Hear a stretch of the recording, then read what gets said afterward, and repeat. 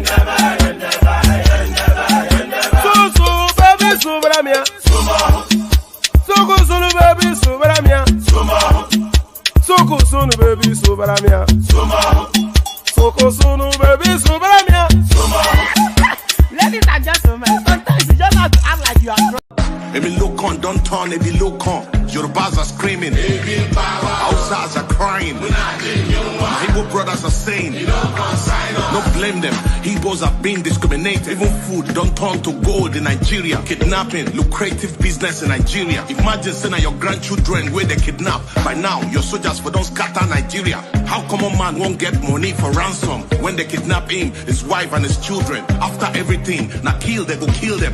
See, as Naira, they fall against dollar. Emilokon, don't turn to Ebilokon. And you say make we sacrifice for Nigeria. 7 billion to renovate your residence. 15 billion for your traveling allowance. That's not for you and your only vice president. 40 billion for Asurok maintenance. 5 billion for food and refreshment. 100 of millions for dogs and animals. Meanwhile, hunger they kill Nigerians. What did Nigerians do to warrant this treatment? Even Gary, they no fear afford for the family. Tinubu government blame Buhari. Buhari government blame Jonathan. Hunger day, people they die. This one don't pass jaga jaga. Oh. Emilokon, OTD Emilokon, Baba Emilokon, Edaku Ebi power. Emilokon, OTD Emilokon, Baba Emilokon, Edaku Ojetiwo. Tinubu was APC party leader during Mr. Buhari Jaga Jaga government. Why didn't you help Buhari to solve the problem? Debt under Buhari, 77 trillion. No proof of any positive transformation. Unborn children ain't go pay for this evil. You know, say Buhari was incompetent, but you still bring him to destroy Nigeria. Paddy government, now you are the president. Since Buhari don't destroy Nigeria, I hope say you go bring him to judgment. Emefiele printed 23 trillion within 8 years under Buhari government. $6 million for election observers. They say somebody forged Buhari's signature. Now lie, Buhari signed that document, period. Where our refineries, where we promise to fix. I've been at Dangote Refineries, would they depend on how much?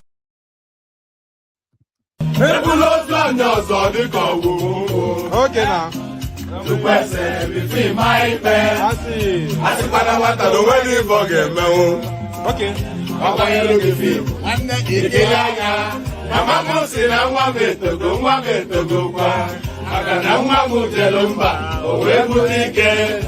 Aga ni lu le butilo wa ne mo. Ata ga wa ke ya di ka wa ya joma. Ẹ̀jẹ̀ mi ni ẹ kí n gbọ́, àkọ́bí ewé ayò, ewé tún méje, ìtún ló ní ọ̀tún ẹ̀ ṣe. Ìfà ló ní kan fà ẹ́ mọ́ra, àìbínú gbogbo àtàrẹ. ogún méjì ọkà bàbà ogún mẹ́ta ọkà wáṣẹ́ orí ló túmọ̀ ẹ̀dùn gbogbo ọ̀nà ní túmọ̀ ẹsẹ̀ akọni ìmọ̀ tú ìmọ̀ ọjọ́ ìmọ̀ èmi ni wọn kì í dálẹ̀ wọ́n bá lọ mẹ́lẹ́mọ́ wá fi jó ẹlẹ́mọ́ akọni wọ́n bá lọ bèbèrè wá fi jó ẹlòkó bọ́wọ́ wọn bá tẹ̀lé wá fi jó aláre àwọn mẹ́tẹ̀ẹ̀ta parapọ̀ wọ́n wá jọ ń pẹ́ mọ́ ẹ̀ẹ́mọ́ olóko jẹ wọ́n pa Akíntọ́lá ọmọ Ògún wọ́n pàdé ìyọ̀dà ọmọ àtàràbọ̀bà àkọ́bí wọ́n pàdé ṣàtàdàdẹ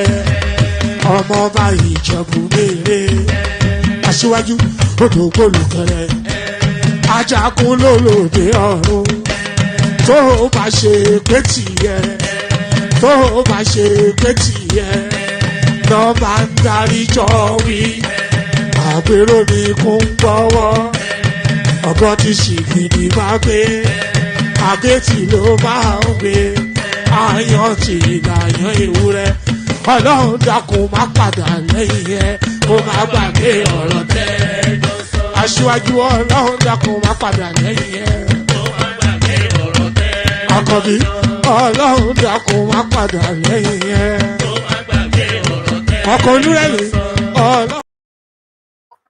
And there it is right there. So there it is right there. Bonjour, Madame Monsieur. Do you understand? Bonjour, Madame Monsieur. So good day, ladies and gentlemen, multilingual. I used to know that in Spanish. If I recall it, then I'll recite it as well. But good day to you. Good to be in your company, and how are you? So good day to you, good to be in your company, and how are you? Another day, another session. We do as we always do. I did say it's never going to stop. It's a relentless grind. It's never going to stop. But so good day to you, good to be in your company, how are you? The first protocols, click on the like button just as soon as you come in. So let's say the like numbers going up. So click on the like button immediately and right now. So click on the like button, and if you're not already subscribed, correct that as well. We seem to be flatlining somewhat, and you never want to flatline, do you? So click on like, click on subscribe, and then if you want to come and be part of the conversation, the hyperlink that says StreamYard, that's your ticket to ride. So if you want to board the Juggernaut train, that is the one man went to more experience, click on that hyperlink that says StreamYard. Up, it pops you into a studio space. As soon as I finish delivering the body of the talking points, let you onto the screen, invite your thoughts. Nothing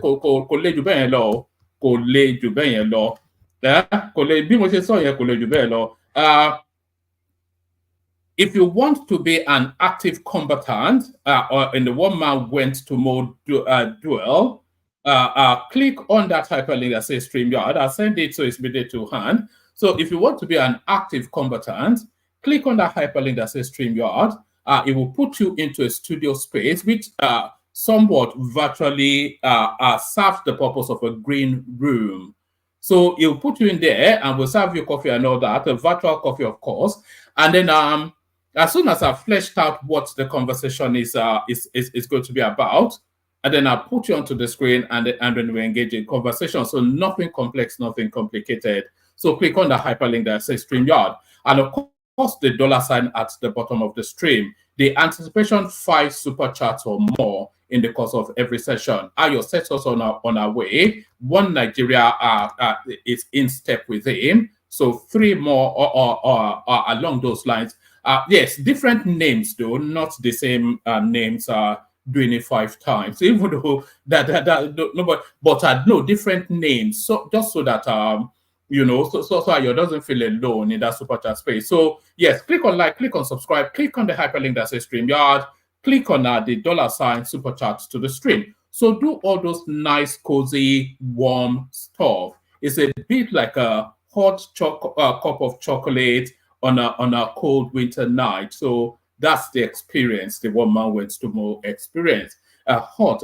You know, I know some of you must wonder how I come up with some of these ridiculous things I do say. Maybe because I'm a ridiculous man, but there it is. There's not much. There's not been much in the news cycle over the last few months. So because of course the government has settled into governance, the opposition are playing their role as expected. So nothing really spikes up. There's no real big ticket incident. So it's just really talking around what's available. And then of course the festive season as well. Everybody away, salary and all that. But still we've been able to put things together. And we'll kick it off with this one. So we kick it off with this one. Dangote Refinery achieves double Nigeria's 11-year power output. So there it is right there. How many billions of dollars? I think we are now at about $24 to $30 billion trying to electrify the country. This guy comes in, sets up a refinery, and to power it up, he's generating what you've not been able to generate throughout the history of that country. Dangote Refinery achieves double Nigeria's 11-year power output. It's unbelievable only for the fact that it is actually believable. So they are generating 1,500 megawatts. That's Dangote Refinery. And the federal government, the totality of the might of the Nigerian state that purports to be a top 30 economy within the world, they can only generate a derisory 760 megawatts. Nigeria took 11 years to add just 760 megawatts of power to the national grid, while the Dangote Refinery doubled that output, generating 1,500 megawatts in a short time. For decades, the country has suffered from chronic power shortages, and repeated promises to fix the problem have long dominated political campaigns. Data received from the Nigeria electricity system operators showed that, let's do that entirely all over again.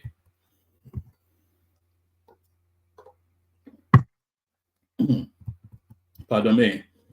Okay, so yes, Dangote Refinery Dangote Refinery achieves double Nigeria's 11-year. Bear with me. Let me play you a 3-5-minute music just to attend to a matter. Just give me one moment. Let me play you. Be obedient and be useful.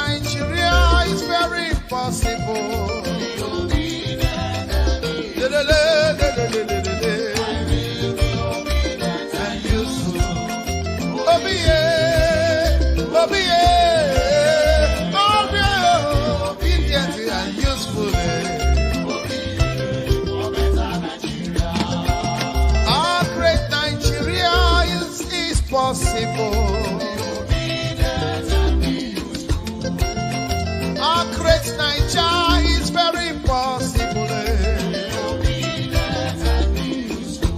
For better infrastructure, for better life, yeah, my people. For better roads, yeah, for better hospitals and health, yeah.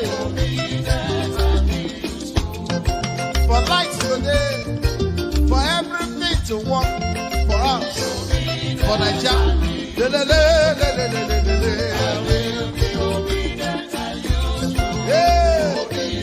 No more hunger.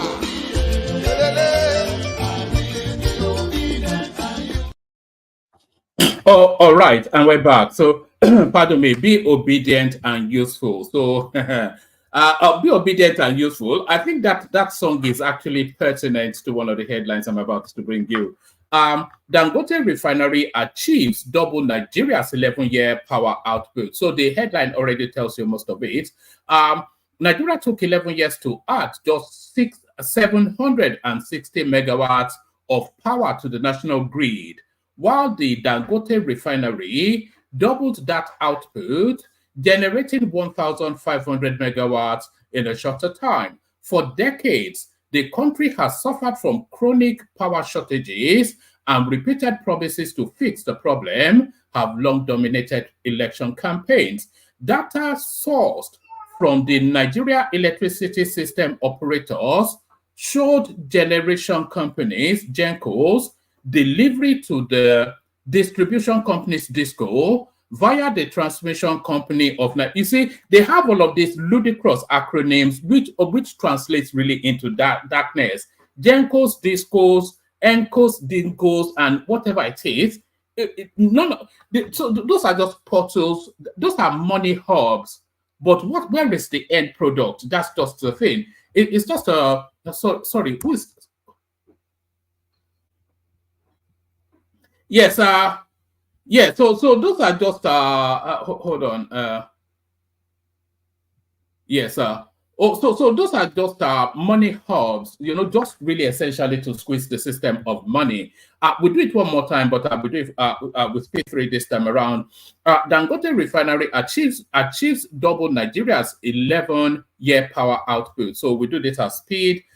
Nigeria took 11 years to add just 760 megawatts of power to the national grid, while the Dangote Refinery doubled that output, generating 1,500 megawatts in a shorter time. For decades, the country has suffered from chronic power shortages, and repeated promises to fix the problem have long dominated election campaigns. Data sourced from Nigeria Electricity System Operators showed generation companies GENCO delivery to the distribution companies DISCO via the transmission company of Nigeria TCN has increased by 22% from an average of 3,400 megawatts in November 2013 to an average generation of 4,160 megawatts as of the 12th of June 2024. However,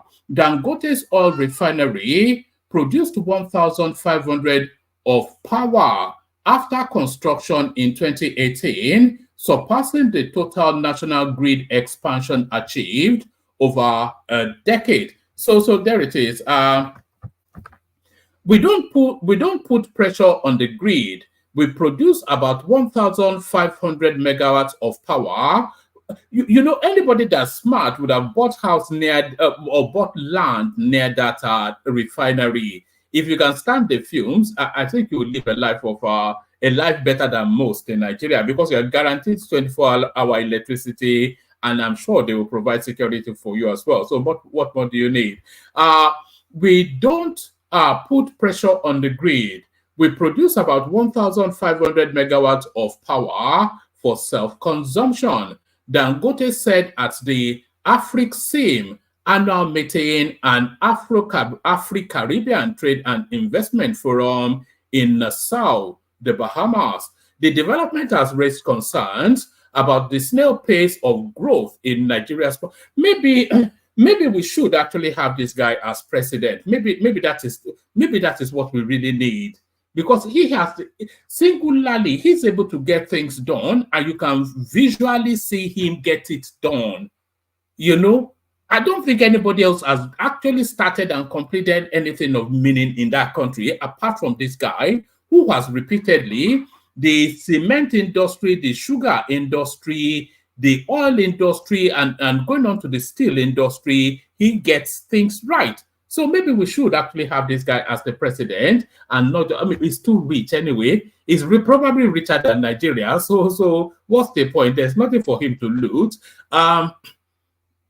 We don't put pressure on the grid. We produce about 1,500 megawatts of power for self-consumption, Aliko Dangote said at the AfriCIM annual meetings and Afro-Caribbean Trade and Investment Forum in Nassau, the Bahamas. This development has raised concerns about the snail pace of growth in Nigeria's power sector, despite billions of dollars in investment and an 11-year-old privatization exercise. The government and some operators in the sector may say there has been some form of growth since 2013, but in actual terms, how many people are benefiting from the privatized sector? Most conglomerates are generating their own power. Charles Akimbobola, a senior analyst, said. So there it is. I think that's enough of that. I don't like the way I'm reading that, so let me just abandon that.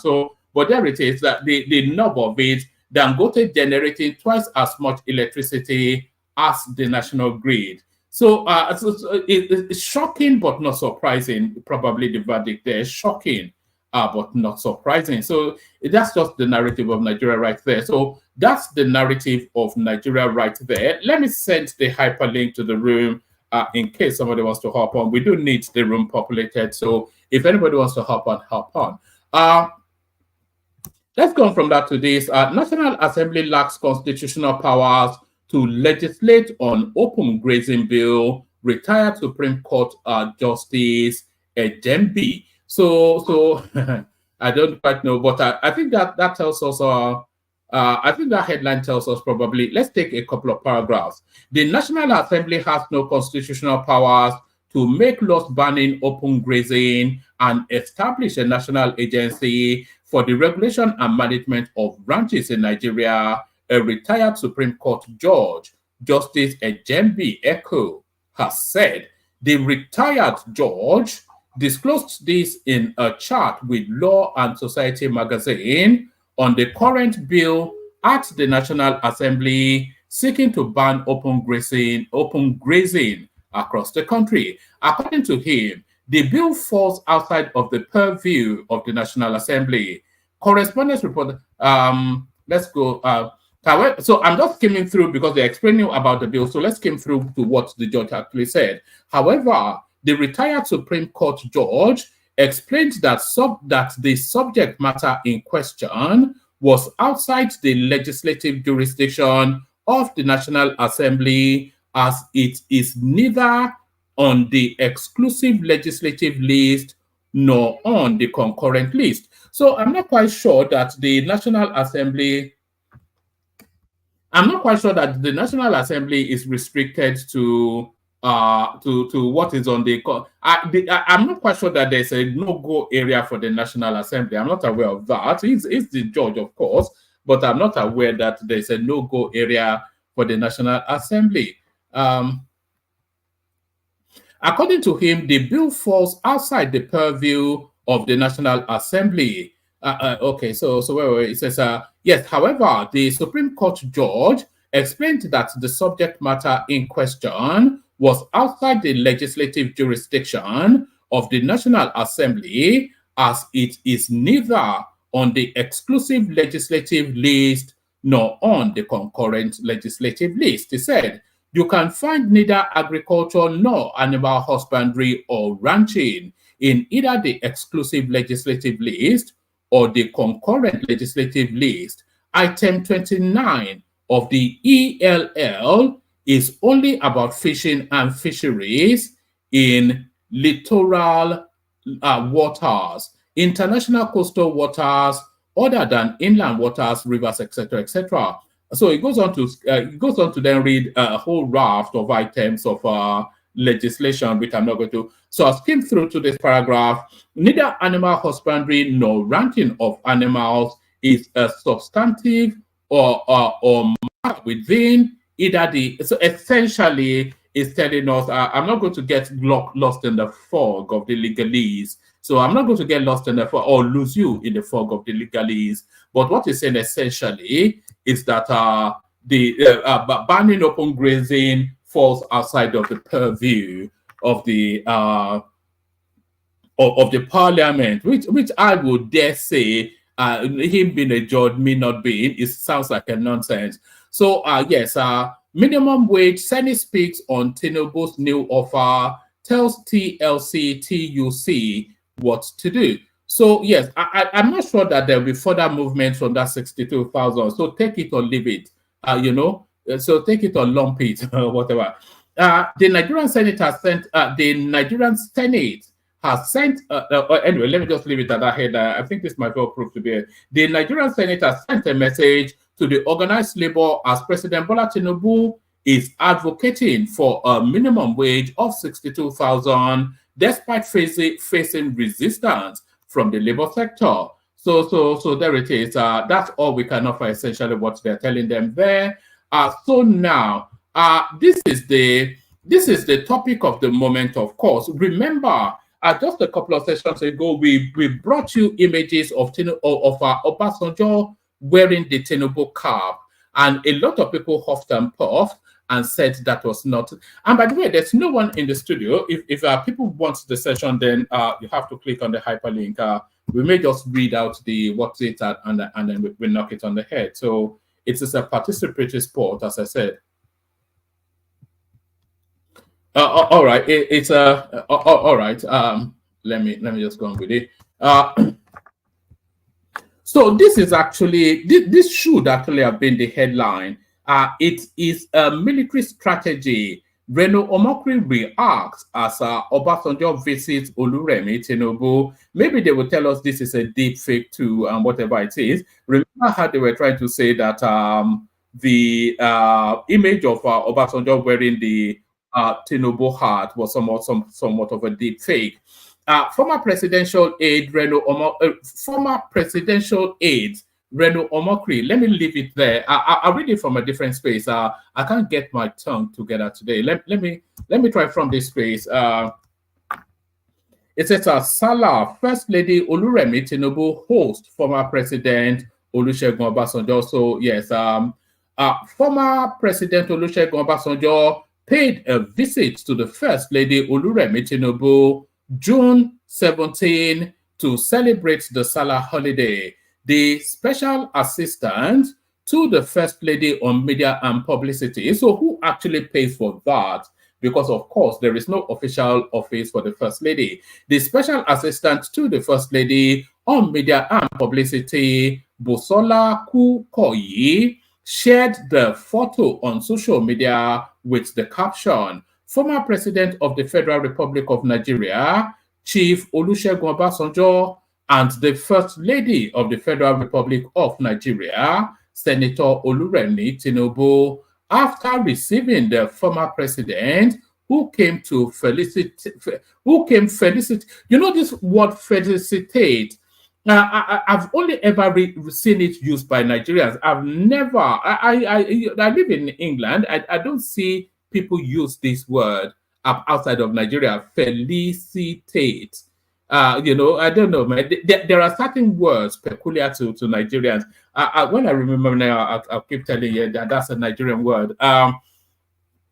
Former President of the Federal Republic of Nigeria, Chief Olusegun Obasanjo, and the First Lady of the Federal Republic of Nigeria, Senator Oluremi Tinubu, after receiving the former president who came felicitating on Salah celebration on Monday the 17th. So there it is right there. So the cycle completes. It was captured better in some space. If I can see, let me see. I actually sent it to someone. So it was captured better in some space. Let me see. It was captured better on some Twitter handle that if we still have to explain what happened in 2020, if we still have to explain what happened in 2023 to you, then you should not be in politics. So somebody said that on Twitter. Let's move on. Actually, let's not move on. Let's take this particular story from Reno angle. It's always a different inflection, isn't it, when Reno Omokri puts his own particular yarn on a news cycle. It is a military strategy. Reno Omokri reacts as Obasanjo visits Oluremi. So you don't even have to be a master strategian or a master strategist, to know that there was a lot of orchestration. Even Pa Adebanjo is a suspect. It might well have been. There was a three-dimensional chess election, that February 2023 election. It was a three-dimensional chess election, and Peter Obi was no more than a pawn in a game that is bigger than him. That's just it.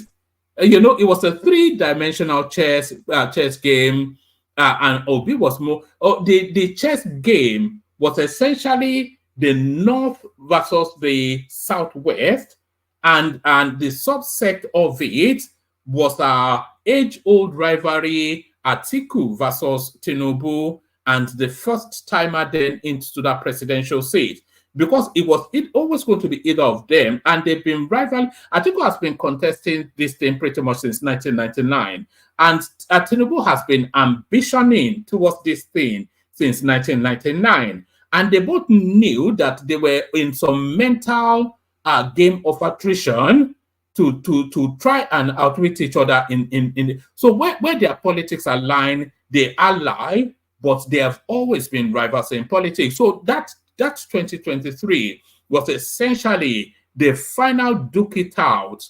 You know, I don't know if you used to watch those old Western movies. There's always a final shootout at the OK Corral. So it was that final shootout, the first to the draw sort of a thing. And Tinubu, of course, outwitted him. It was a three-dimensional chess game election. And Obi was no more than a pawn in a game that was bigger than him. Obi no more than a pawn in a game that was bigger than him. It is a military strategy. Reno Omokri reacts as Obasanjo visits Oluremi.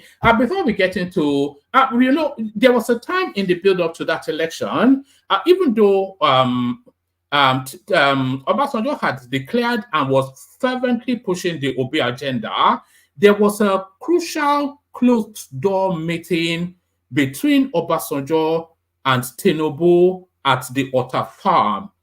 So Tinubu arrived with his team, and Obasanjo, of course, was already ready to host him with his acolytes. So they did all of the political. I think Fayemi was there. I'm not sure. I think Fashola was there. All the big heavyweight. I'm not sure. Yes, big heavyweight names. I know that Ganduje was there. So also big heavyweight names.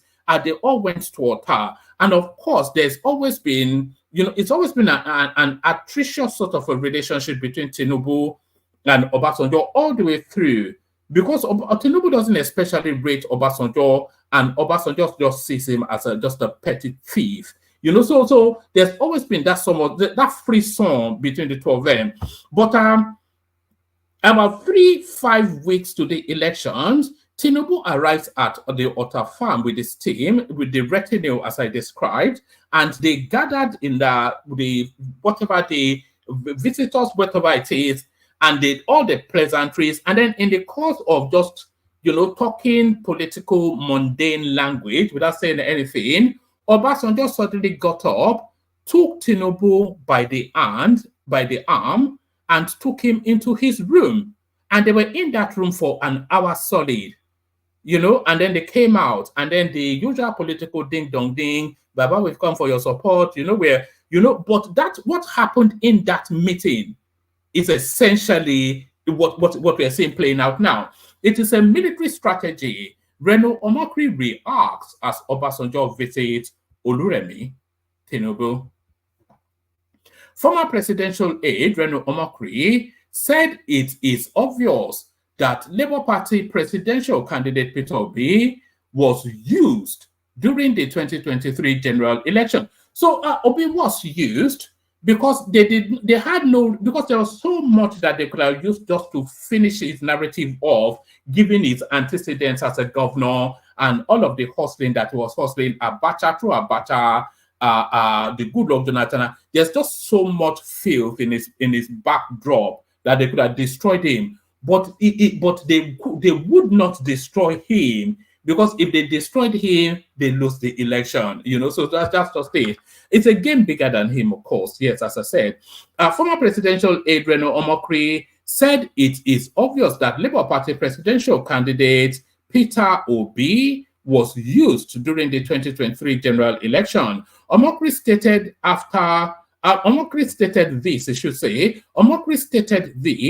after former President Olusegun Obasanjo paid a visit to the First Lady Senator Oluremi Tinubu on Salah celebration. He said Obasanjo announced his support for President Bola Tinubu first by wearing a cap with Tinubu's logo. He stated this via his Instagram handle. So this is what he has to say. Omokri said Obasanjo supporting Obi was a strategy to divide the votes of the People's Democratic Party PDP because he did not like Atiku Abubakar. President Obasanjo does not like our candidate, but he is a strategist. He knew that if he came out openly against our candidate in the People's Democratic Party, it would win him sympathy votes during both the primaries and the general election. So what did they do? He supported Peter Obi, knowing Obi stood no chance. His only purpose was to divide the PDP votes and ensure that the person he was against did not win. So I think he actually said this yesterday, so I'm not quite sure that, I think we've had a flavor of this. It is a military strategy called divide and conquer. If not for Peter Obi, Waziri Atiku Abubakar would have won. I think we all know that. So there it is right there. You know, if the penny still has not dropped for people who the penny should drop for, then that penny will never drop. So if the penny still has not dropped for people who the penny should drop for, then that penny will never drop. So I'm talking slowly because I want to show you something, and I'm waiting for it to load up. Yes, hold on. Yes, it's still the same storyline, but I thought it was captured succinctly in one particular space. I'm not quite sure. Yeah, no, let's leave that. Let's leave that. So let's go on from there. So that's Tinubu, that's Obasanjo then showing his hand that it wasn't so much Yoruba parapol, but really anti-Atiku. That it was more an anti-Atiku move than anything else. So yes, a lot of let's see, what else do we have? Oh, all right. Let me bring you this one. Let me bring you this one. Hold on. Oh, so this is Edo politics. So this is the goings on in Edo State. All right. So this is the goings on in Edo State. Video: Philip Shaibu donates campaign vehicles to APC governorship candidates in Edo State, popularly known as the homeboy. It's almost beyond question that APC is going to take that Edo State. In fact, it's a certainty that they will, because PDP doesn't really have any solid candidates. The Labour Party candidate Olumide Apata has been publicly disowned by the Oba of Benin, which ends its political journey. And now, even the vice governor, the deputy governor in that state, the deputy governor of sitting, well, he's been impeached now, of course, but then their administration is over anyway. The deputy governor of the incumbent government, he is donating his campaign structures to the lead opposition party. So let's watch this. Let's watch this. And where did they get all the money to have all this? Is the wider question. But no, let's watch this. No, I said you will not do it.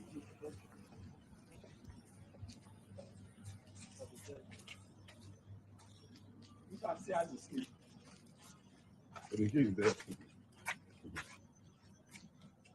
This is massive. Very, very. Everything. This is massive. We have 12 of these, and they're all Toyota Tundras. Look at the tires. They can get into any terrain. Even if it is a desert, they are there. Even if it's forest. By the time the blasting happens, yes, so. it will be clear that and they are mobile. We are really ready. These are mobile trucks. Take mobile trucks. Take all these product pipers out of this thing. This is huge. Thank you, Thank you very much. The Khalifa. Thank you. The Khalifa. Pater Philippe. The Khalifa. Thank you. You are a great man. Thank you very much. Thank you. Thank you. Musoa higher and higher. Amen. Amen. The Khalifa.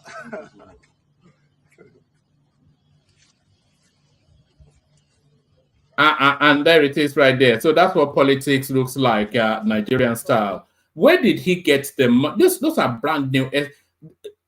At about, what? Shall we say $60,000 or $70,000 a pop? I count 10. So that's close to $1 million in vehicle that is donating to a rival political party. But where did he get the money from is the question. But then, of course, we all know where he got the money from. So let me flip through a series of video clips and then we kick it off. So let me just flip through some clips that I had lined up and then we kick it off. So this, the first clip then speaks to that storyline of, was it Uju Kennedy that was asking the IJP to stop young girls being married off in whichever state in the north, and they used religion to force her down. So that story carries on with this clip.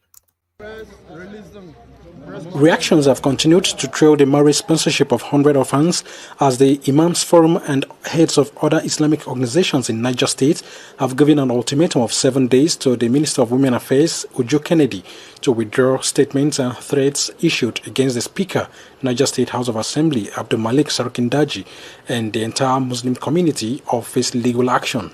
The Secretary of the Imams Forum, Umar Farouk. Actually, I think that story is a bit passé because she's since withdrawn. I think that place has settled down. So whoever sent this in, I think events have superseded this clip. So events superseded this clip, but certainly not this one. People are saying, hey, it's time for us to have, online voting, electronic voting and all that.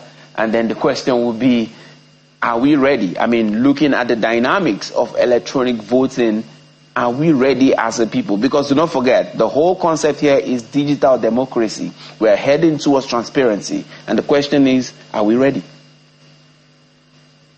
Oh, certainly. The problem is that I think the problem goes back to the politicians are not ready for such because they want to rig an election. Otherwise, what does it take? It doesn't take. The money that is being stolen is enough. But politicians do not want one man, one vote. They want a system where if you go to a particular state, 3 or 5 persons will come and vote for others. And there will be rigging, massive rigging. When you get into digital democracy and digital voting system, such is reduced. The diasporans will have opportunity to vote. Every Nigerian, wherever you are, you will now have opportunity to vote.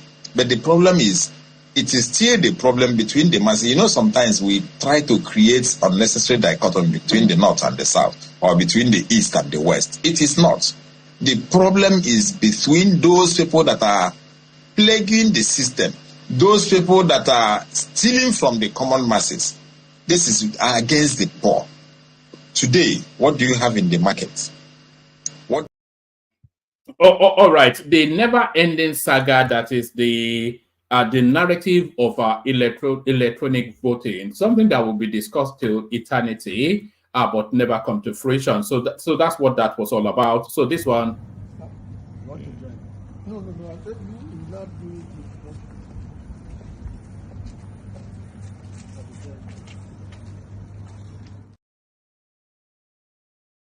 So that's the clip we just saw. So let's go to this one. Nigeria, which is, if not the most corrupt nation in Africa, and it is, it could be the most corrupt nation in the world. Fine. So what? 35 years old. That's what that nation is. Now here's America, 226 years old. You love democracy, but there in Africa, you're trying to force these people into a system of government that you just have accepted. 30 years ago, black folk got the right to vote. You're not in any moral position to tell anybody how corrupt they are. You should be quiet. No, I will not allow America or you, Mr. Wallace, to condemn them as the most corrupt nation on earth when you have spilled the blood of human beings. Has Nigeria dropped an atomic bomb and killed people in Hiroshima and Nagasaki? Have they killed off millions of Native Americans? How dare you put yourself in that position as a moral judge? I think you should keep quiet. Because with that much blood on America's hands, you have no right to speak. I will speak because I don't have that blood on my hand. Yes, there's corruption there. Yes, there's mismanagement of resources. Yes, there is abuse. There's abuse in every nation on earth, including this one. So let's not play holy to moralize on them. Why would you put it as the most corrupt regime in the world? That doesn't make sense. Can you think of one more corrupt? Yeah, I'm living in one.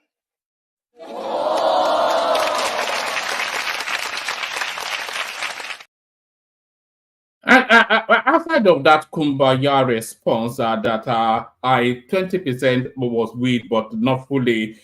Statistically, I don't think Nigeria can be the most corrupt country in the world because corruption is pervasive in the United States. They just call it under different names. They call it gratuity, they call it lobbying, they call it all of these fanciful names, but it's still the same thing. A job for the boys, padded contracts, all of those nonsense, every country in the world. The only difference is that these Western economies are large enough to insulate their corruption, but Nigeria's economy is not big enough to insulate its corruption. So we're not the most corrupt, but we're just not the most able to afford the level of corruption that we have, if that makes sense. This last clip, and then we kick it on. Yes, my people are boss out too.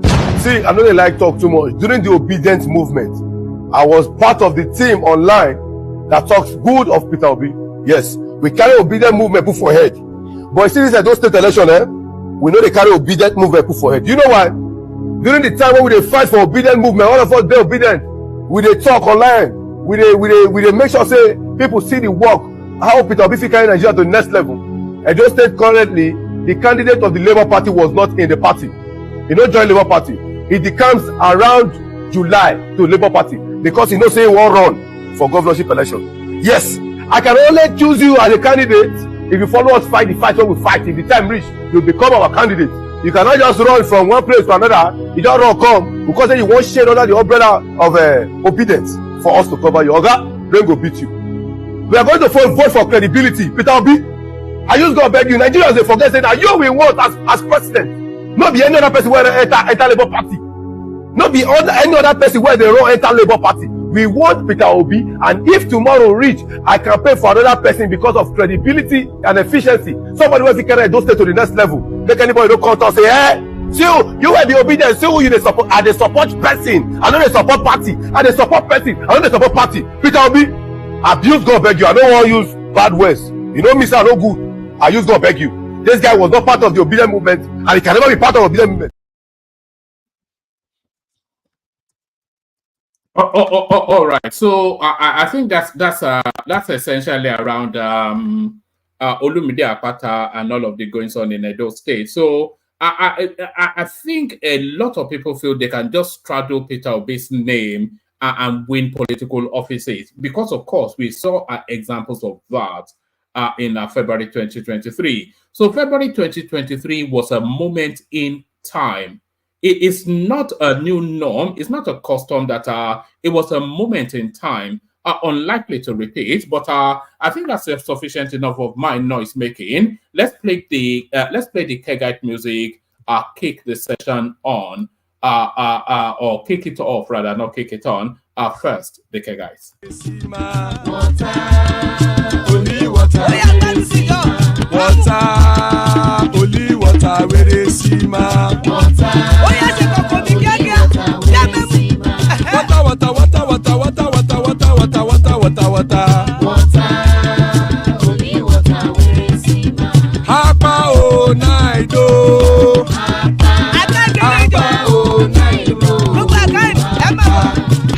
You don't come home.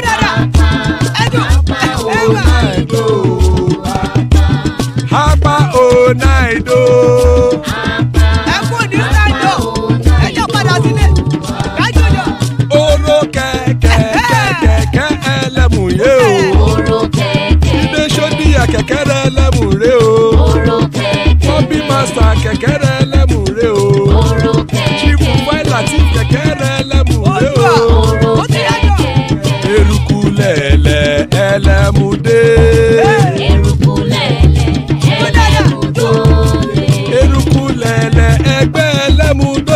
jàre o.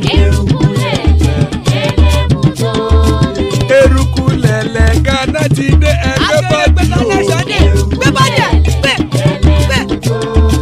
Ọmọ ẹlẹ́yẹ ẹyẹ o ó dilé o.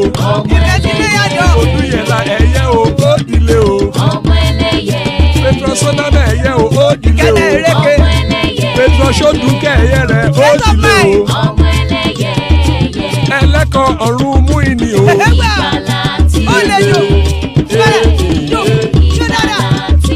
Àkùkọ ọ̀run mẹ́kọ̀.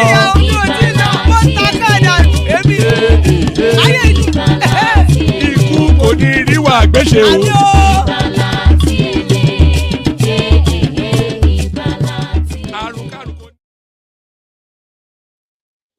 And there it is right there. May death have nothing to do with us. So amen to that on behalf of myself and you, my friends. So joining us, some of our friends, the Scarlet Pimpernel of the obedient narrative. Kulata right there. Good to see you, Kay.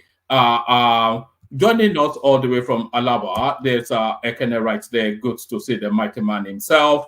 Gobble the Gook and Bruhaha, otherwise known as Two Niger. So there's Two Nigeria right there. Good to see you, my guy. Efosa joins us. Good to see you, Efosa. Pansat joins us. Always a delight when he's here. Ola in the house. Good to have you, Ola. And Emmanuel makes up the day star. So there is the day. So good to have you, gentlemen. Good to be your company. We kick it off. It was meant to be a slow news cycle, but I think we've been able to put sufficient enough together. But Can I ask for a request, please? Go on. Check your WhatsApp. I sent something to you, and the reason I really want you to read this is because Two Nigeria is here today. You can just read the title and maybe just one paragraph. Is it the Buhari one? Yeah. Yes. I think we actually cycled around it yesterday quite a bit. I have a clip that goes with it. So I don't. Not the full one. This is just the particular fact that we spent $1.5 billion to defend the naira, and we were borrowing it. This was in response to an op-ed by the New York Times, who came out yesterday somewhat critical of the Tinubu administration, and I think this was Bayo Ononuga now responding to that space. Let me just just the headline is enough. If everybody sees the headline, or you can read it. I want you to sink in. You want me to respond to that? I don't want you to respond. Hold on. I'll read the headline, but before I read the headline, I want to play a little 10-second clip. So listen to this, and so this will help you make sense of the headline. But you have to listen in Hausa English, because this is coming from the north. But listen to this, and then I'll read the headline. That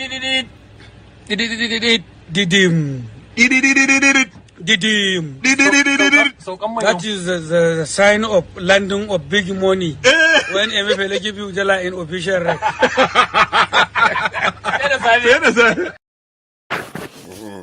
So that's the sound of the landing of big money when Emefiele gives you naira at the official rate. Buhari spent $1.5 billion monthly to defend naira, borrowed massively to cover costs. This is the president. It's not even anything. That's not even news, isn't it? And it's not even Buhari. It was from Babangida up till the last year. That was the story. Yes, I'm not going to focus on that. We borrowed till we had no more money again. That's why we ended up borrowing. And you just stop. That we had to borrow up to $70 billion on that. You just stop to defend dollar. So let me go to the topic. You don't want to puncture your argument at all. There's no argument. You see the story. Golota, you are not the first person to talk now. Allow one man to point the people that will talk. He's just started talking. Okay, let one man. So the one man knows the I can't even have 30 seconds to respond to what he has said. Please call the next person. I beg. Kolata should be the last. I was actually going to call Kolata first. So I did actually call him already, but give a micro response to the head. I know you are probably going to hold us hostage to that space tonight. No, I know. I'm not dealing with this. This is just a fact, and I want to move on to another topic. Of course, it's a fact. Isn't that what I said? Maybe if you were listening to me, you would have understood. Nobody remembers what you hold said. on. Maybe if you were listening to me before you start taking that gubble the gook, the idea is that, can you finish? Let me finish. That the leaders are supposed to be able to control demand, and what clearly the second video one man played is answering the question why they didn't do that. It's a form of corruption. They are using it to help their own people, but Tinubu is able to stop it because he did stop it now. Okay, we don't hear one man. Let's go to the topics. All right, this one it really highlights that we played that is that who was that American arguing with the white guy Wallace? Louis Farrakhan. Louis Farrakhan. It highlights what that conversation was about. Nigeria is a cesspool of corruption. So Dangote now, within 2018, to completing his refinery, which we have been trying to repair for 40 years, he's done that. He's now able to generate twice the amount of electricity that we have not been able to generate, or we claim we are generating in 11 years. So what are you making of that headline? Dangote Refinery achieves double Nigeria's 11-year power output. Well, I mean, it's obvious now. It's sad. It is sad that anything you leave for the government to do, the government will ruin it. I'm sure Dangote, for him to generate that amount of power, he spent a fraction of what we spent for the past 20 years. And I mean, how many years? Like, I think they referenced 10 years or 11 years. And how much power did we get? We got literally half of what Dangote was able to do within small, So it shows that, look, if we have a country that like ours, that we are not, it's not an homogeneous society, like different interests and all. The next best thing to do is like enable greed, let capitalism work. You have to enable entrepreneurs that know how to do things. Dangote, you can see the evidence, the proof is in the pudding. Being able to build 1,500 megawatts in a matter of few years. So if we have more Dangotes that are given incentives to make money, do you think they will not be able to wire the entire country? Look, before I left Nigeria, I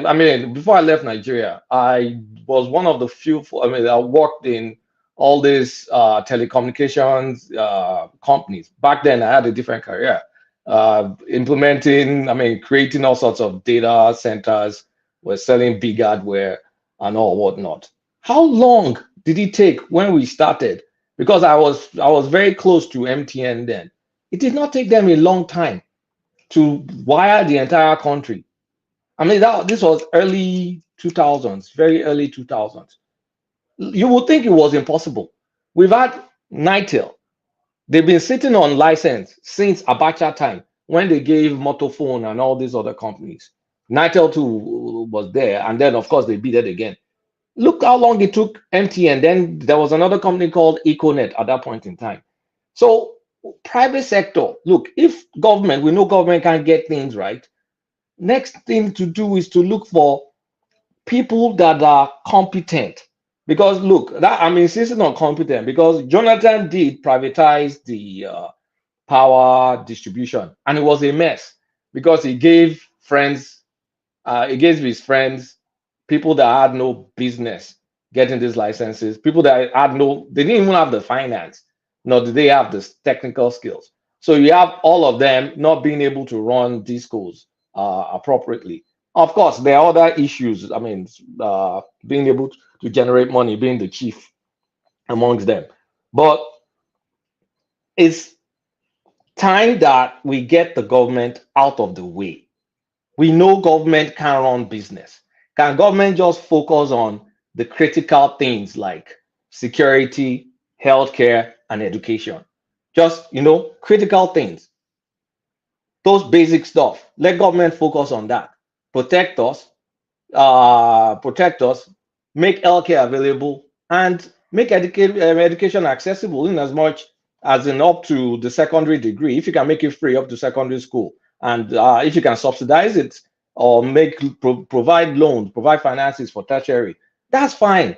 That's a workable country. And of course, build infrastructure. And I mean, infrastructure that you can't really control, let companies build them too. Let them make money. There's nothing better than putting incentives to greed. I mean, Kolata, under the ideal system, the government should be nothing more than a regulator. They have no, although the big item infrastructural things they can do, and then but they shouldn't be running something as an enterprise. You know, they should be. No, government should not be running an enterprise because government is efficient by design. Government is inefficient, not efficient. Government is inefficient by design. So because government is not incentivized to make profit, they're supposed to be incentivized to kind of like make life better. But there's no strong, I mean, in a country like Nigeria, nobody cares about making life better. Everybody looks at it as an opportunity to steal, to grab, I mean, that's what we're known for. And it's like, and there are no institutions, there are no strong institutions to provide any sort of checks and balances. So I think that proof is in the pudding. If Dangote can do 1,500 in a mere 4 years or so, I mean, maybe 4 or 6, can whatever. I just interject briefly? Let me land my point. Let me just land this point. If a businessman can do this, imagine if we had 5 or 6, okay, let's just say 6 businessmen generating 1,500 megawatts in a period of 5 years. So that's 1,500 times 6. How much is that? That's 9,000 megawatts that we will add to our grid.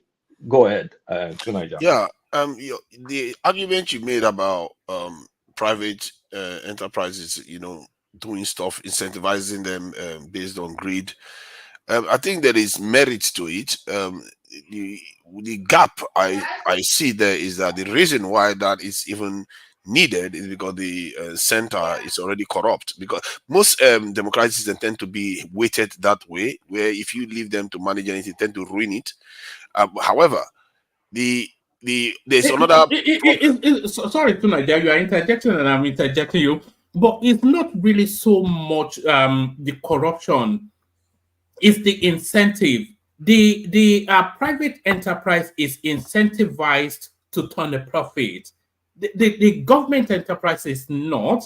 You know, they can always just pump public. It's public funds driven, isn't it? If they make a profit, good. If they don't, everybody still gets paid. So they're not under the pressure of that. So that's really why they often fail, I think. Yeah. I just wanted to highlight a gap. You will see when I finish. The gap there is that the reason why the government that recommendation is being made in the first place, because there is a form of corruption within the system. And what is going to happen is that even if you incentivize private people, out of 100, maybe 80 of them will just take the money, find a way to do a kind of round tripping and just swallow the money, and then only a few of them go on to succeed. In the context of Nigeria, not even 20 will succeed. So you still have that same dynamics that even when you incentivize them, many of them will look for cheap routes out. Some of them will go and buy the goods from China and all kinds of stuff that is just going to corrode the economy. So in the end, the center still needs a level of probity, accountability to be able to even regulate the private sector. Yeah, that's where the government's role of being the regulator in chief should come in. And you should, when you give someone, like when we say incentive, it's not money or anything. If you want to incentivize, it's the opportunity, right?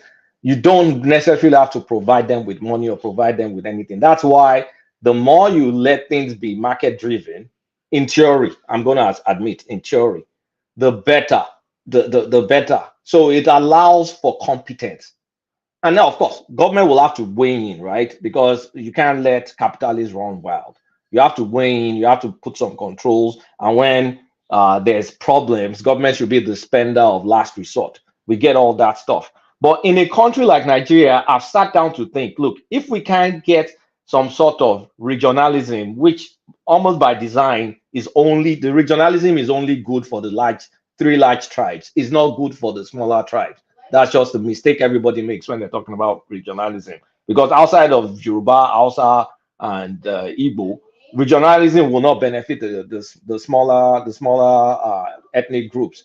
So in absence of that, some sort of homogeneity, the next best thing is Like, look, let's try and find a way to make our grid work for us. And the way to make grid work for us is to enable efficiency in all these areas that we need to tap, that we're not tapping. And then you regulate.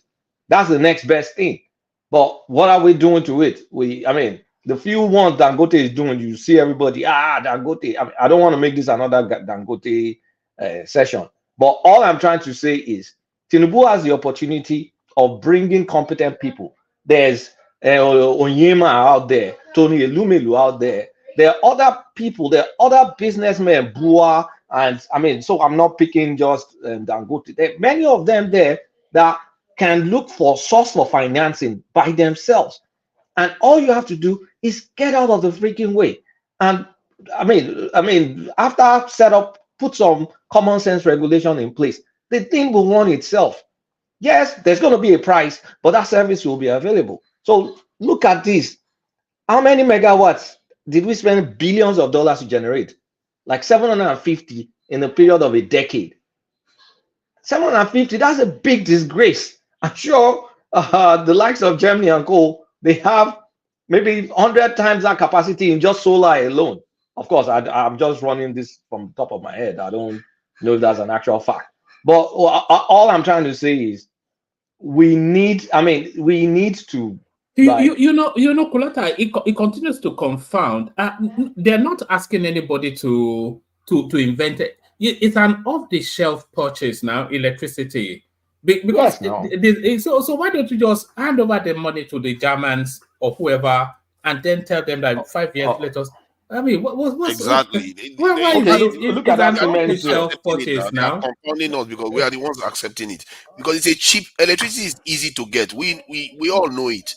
But they pretend as if it's some rocket science. I turn it into some additional mathematics or something. It's just here is the good, here is the money. When you ask questions, they'll say, "Oh, there are some cabals that are blocking it." Blah blah blah blah blah. So, are you trying to tell me a cabal? Let's just say cabal, they sell generator or whatever. I don't.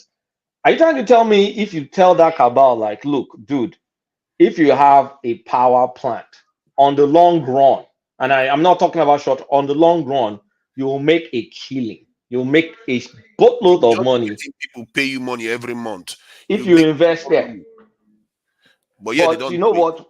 We still can't figure that out. Like, for a government to convince so-called cabals or business people or whatever that maybe it's better you put your money here and we'll protect your interest. Every country does that.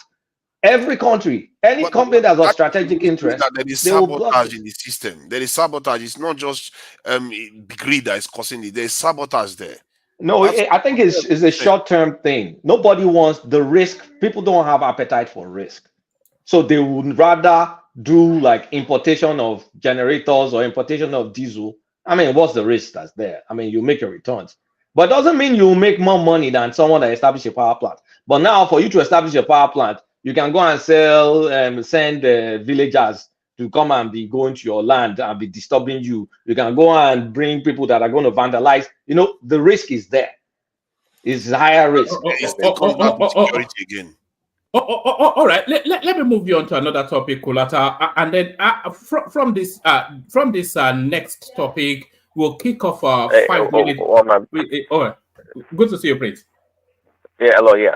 Before you move on to the next one, I was going to say, there's a lot of assumption here that the people with the money or influence in Nigeria want the system to work.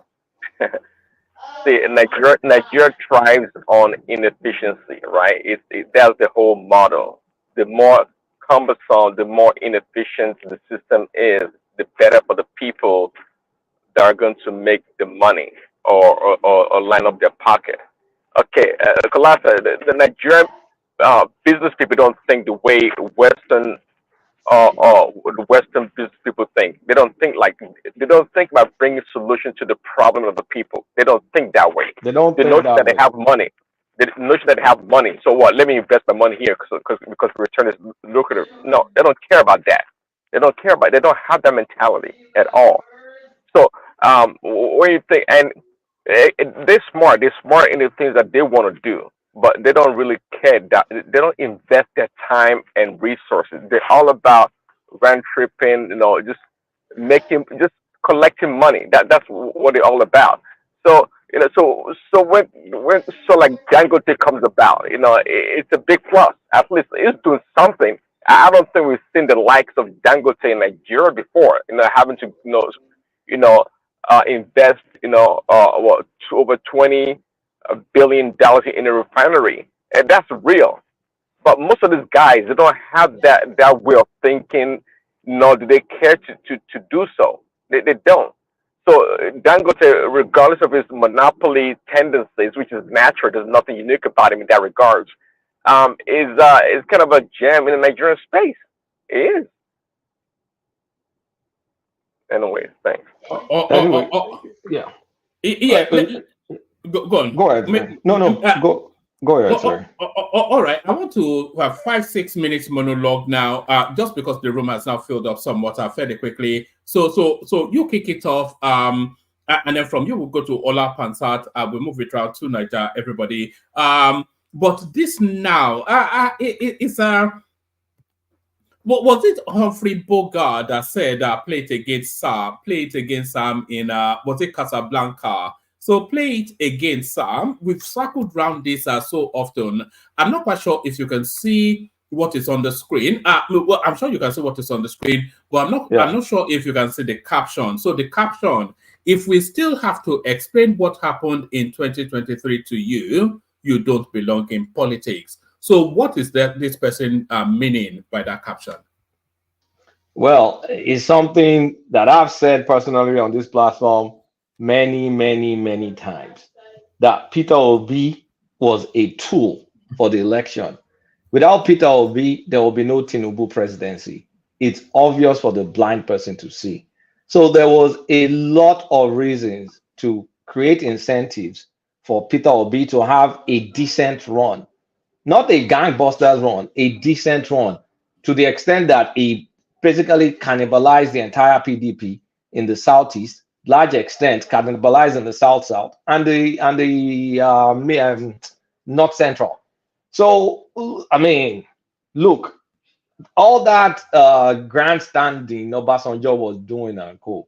I don't want it to look bad on Yoruba people, but they are my people. I know the way we think. I know we strategize a lot. We go deep in all the strategies because it's almost like playing a double agent. I mean, I'm sorry for apologies to any Yoruba person. Because look, it's good to have the public affectionate appearance that, equity and justice. Stand by that. But if you know the game you're playing, you're basically just stifling Atiku. That's it. That's your long game. The short game is there. Show this. Keep that moral image and say that, the Southeast hasn't had presidency. I stand by Peter Obi. This. And then, I mean, the Kulata, do you think Obi was played, or do you think we are being played? Do you think Obi is actually complicit in this game? Do you think he knows? Do you think he's an insider or no? I don't think he's an insider. I think it was what do you call this? Jeje logo in English. What's that terminology again? Willful. It was willfully ignorant, and well, it also did. Look, at the end of the day, it increased the star power, right? So he took gains, even though the ultimate price, he knew he wasn't going to be president too. So I think he played along with it, but I think he went to his head and he carried it too far. So you can see behind the scenes, like, even though I'm not going to call Obasanjo and Tinubu chummy or anything, but the relationship that simply exists between them is a matter of interest. What's my interest? What's your interest? Our interests align. They're no friends. I mean, apart from the respectful I don't think they're friends or anything. They may be even they may have some adversary in between them. I mean, they did have actually in the past, but because their interests are aligned. Do you think Reno captured it that Obasanjo's interest was more to stop Atiku and the North rather than to have Tinubu? So it was a process of elimination to land on him. Of course, I won't even say stop the North. I won't say stop the North. It was to stop Atiku. Obasanjo has it for Atiku because Atiku embarrassed him when he was president. He had to, I mean, kneel down for Atiku at some point in time when Atiku was stifling him, when Atiku bought the Senate, when Atiku killed his third-term agenda, when Atiku almost toppled him in his own second term. So Obasanjo has had it for Atiku since. So, and you know the man can be very vindictive. So he could have read the tea leaves and seen that, okay, this Obi guy, I mean, his people will always follow him, number one. And then it does look like this NSAS crowd and some of this Christian thing may be able to get whatever. So it just picks his stance with him, knowing fully well it will divide Atiku's vote. Because Atiku should be president. Nothing was stopping Atiku because he had the cabals in Aso Rock on his side. He won the North. Atiku won the North. For people that don't realize, he did win the North. And he should have been president. He could have just carried his normal Southeastern votes because they'll vote for him. If Peter Obi wasn't there, Southeast would vote for Atiku. He would have made gang posters numbers in the Southeast. And of course, there's the South too. You could have followed. You can even accuse Atiku of being in conspiracy with Tinubu too, because the same pattern. What Atiku did to the party was sabotage. He sabotaged PDP. No, Atiku was self-sabotage to himself. It was an arrogance that he felt that come what may, he will win. You know that the North did not want to give up power. Yeah. How can you win against Peter Obi when he's going to take all your Southeast vote? There's no way. There's no path. Yeah, but that's what you call it was delusional. Like he thought, look, I mean, now PDP structure, this, that. It did not, I mean, he could have seen that, look, I'm playing too many battles in multiple fronts. This is just dumb. Because really, at some point in time, you step back and look like, okay, I mean, there's some things that are just dumb. You can't be fighting Wiki, and then you have Obi go, I mean, fork out of the party, and then I have a formidable opponent in Tinubu, and I'm just relying on all this shenanigans. And did not even try to think that I'll win. There was a theory that he had internal reassurances from the Buhari administration that they will hand over to him, especially after 2019, when everybody knew he won, but it was, I think there's a murmurings that he had internal reassurances at the topmost level of that administration that, look, we will give it to you. And you know what? You know how I knew all along? Nobody in APC gave Obi any sort of attention. They didn't try to attack him. Did you see anybody go back to his record of working for Abacha, or his record of taking 250 million cash, or his record of basically just taking over everything in Anambra and not going through legislative processes, kind of like being a one-man show with a track record in the court of all those things in there? Did anybody talk about like him taking state money, putting in his bank, or using state money, using his daughter's name and also his wife on the board of Euro Beer that went to South Africa? Excuse me. But those were not played aggressively. That's exactly what I'm saying. Yes, they were not played aggressively. They didn't use all that. It's us here that were talking about it. They purposely ignored it, so they don't kind of like get his. They don't want to depress his numbers. So that's why they played that game. At first, they were dismissing him. Let's not spin it. They were not dismissing him. To Niger. The whole strategy of the APC in 2023 was for Peter Obi to do well. It was so important that Peter Obi does well in that election, or otherwise they would lose. And the next shoe, in the hand of PDP. PDP is the one that sabotaged themselves. The next shoe that I'm expecting to drop is if I find out that one way or the other there was some financial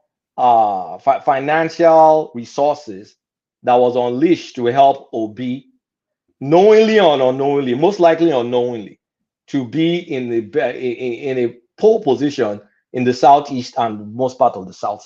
I will not, if that comes out, honestly speaking, I will not be shocked, because you can't be shocked now, because as rich as Obi is, he couldn't fund that election. He had no sugar daddy that we know of, and I don't think the $5 GoFundMe from I don't think that amounts. So somebody paid for him now. Some people, I mean, all that Abacha money and ketchup money and Abraham money doesn't really amount to Nigerian election money. We all know that. I mean, even international report shows that you have to spend how many $1 billion to run an effective Nigerian election? $2 billion. $2 billion. That was the Financial Times, yeah.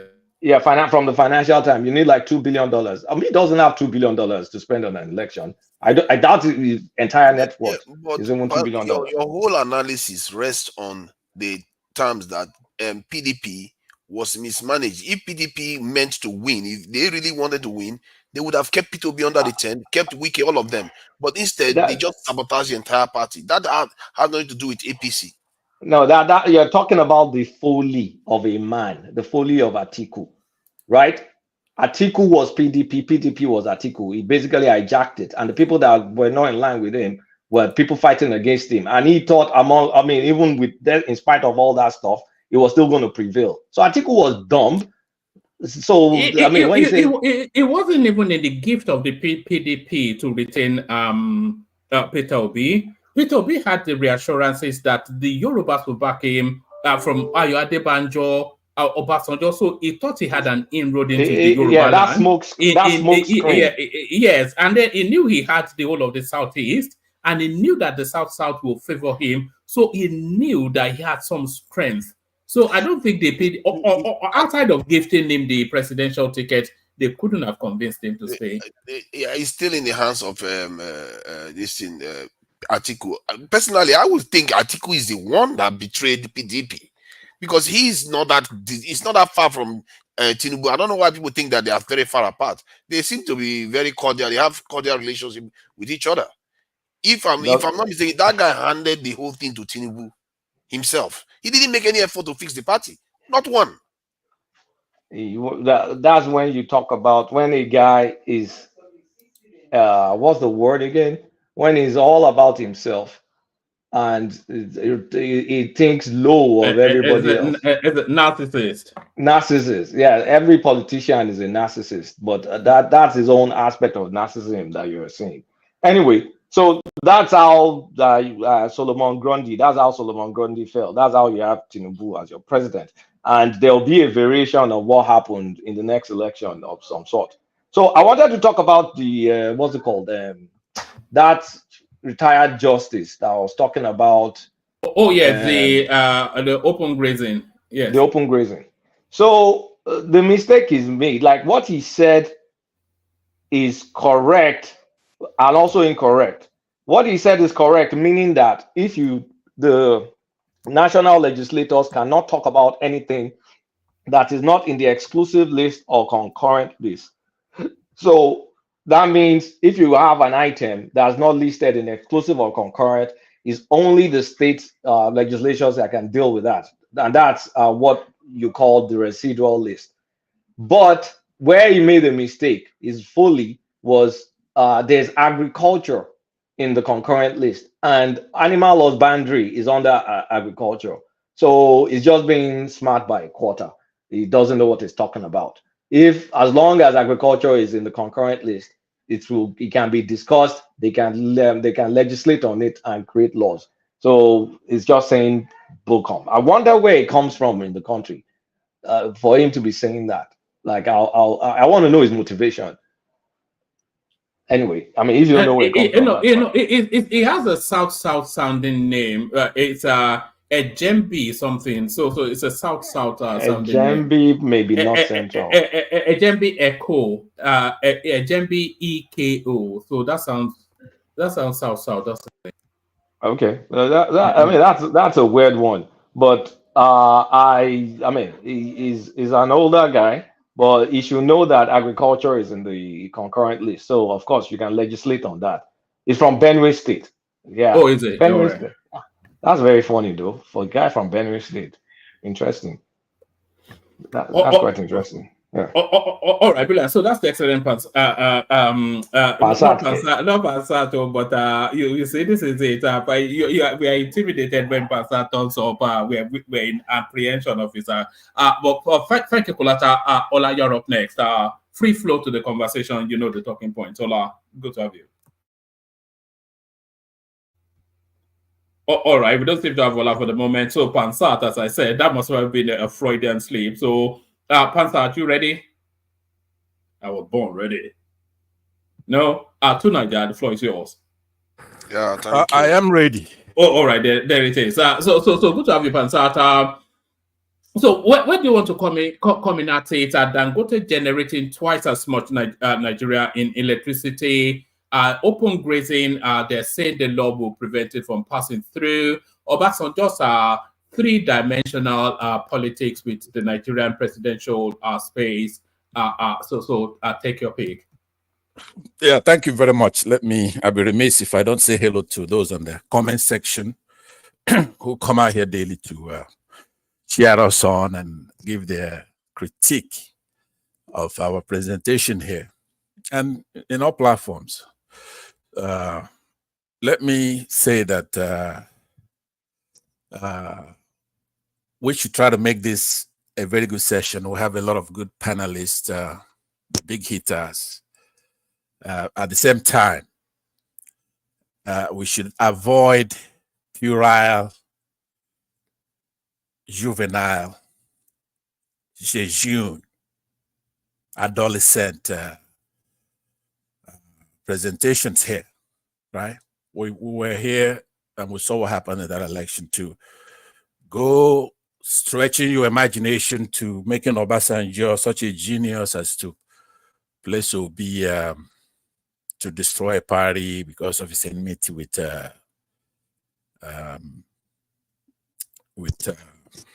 what's his name now? The guy that's Atiku. No, he's from Lagos. And Tinubu. Tinubu, yeah, exactly. Yeah. That is just going beyond the boundary of common sense. It's good to, it's good to kind of sweeten things up a little bit in propaganda. Propaganda is not a bad thing, unless you're being kiddish about it and just saying something that is totally weird. Peter Obi is a symbol of a movement in Nigeria. Anybody who's got their gaze on Peter Obi is making a very big mistake. Even he himself didn't know what hit him. This started a while back. Some said NSAS and all kinds of things. Some started by Showere, some started by others in the country, but mostly Nigerians. You're basically saying that Nigerians are stupid, that Obasanjo played them and this and all that, right? So let me just admonish the last speaker. He should cut it down. He's beginning to have a reputation. Now, this is the only platform that he could just speak carelessly like that. And I've seen him in other platforms, and it's like a joke in other platforms. So, he's a smart guy. Why not at least have some respect to our listeners?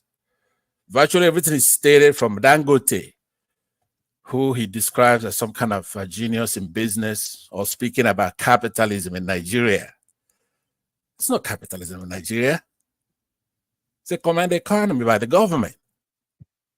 And crooks, not just those who are there now, those who've left. They left their vestiges and their levers to push the button.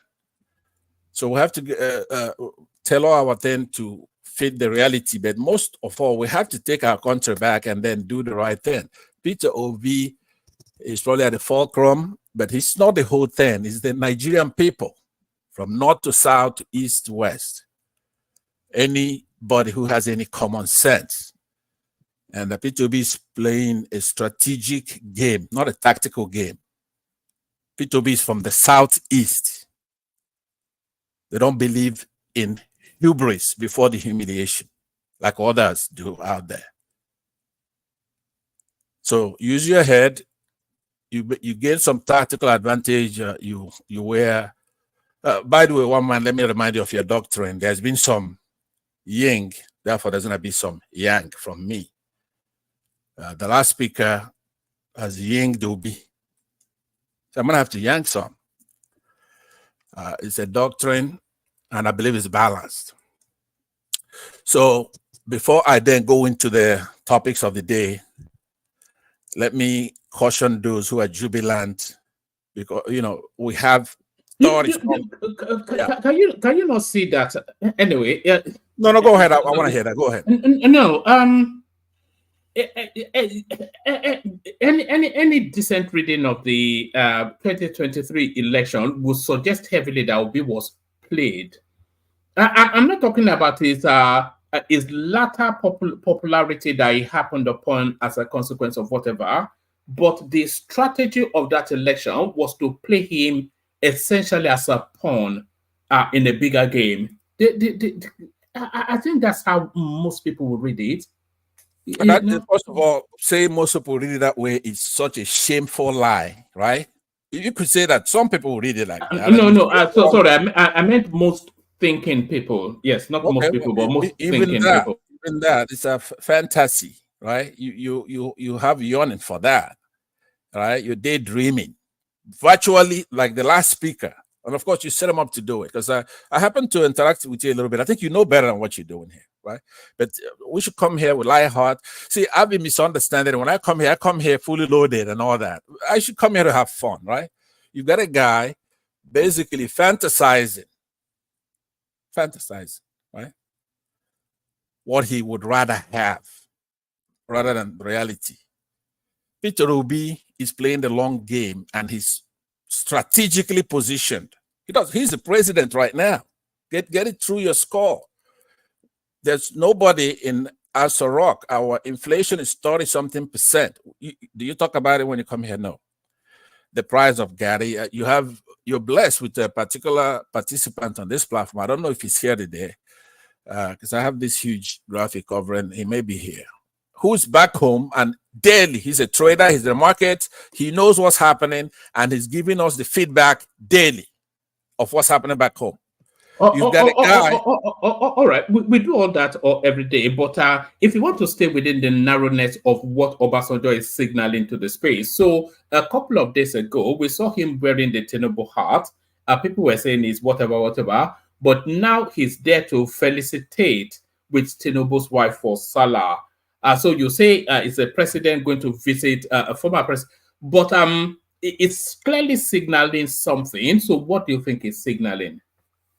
He is signaling respect, right? Obasanjo is one of those, has high regard for protocol, admiration, popularity, politeness, consideration, courtesy, civility, due regard, approbation. That's what he's doing. You cannot read it more than that.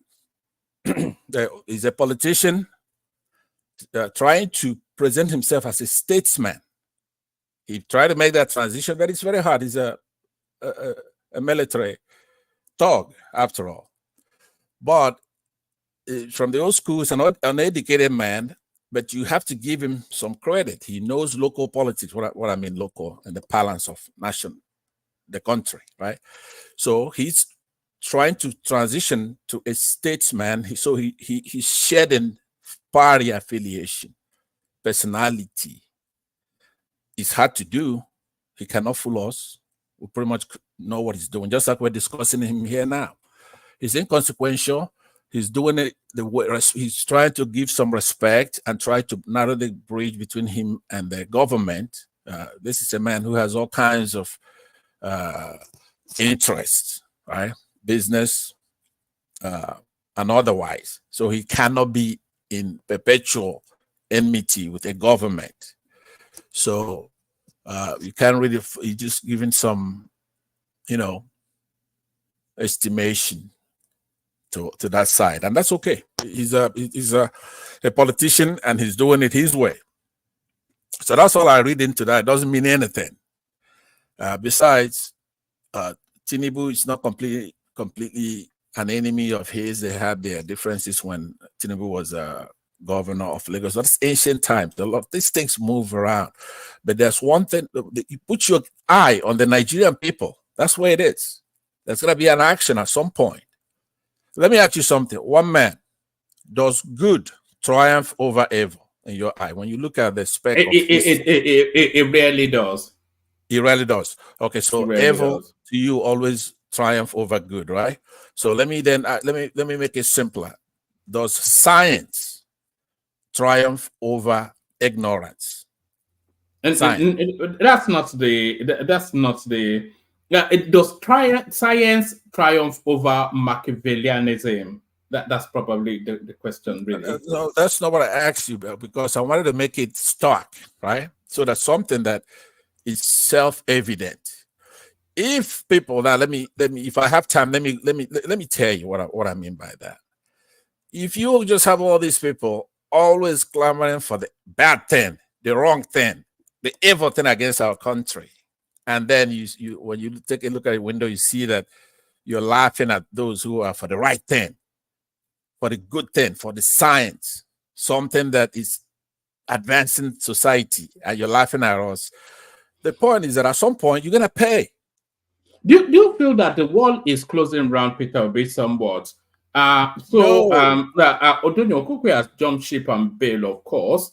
Obasanjo now essentially jumping ship and bail, bailing. Everybody jumping ship and bailing. Wole Soyinka has bailed on him. What do they have in common? What do they have in common? You tell me. They were previously Obi supporters. That's what they have. Yeah, they're Yorubas, right? So what's happening right now is you're smoking out the right. Have you ever gone hunting where you get what we call avo in Igbo, and you set fire to it and it starts bringing smoke. Then you put it into the hole and it starts smoking out the rats because they're gonna run out from the other side. You understand? You never gone hunting in the village, one man with that accent, or you in Britain somewhere. I've been hunting back in the village. You're smoking out the rats, right? Now, some of them did what they could. They tried. Somebody like Donald Okupe, I really like the guy. He's a medical doctor. At the time, that will be one of the bridge the gap between the old PDP, the Southwest. He was there. He was a symbol of that, albeit with some problems, right? But he played a very, very crucial role. I used to like when he's sitting right there, and he was dealing with the truth at that point. But now he's been through chemotherapy. I don't know what they gave him in that intrusive surgery. That will go into the realm of conspiracy theory. Now, I happen to believe that a lot of conspiracy theory are true. There are some that are not, obviously. But I don't know. Same thing with Showore. There's something they probably have that make people lose judgment. People who were decent, and then all of a sudden they lose judgment. This man comes under one of those. But the staunch Yorubas who are like Dele Farah to me, what a guy. Every African should be proud of a man like that. Tells you the way it is. If Obi does anything tomorrow that is anathema to justice, true, all that stuff, and he's gonna hit him really hard with the truth. So those are the products from the Southwest that we're proud of. But almost all of the rest, right? And of course, we have Pat Adebanjo there. It's hard to beat, right? Now, the rest of them, they're playing politics, they're hungry, they have cases with the federal government, and they're myopic. In line with my diagnosis of the Yoruba as an iniquitous tribe since 2015. So they went and they brought Buhari against Jonathan. It has nothing to do with Peter Obi. So just set Peter Obi aside and look at the activities, right? When I brought Jonathan, and they accused Jonathan of all kinds of things, that he's corrupt, that he's basically marginalizing the Southwest. All were lies, all of it. But who do they support, though, to bring in Buhari? So now they're doing the same thing here. They got lucky. What happened in 2023 was nothing but a lucky shot because Buhari reluctantly relinquished that stuff. Buhari was not looking to have Osinbajo succeed him. That's his vice president that served him very well, like a school kid. But he was there and he's an educated man. He's a smart guy. But they overlooked him. But on the last day, Buhari was ready to fuck Tinubu and give that nomination to somebody, the Senate president from the south, from the northeast. So Tinubu fought back hard because it would have been very unfair. Now, as a Southerner, I'm now wearing my Southern hat. Here's a man who helped him rig an election, get into office in 2015 by bringing his people to support him from the north. And because they have no respect for Southerners, they wanted to fuck him at the last minute. And that was unfair. And then he fought back really hard on that. And then 5 northern governors saw that there is no way you're going to piss off somebody like that from such an important ethnic group, tribe, which means then they're going to go doing the right thing, which is to go to the southeast and work together to bring our country forward. But this Erufai, this crook, right? Erufai. All right, we don't know where you are going now because we are losing us in the I'm on point. Basically, I'm trying to go where the facts are, where the truth is. So I'm trying to say that Tinubu got lucky now because I heard somebody with the same hubris, I think it was Kolata, saying, "Oh, we're sophisticated in the." I think my call you guys over there sophisticated morons, right? He says we know how to play this politics. Now you tell me, how many presidents has the Yorubas produced ever? Some of the titans in the Yoruba as a single tribe, they have produced more presidents than anyone else. That is not true. But just hold on, please. The titans, such as Awolowo, who could have been president, right? They wouldn't let him. The same people that are preventing the Southeasterners to present somebody. Which tribe has produced more presidents in Nigeria? Let me answer it this way. The Yorubas have only produced 1.5, right? One of them being this one now. I think it's accidental. It's crooked. He didn't win. He lost. He didn't even win that many states, if any, right? But I don't want to deviate from that. But what I'm saying, you produce 1.5. One of them is this. The other half is Obasanjo, because Obasanjo. And Eshonekon was not a head of state.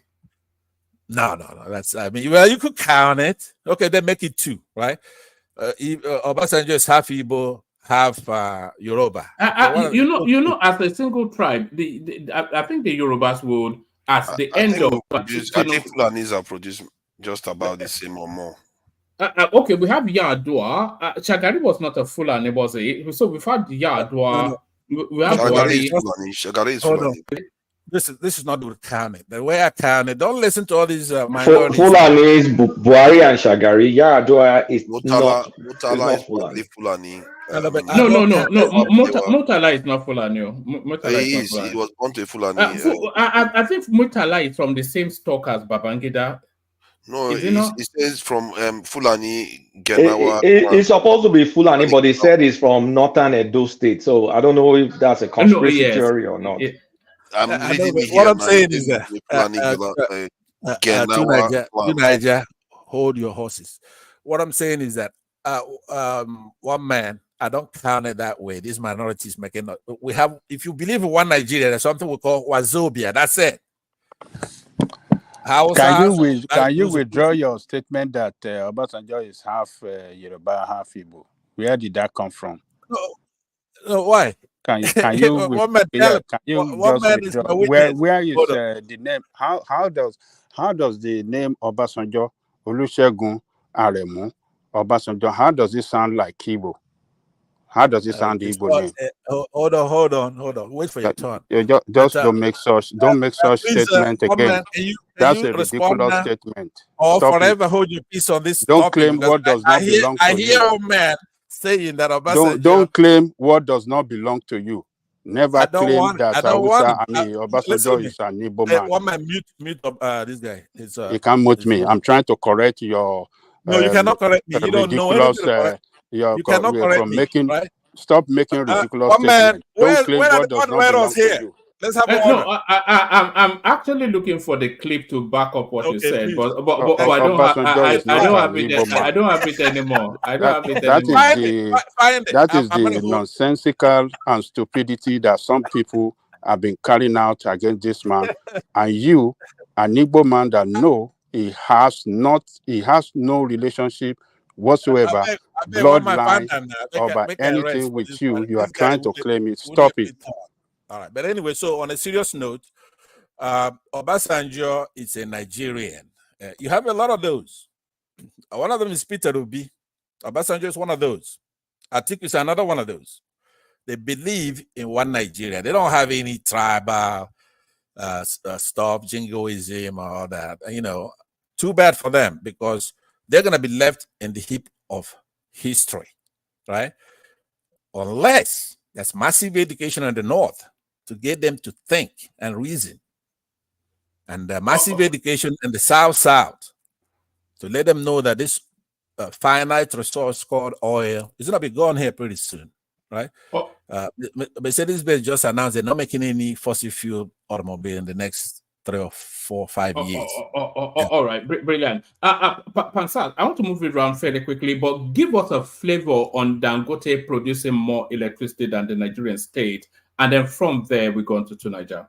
Okay, I think I have one more thing to talk about, but let me deal with this Dangote once and for all, because this is now the Yoruba's boogeyman to try to compete with the Igbos. Dangote makes claim. I could ask you a blunt question.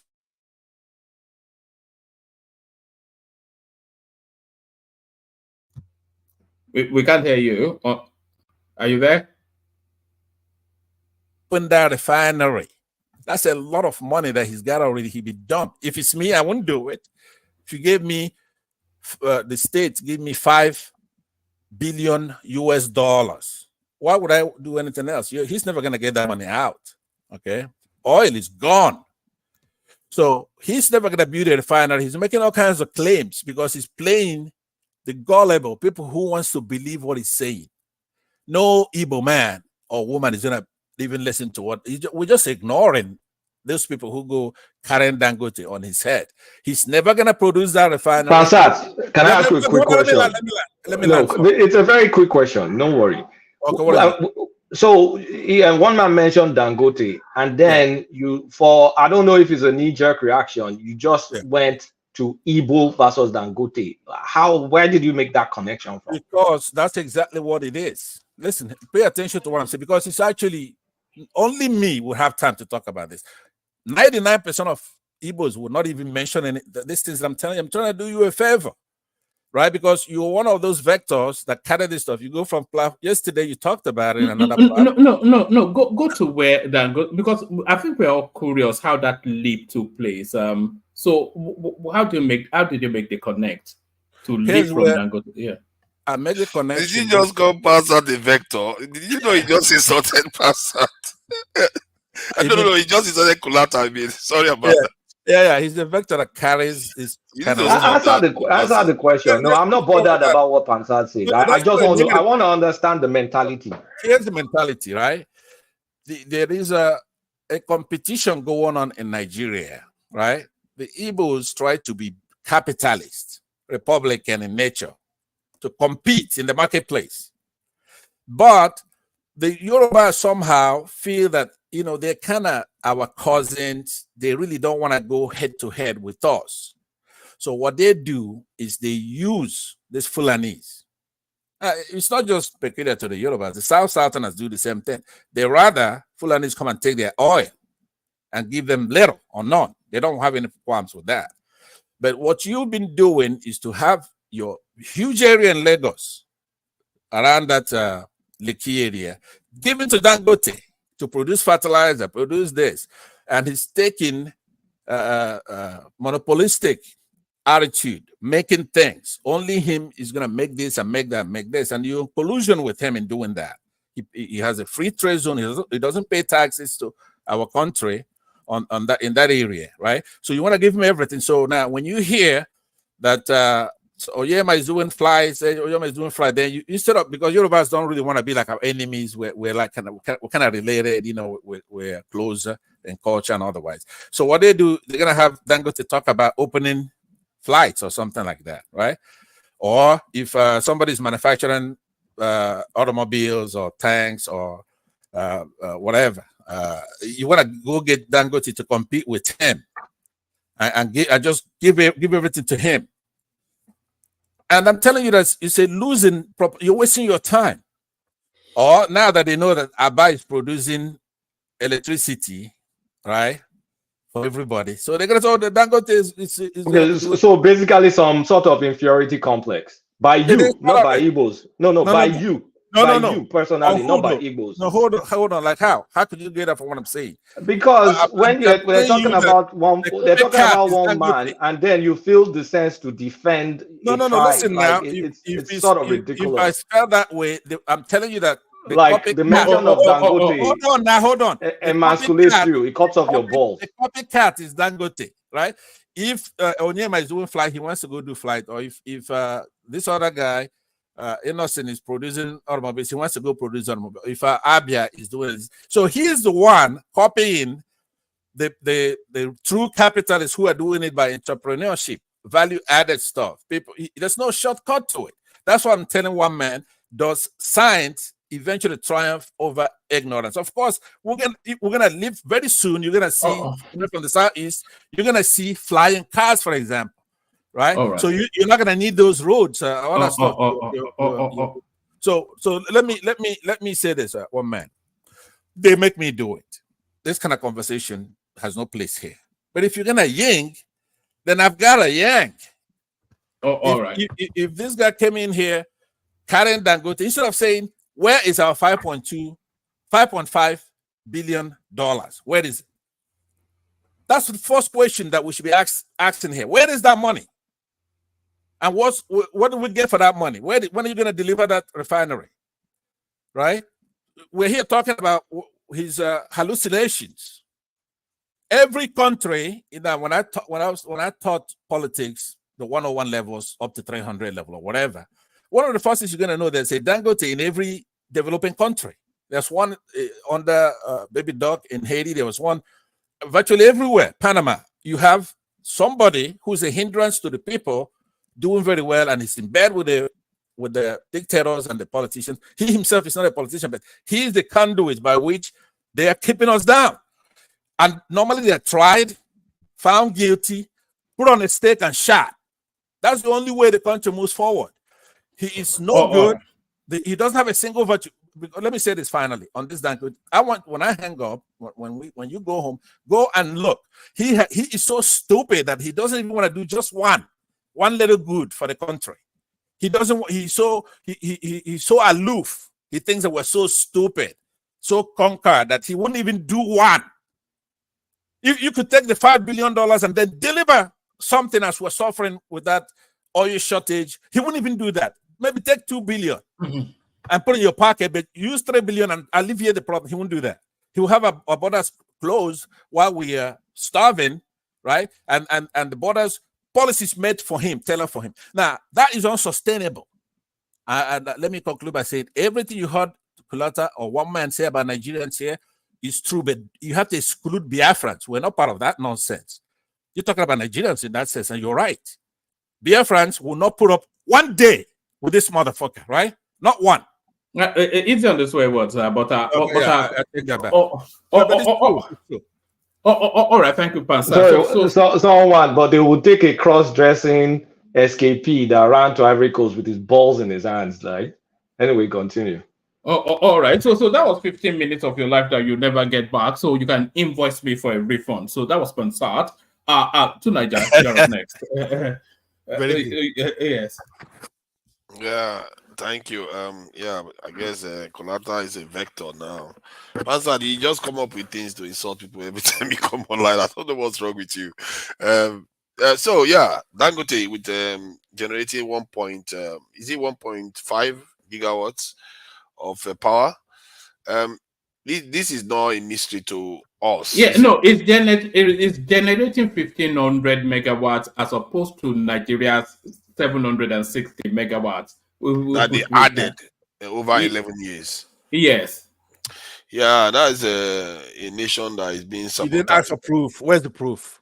Show me proof now. Right Because now. Show me proof. Hold on, answer. That is what he is using to run the refinery. He's not drawing it from the national grid. And it makes sense. It's not on. Refinery is not on. That's why he's saying that. Because they're gonna say, okay, look, somebody like me will say, if your refinery is on, how come you're not tapping from the grid?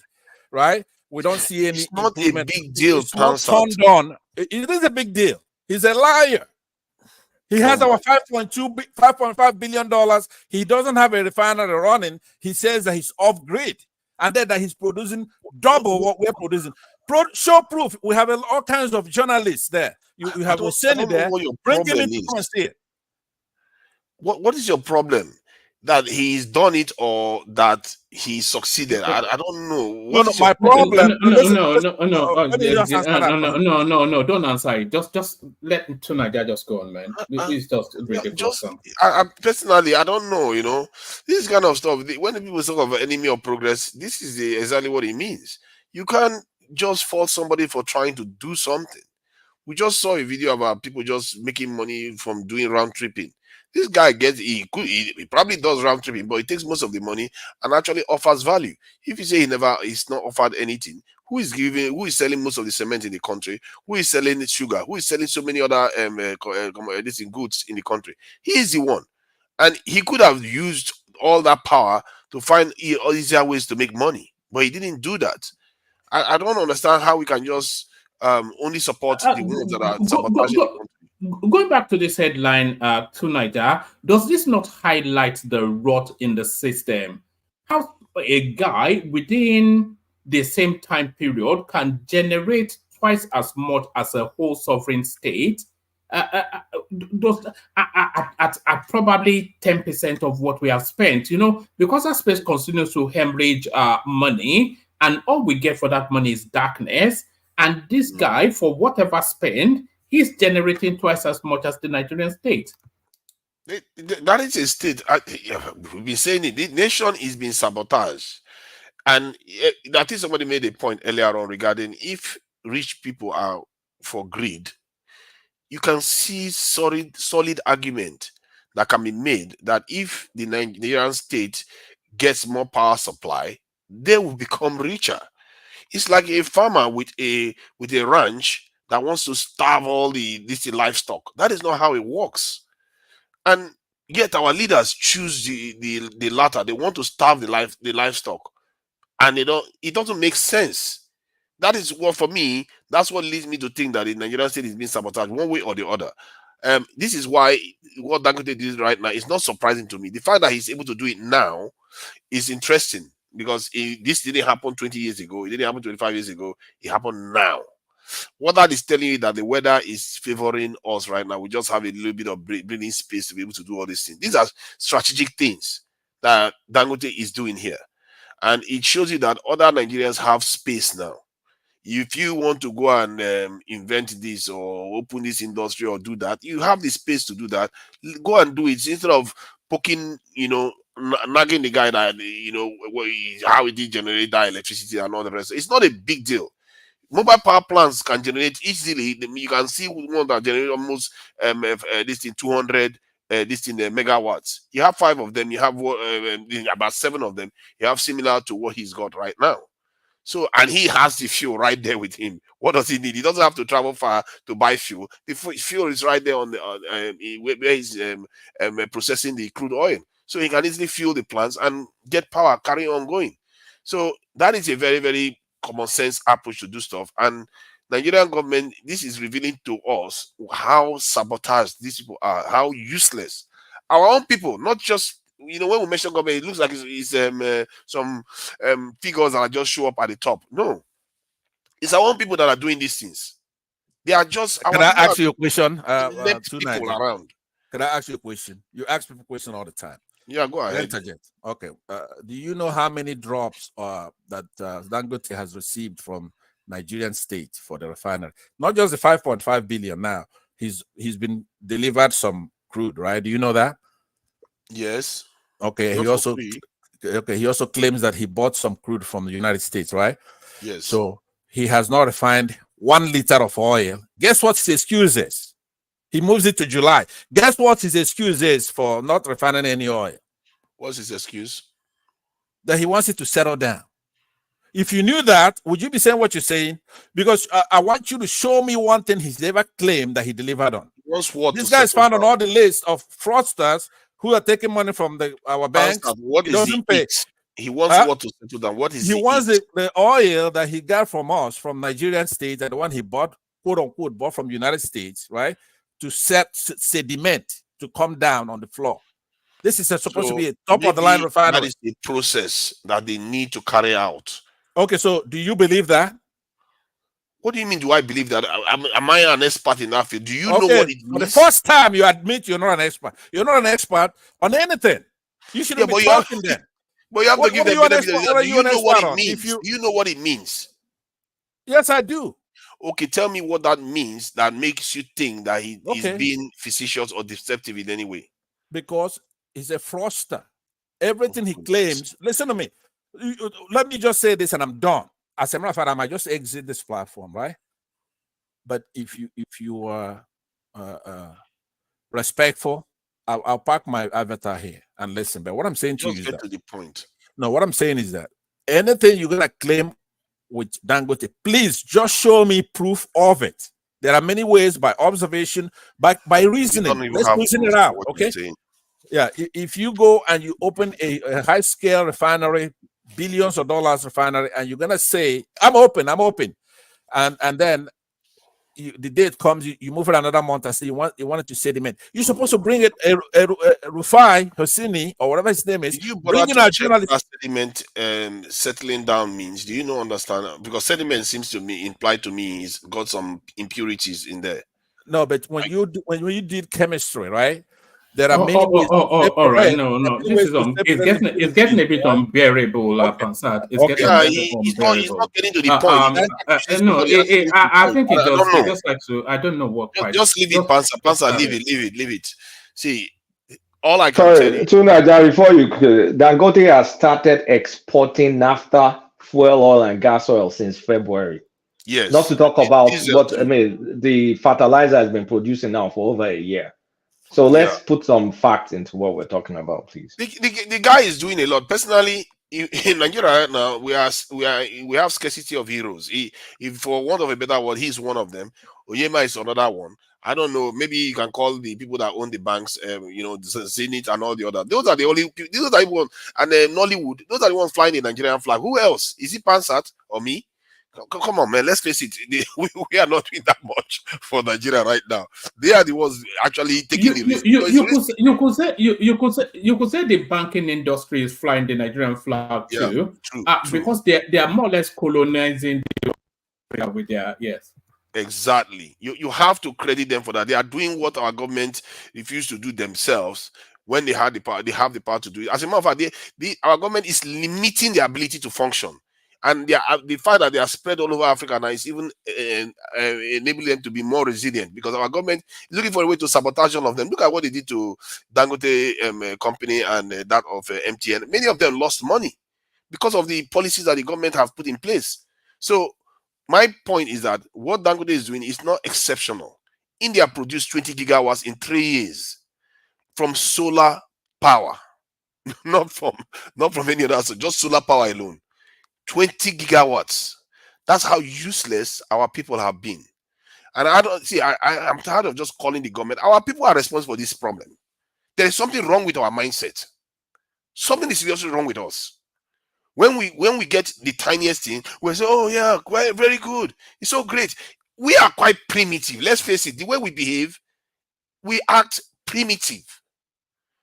Because some of all these things, it's not a big deal for other people to do. But somehow, somebody will bring 2 gigawatts. Even the OT one is 0.15 gigawatts. And the whole world, everybody like, what is wrong with us? It's us. It's not only the government.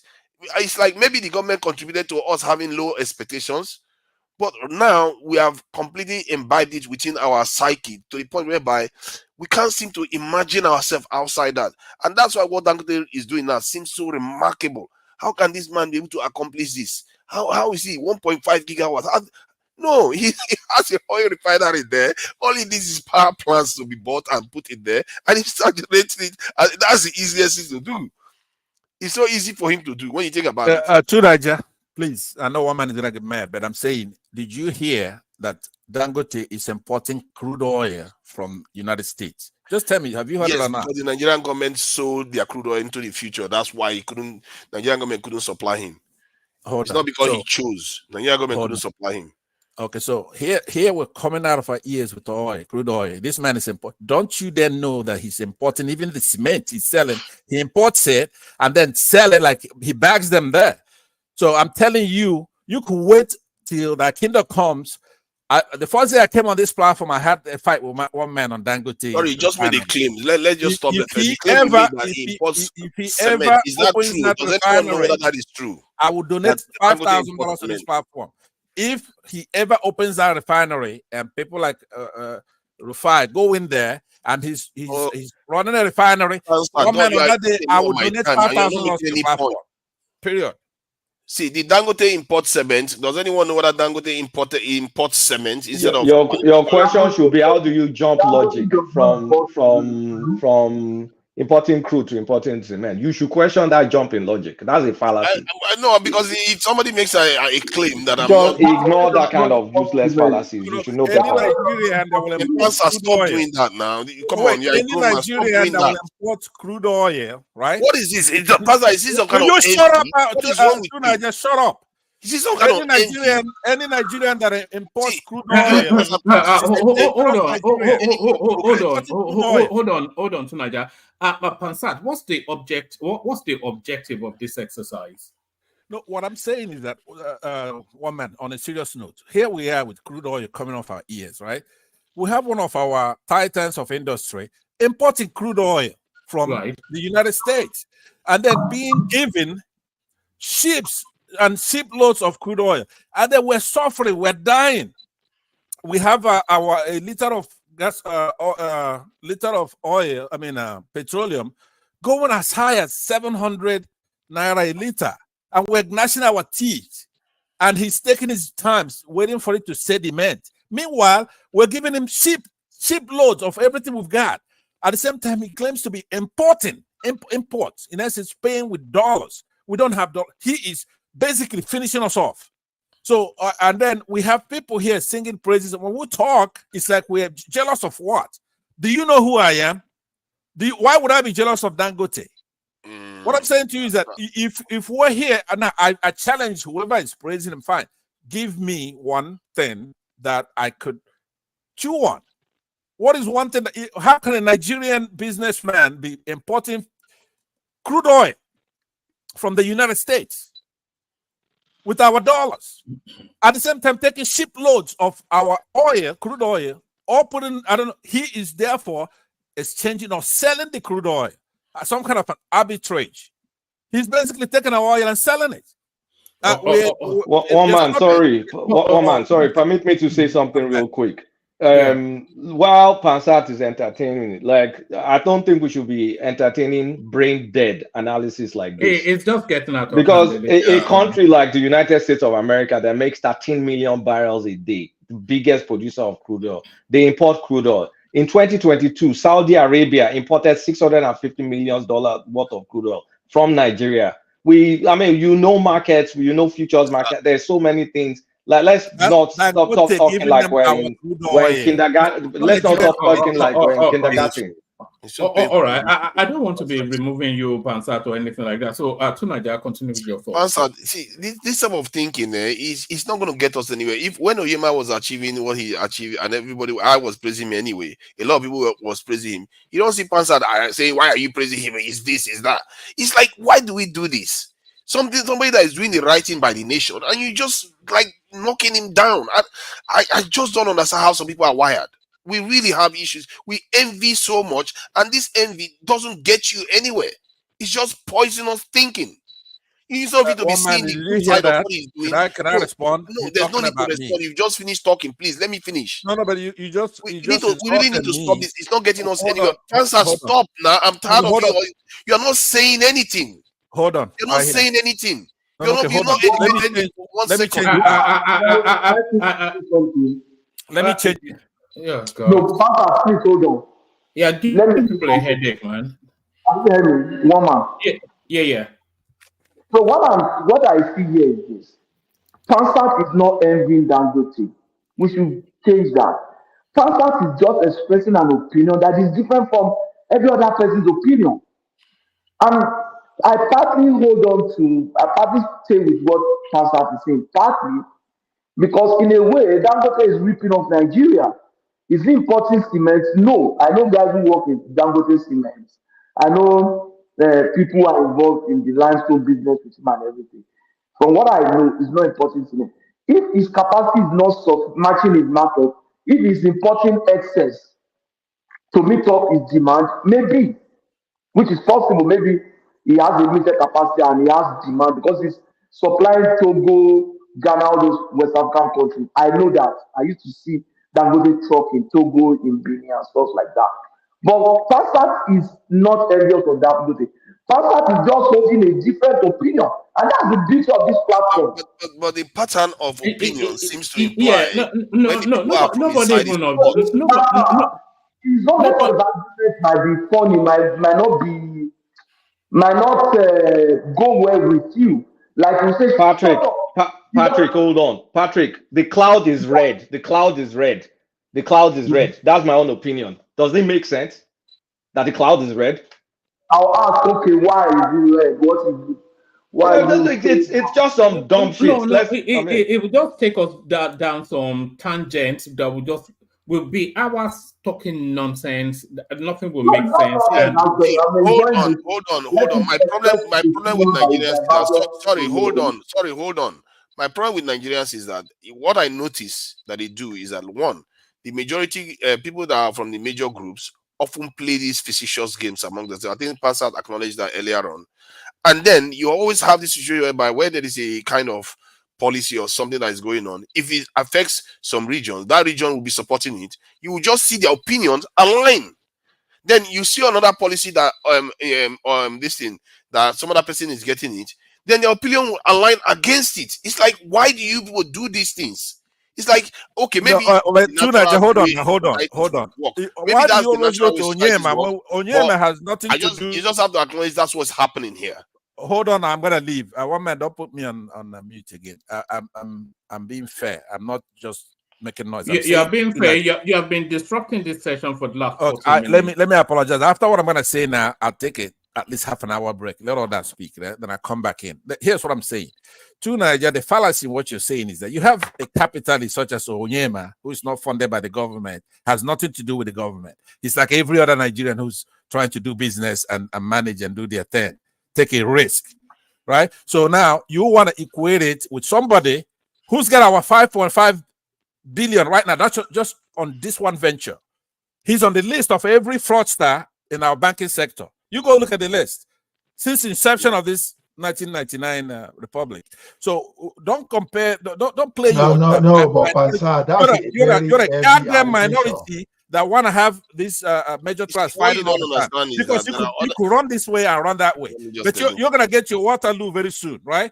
Yeah, and I'm getting sick and tired of this nonsense here. We're here talking about serious stuff. It's not about tribe.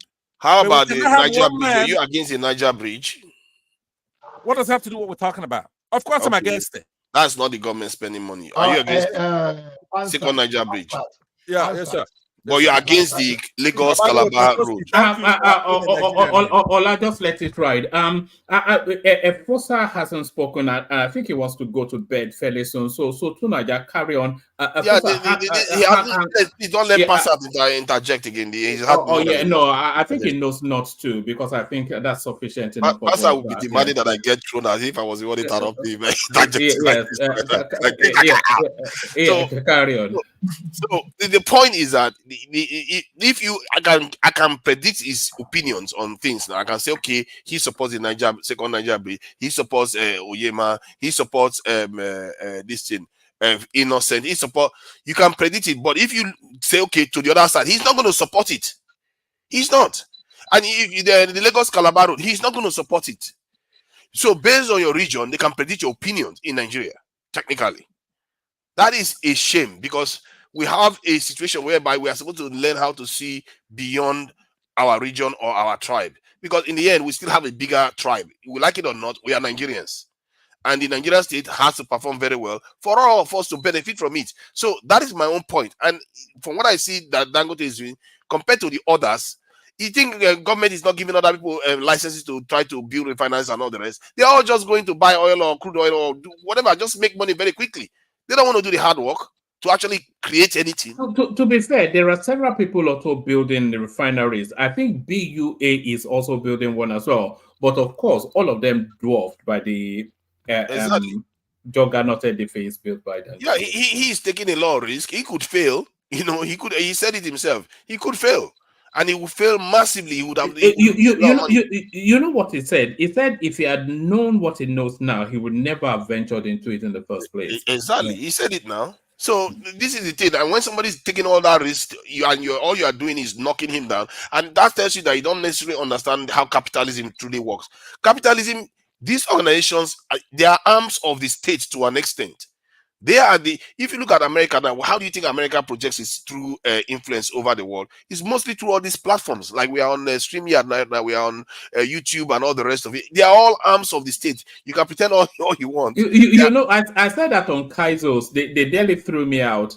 They were talking about the American muscle, and I was saying that America, the American influence is the American culture, not guns or whatever. You know, that's what they used to dominate the world, not. And the same thing with China. This is why America is trying to shut down TikTok right now. The idea is that this in corporate organizations is the way nations, capitalist states, tend to spread their power around this in that, just like Nigeria is using it to spread its banking, its cement industries, maybe petroleum right now. As a matter of fact, we're already doing petroleum. I think we are supplying Ghana and all the rest, and so many other things. You use that to extend your power outward. And the only area we have not done that, I really feel like we should be doing more of is our military industrial complex, which to an extent I saw it on TV just today that defense minister went to this in Proforce to check it out. There should be more like that in Nigeria, so that we can be spreading our influence all over the world. But that said, what Dangote is doing, I commend him dearly for it, and I hope that the Nigerian state and others learn from it. Others see what is possible. It's not that hard. I really wish if I had the resources, I would be putting my money into all these things easily. Nigeria is a, and when you put your money inside Nigeria, then what do you think is going to happen? You are going to want the government to carry out the right policies that is going to favor the businesses. And if the policies favor the business, it's generally going to favor the population too, because the businesses are there to serve the population, and hope that when the population patronizes that business, the business expands and start expanding internationally, and making, before you know it, you create another Alibaba or another Lockheed Martins. So that is how these things work. So we can go to another topic now. I think we have. All right. Take us then to the image. Is they say image speaks 1,000 words. So that's Obasanjo and Tinubu's wife right there. And a lot of people then are extrapolating and concluding then that this essentially concludes that Obasanjo played to be in that 2023 election. So what are you then making of these new now best buddies, the Obasanjos? And I think Omokri, you see, these are people, they are wicked. They are really wicked. They try to confound Nigerians with everything. That's what they call spinning, isn't it? No matter what happens, you spin it in favor of your the person you are supporting. It's often the case to make the other side desperate and downbeat. That is the purpose. And Lita was spinning. I'm not sure it's a good thing. You don't necessarily see that in the West much. This level of malevolent conspiratorial spinning that people, put up. And in a way, there's a tinge of tribal animal. You've been learning some big words these days, so tonight I've been noticing. I told them, this is where I try to use them. I try to. I know big words. I just try to tamp it down so that people can understand. Pansa taught him. Pansa taught him. I don't like to use big words. That's why when people talk, they think I don't understand because I don't use big words. I do. I could use them. I choose to use simpler words. I learned a lesson from my lecturer that told me that if you have to use complicated words to explain stuff, you don't understand it very well. And maybe there's something to be learned from that. That said, the way they are doing it, I don't subscribe to that type of approach because there's some. Then you can reason it in any other way. Personally, when I look at the process that happened in 2023, the biggest saboteur of, in short, you would say the biggest movement that gave Tinubu the ticket is PDP itself. PDP literally imploded by themselves. You can't even make it up. Atiku is such a terrible leader. I don't even know how. I don't know where to put her. How can that guy wants to run for presidency? He can't even run a party. Such a terrible leader. He ran that party horribly. Like he forced P2B by trying to go for the ticket instead of him to support P2B so that P2B would have won the ticket against Wike, but instead he knocked Wike out and knocked P2B out and did zero. It made zero effort to try to fix the fissure in the party. He went on to even exacerbate it by making sure Wike doesn't get a vice presidential position or even bother to even negotiate with them at all. So for me, Atiku is the biggest saboteur in the process. The idea that Obasanjo went as sport, Obasanjo is in a way incidental in the process because it's because he came and supported to be that's it. Why did you have supported Peter Obi that did not contest for Pamadi? Why do you say he should have supported Peter Obi? Because if he was supporting Peter Obi will contest. Peter Obi will know that he's got a big backing and he's going to get a lot of votes coming from Atiku. When Peter Obi's, I mean, you know yourself that Peter Obi is Atiku's boy. How would the master step down for his boy to lead it? Because the master has had his turn. And he knows that it is a turn for a southerner, especially he claimed that he prefers a southeasterner. That is the job. That's his job to make sure a southeasterner won it. Because like now, because he has done what he has done now, it's almost impossible now to select a northerner the next time. So you don't think that it would have been better if Peter Obi has, remain in the party and back Atiku or work hard to secure the VP ticket so that they can run again as they did in 2019. You don't think? I think the best outcome would have been P2B being backed by Atiku and won that primaries. Today, P2B will be president. Because one, Wike will not have a lot to argue about then. So if Obi has backed Atiku, do you think Atiku wouldn't have been president? I think his chance of becoming president would increase, but because it's because the fissure between the southeastern vote will not go away; it will come to Atiku then. So the chance of Atiku becoming president would have increased if P2B has stayed.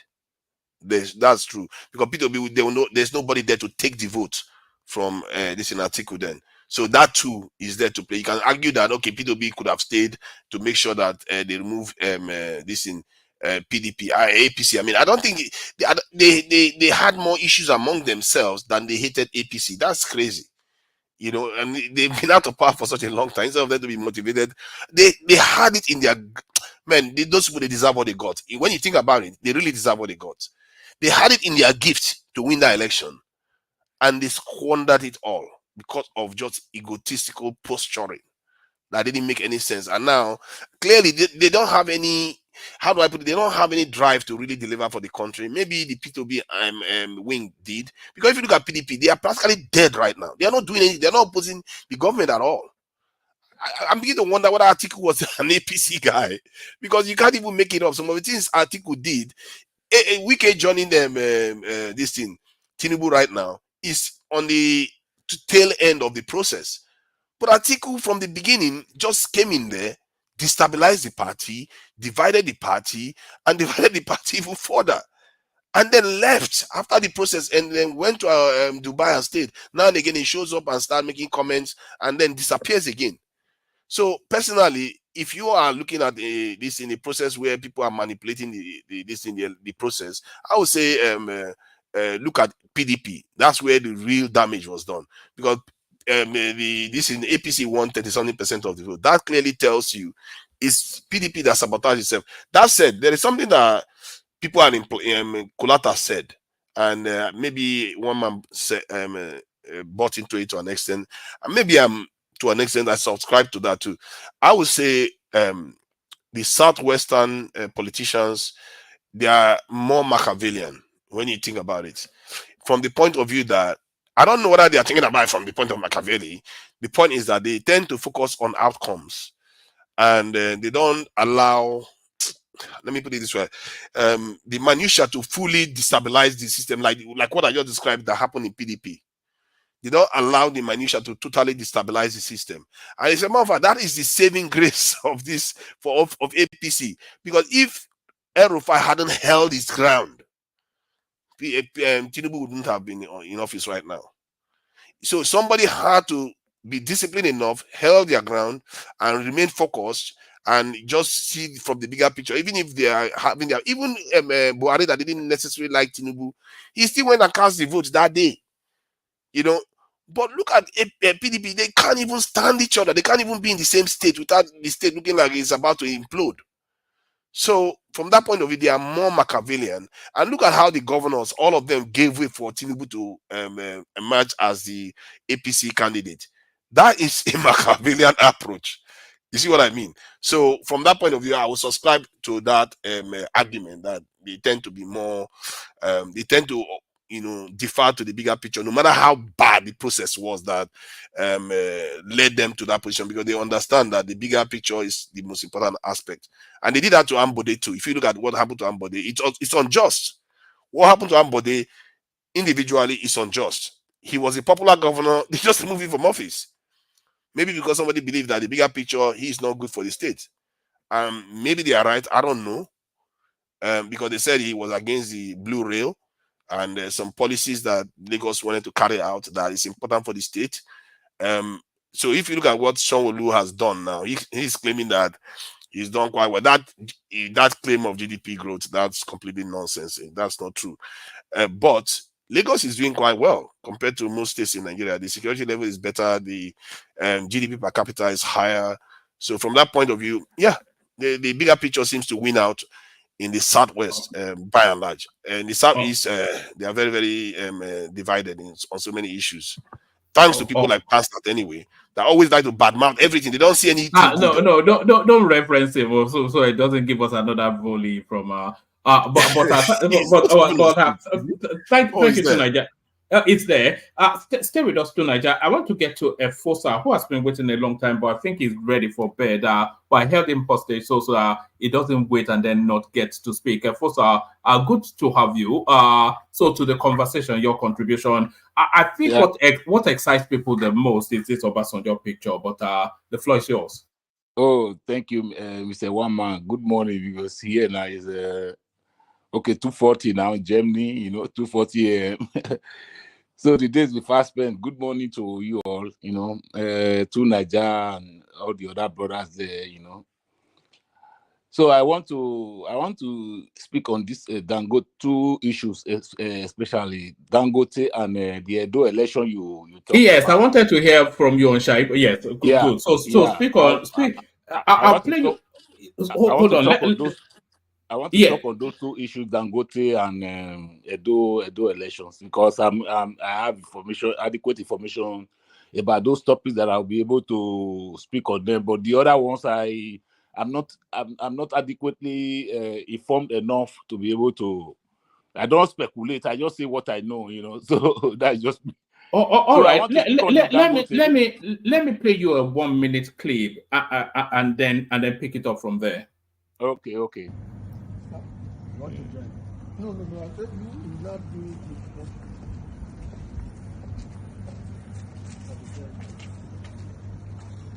You can see as you speak.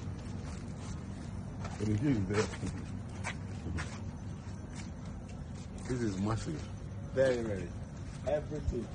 This is massive. We have 12 of this, and they are all Toyota Tundras. And look at the tires. They can get into any terrain. Even if it is a desert, they are there. Even if it's forest. By the time the blasting happens, yes, sir. it will be clear that and they are mobile. We are really ready able. These are mobile trucks. Take mobile this, trucks. To take all these board of bypass out of this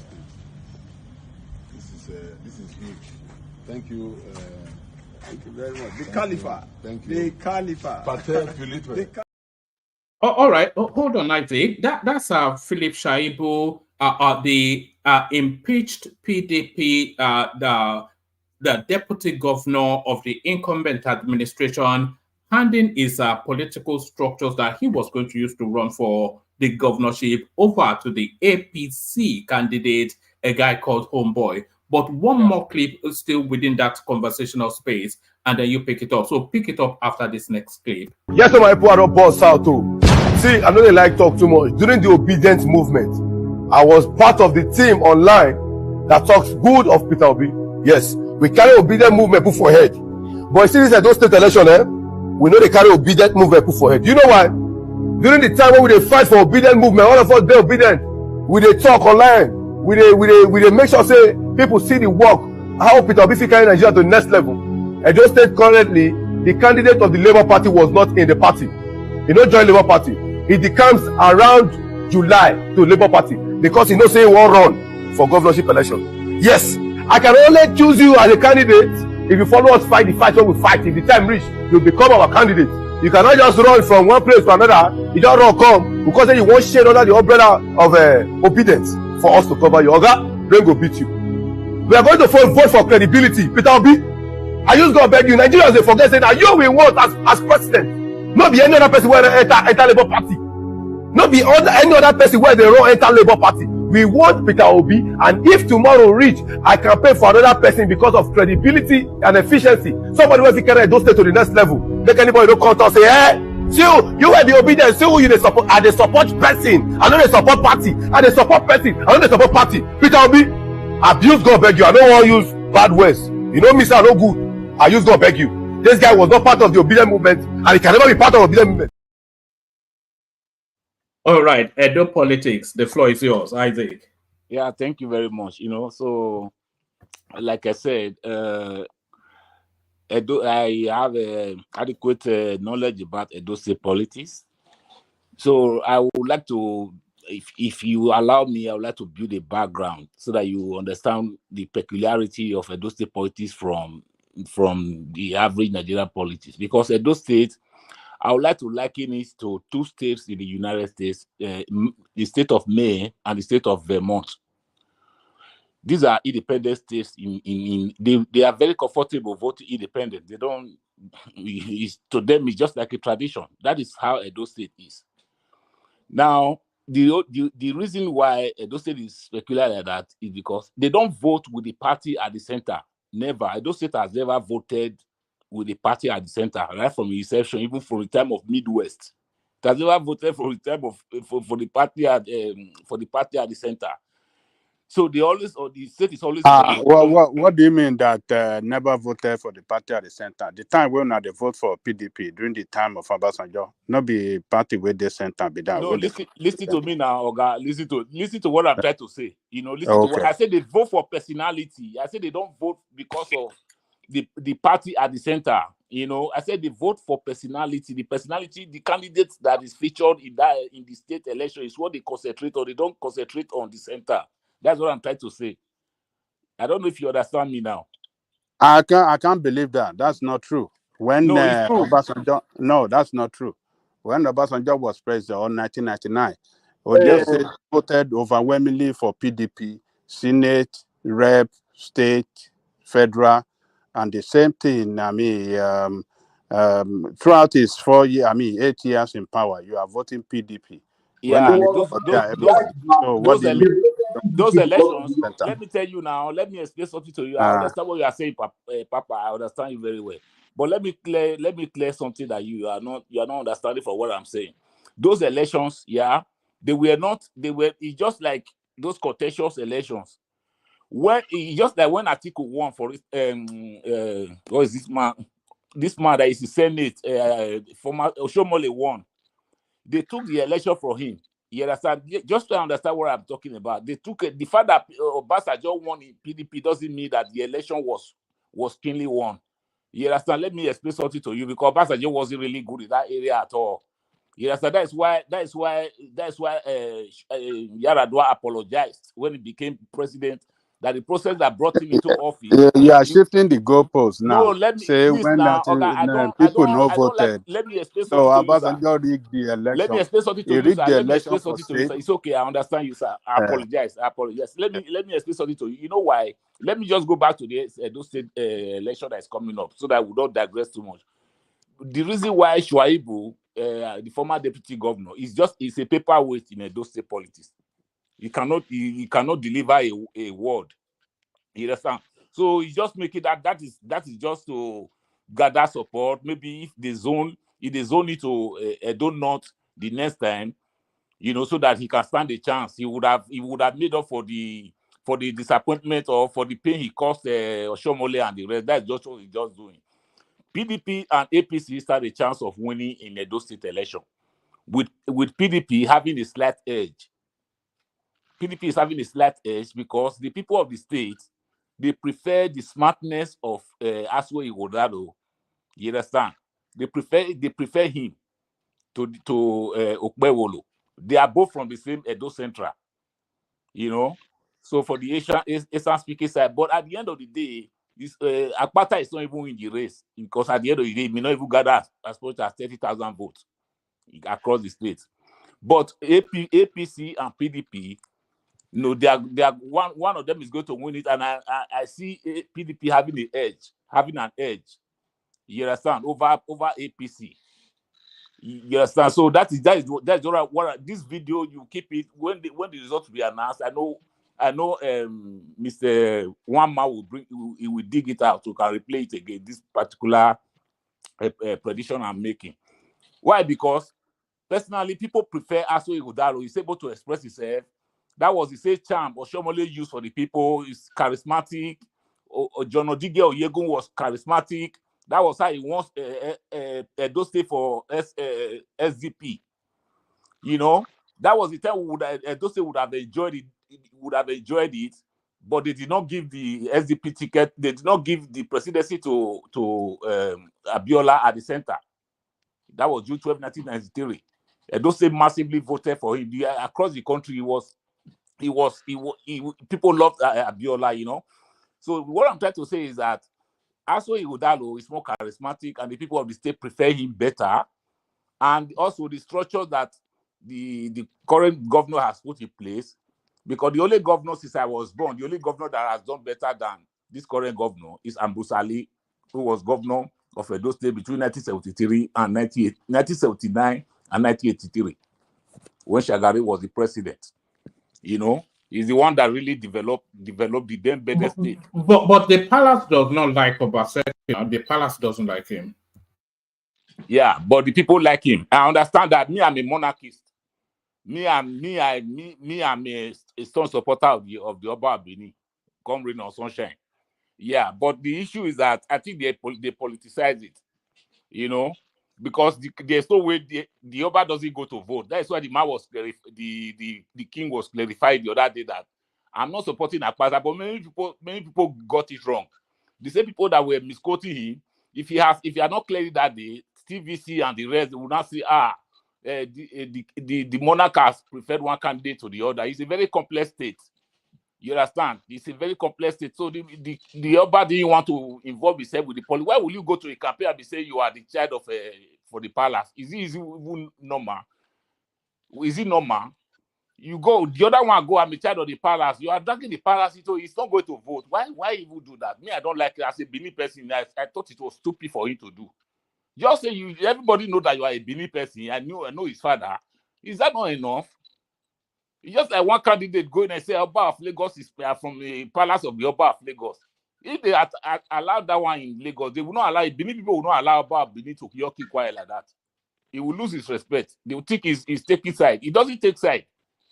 You know? So that is what I'm trying to say. APC has a chance. If the PDP cannot put their house together, APC has a chance. A very good chance. That I can assure you. But PDP has the edge.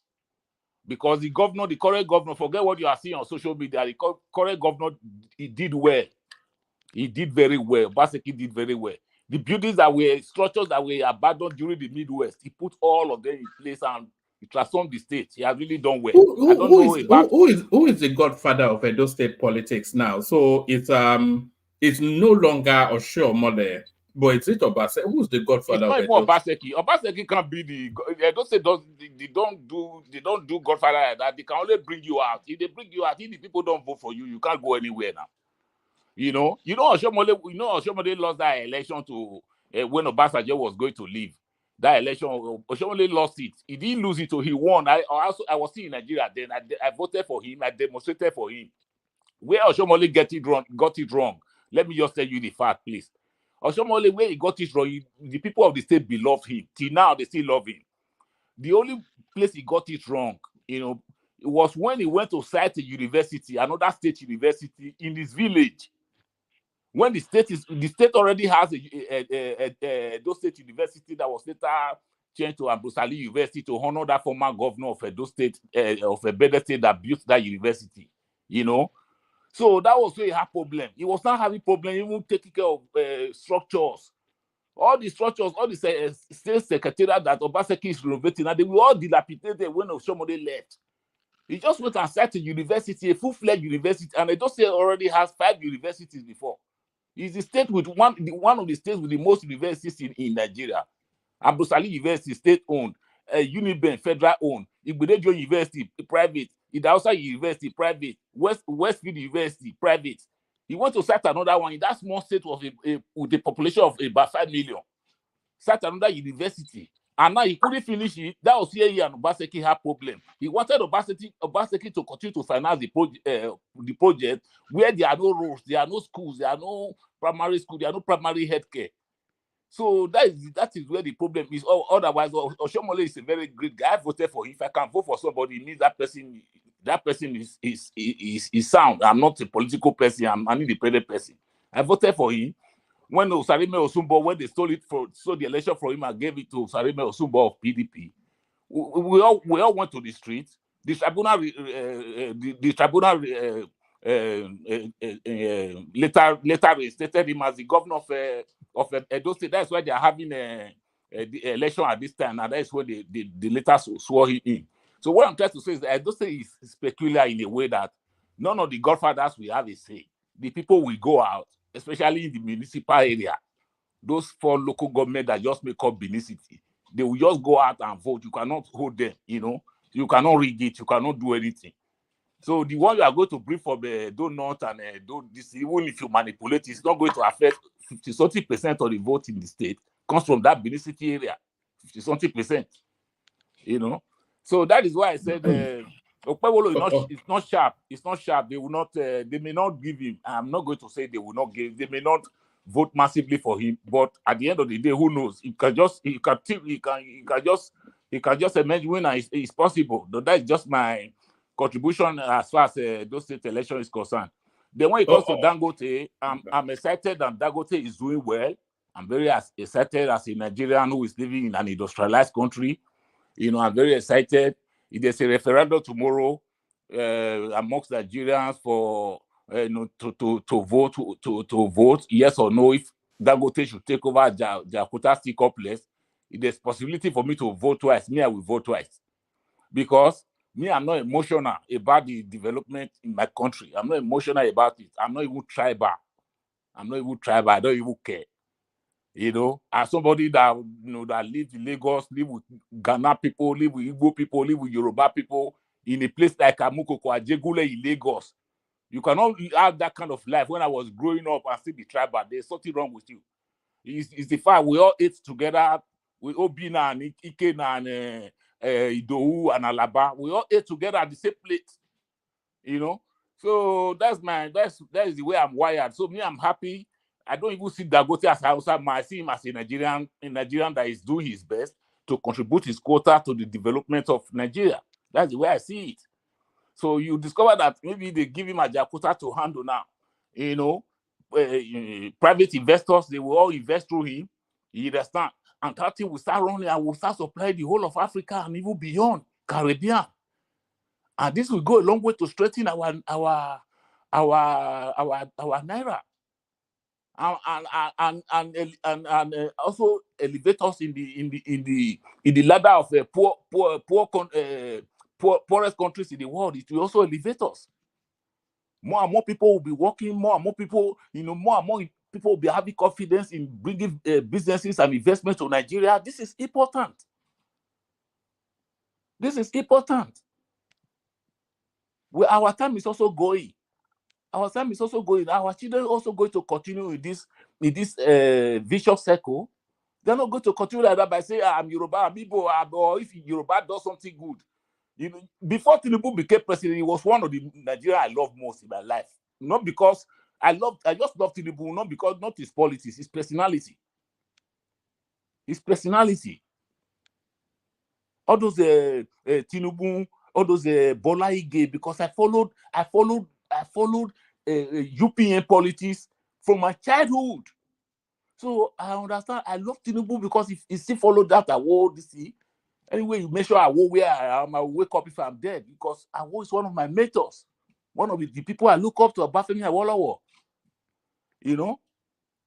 So what I'm trying to say is that we can build a united Nigeria that it doesn't even matter if you are Yoruba, Hausa, Calabar, Ijo, it doesn't matter. If a Yoruba person is doing something and is successful doing it, give him the accolades. Even if he's not successful doing it, give him a commend for trying at all. Because the presidency of Nigeria, if you hand it over to me, I will not want it. I don't know what to do with it. I won't even know what to do there. It's not because I'm not educated, but I'm not wired for politics. I won't even know what to do there. I can't even serve as a councillor and be an effective councillor. I'm just a player, not a participant. I don't know if that is correct, what I put it, So the point I'm trying to say is that politics is very simple. Parties should bring out personalities, candidates that are charismatic, that you can present. Obi is very popular in Edo State, but Obi's popularity is not going to give Labour Party a victory in Edo State. It's not possible. I can bet my life on that. But the Edo State voted for him when he was running. They were voting for his personality, not for his party. Now they have transferred that same sentiment now to another candidate, not to another party, to another candidate in the race. That is how that state votes. That is how the state votes. That is what I'm just trying to say, that APC stand a chance, but PDP has a slight edge over APC in that election. And by that I will conclude. Thank you very much. All right, brilliant. Thank you. So, brilliant. Thank you. So, I was going to Olabo. I think is gone off to attend to matters. So, let's hear from Patrick. Yes, let's hear from Patrick. Patrick, you're up next. Patoski. All right. We don't have Patrick for the moment. Let's go to. Okay. There you are. Can you hear me? Yeah, we can. With a big echo Hello? as well, but we can hear you. Hello, man. Yeah, we can hear. Well, there's a heavy background noise where you are.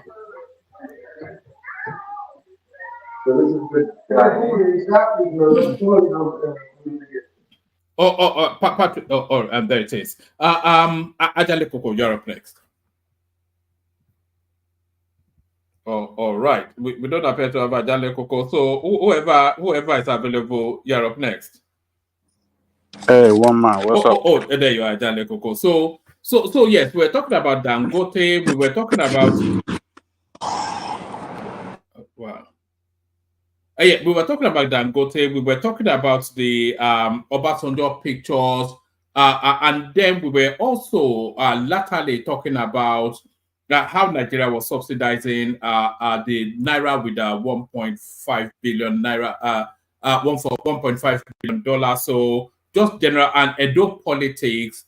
Who is going to land on that seat? National Assembly lacks constitutional power to legislate open grazing bill. So just general, it's not much in the news cycle, but those are the conversations we're having.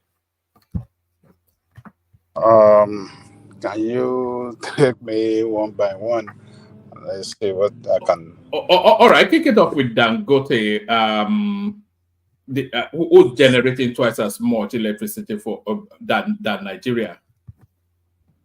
How many megawatts? So it's generating 1,000. It's generating 1,500 megawatts as opposed to Nigeria's 760 megawatts.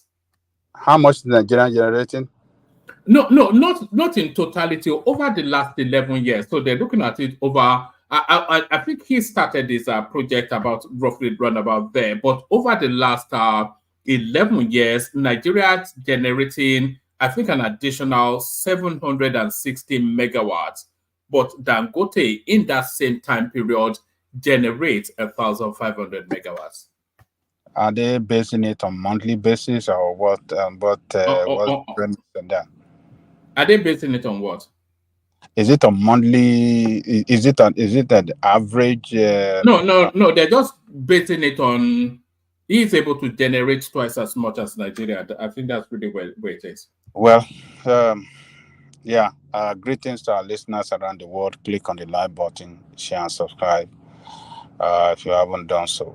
I think it just tells us that we are not a serious country. We are not a serious country that is being managed by competent people. How can a one organization generate more megawatt of electricity than the whole of the country, than the whole nation? That's a failure right there. It just shows that it's a nation that cannot attain productivity. Well, Dangote have done well for himself. He doesn't rely on Nigerian state to supply her electricity. It's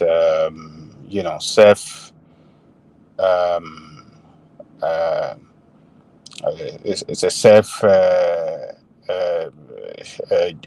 electricity generated. How do I say it? Self electricity generated efforts to manage that refinery, and that's the only way. That's the only thing he can do so that he can attain optimal productivity. Because if you rely on Nigeria, that industry will be gone in a matter of months. So Nigeria is not a reliable country. I don't even think Nigeria generates enough to support an edifice of that magnitude. It just shows that we cannot attain industrialization. We cannot be an industrial country, and when you cannot achieve that, then you can't, productivity, your GDP will suffer. You can't be a productive country. I mean, that is what it just means. So it just means that whoever that is planning to set up an industry or any industrial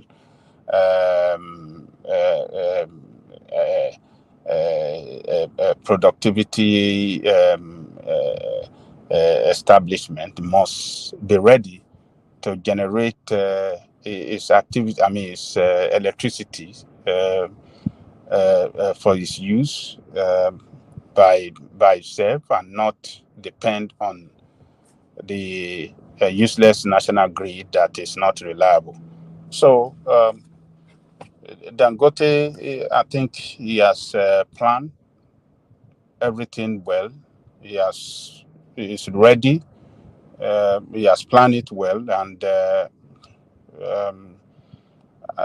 we just pray that he succeed, because when he succeed, you know, the economy of the country will benefit from it, because the industry that the sector that he's operating in is the economic lifeline of the country. You know, where you're talking of oil,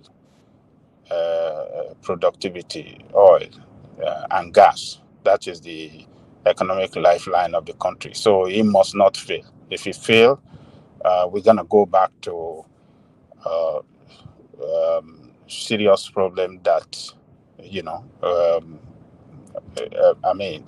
we're gonna go back to importation of all these oil product, and that will suck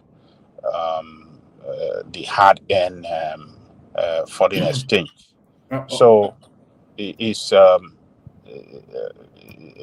Dangote cannot fail. It must succeed, so that the country will benefit hugely from it. The country invested 20%, have a 20% stake in that refinery. So it just tells us that we are not a serious country. If one organization, one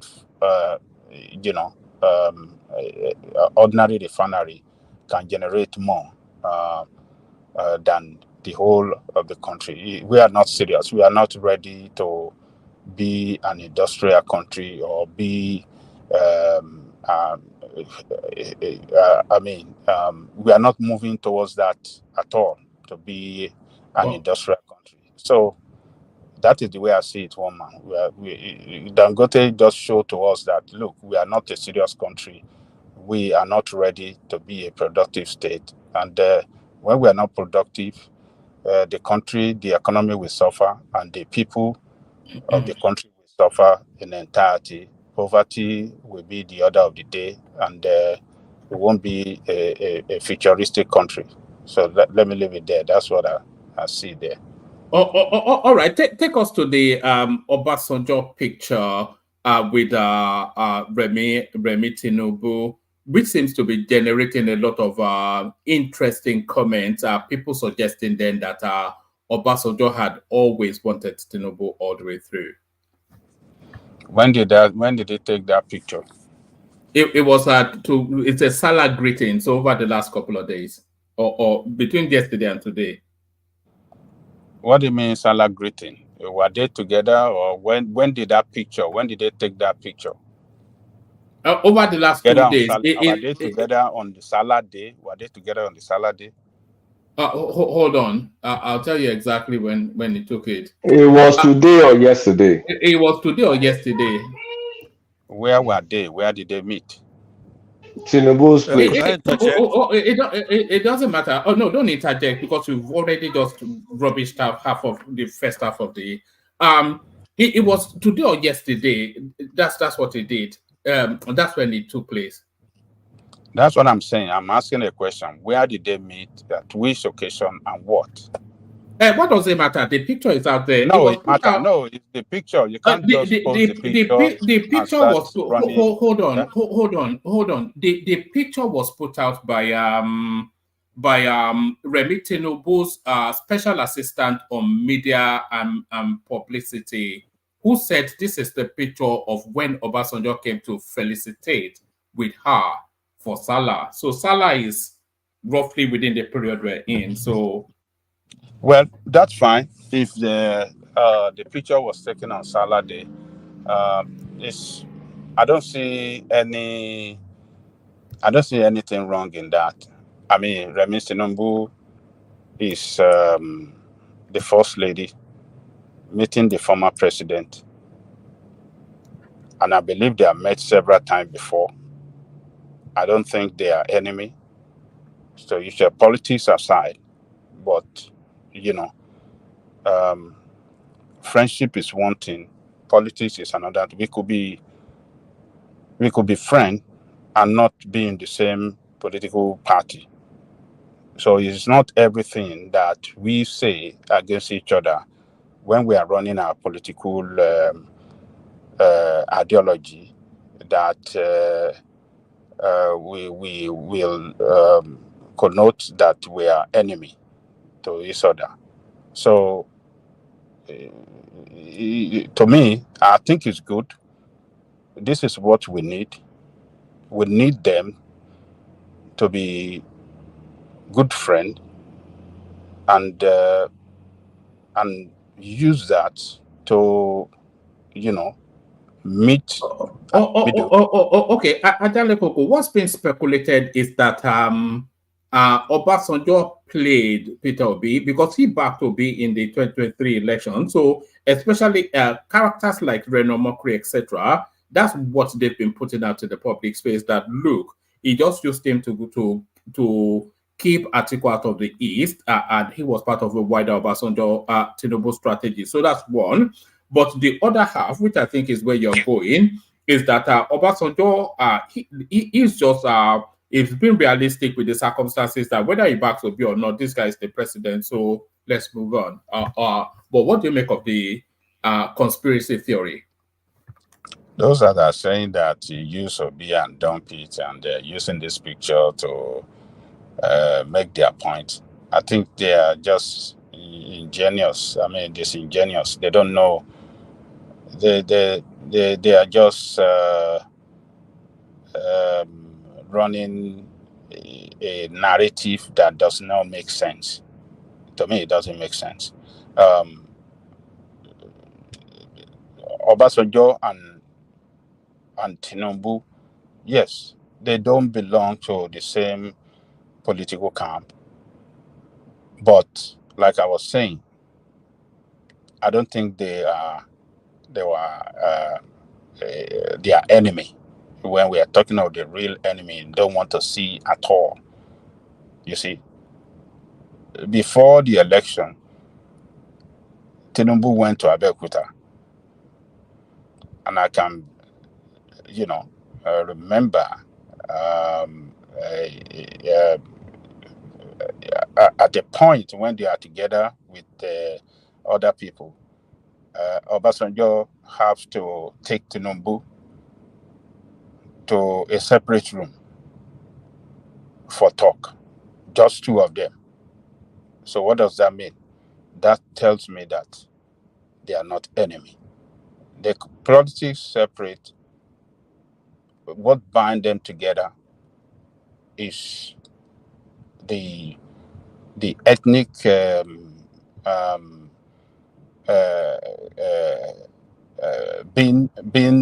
I mean, both of them, the Yorubaness that bind them together. At one point, they will have to agree. So it's that Yorubaness that took Tinubu to go and see him, and ask for his support. And if like yesterday, he was with Tinubu's wife, they met and they took pictures together. I mean, what is wrong with that? This should not be interpreted as politically that, oh, look, he has abandoned this thing. What do you expect him to do? So if the president's wife walked up to him, greeted him as Baba,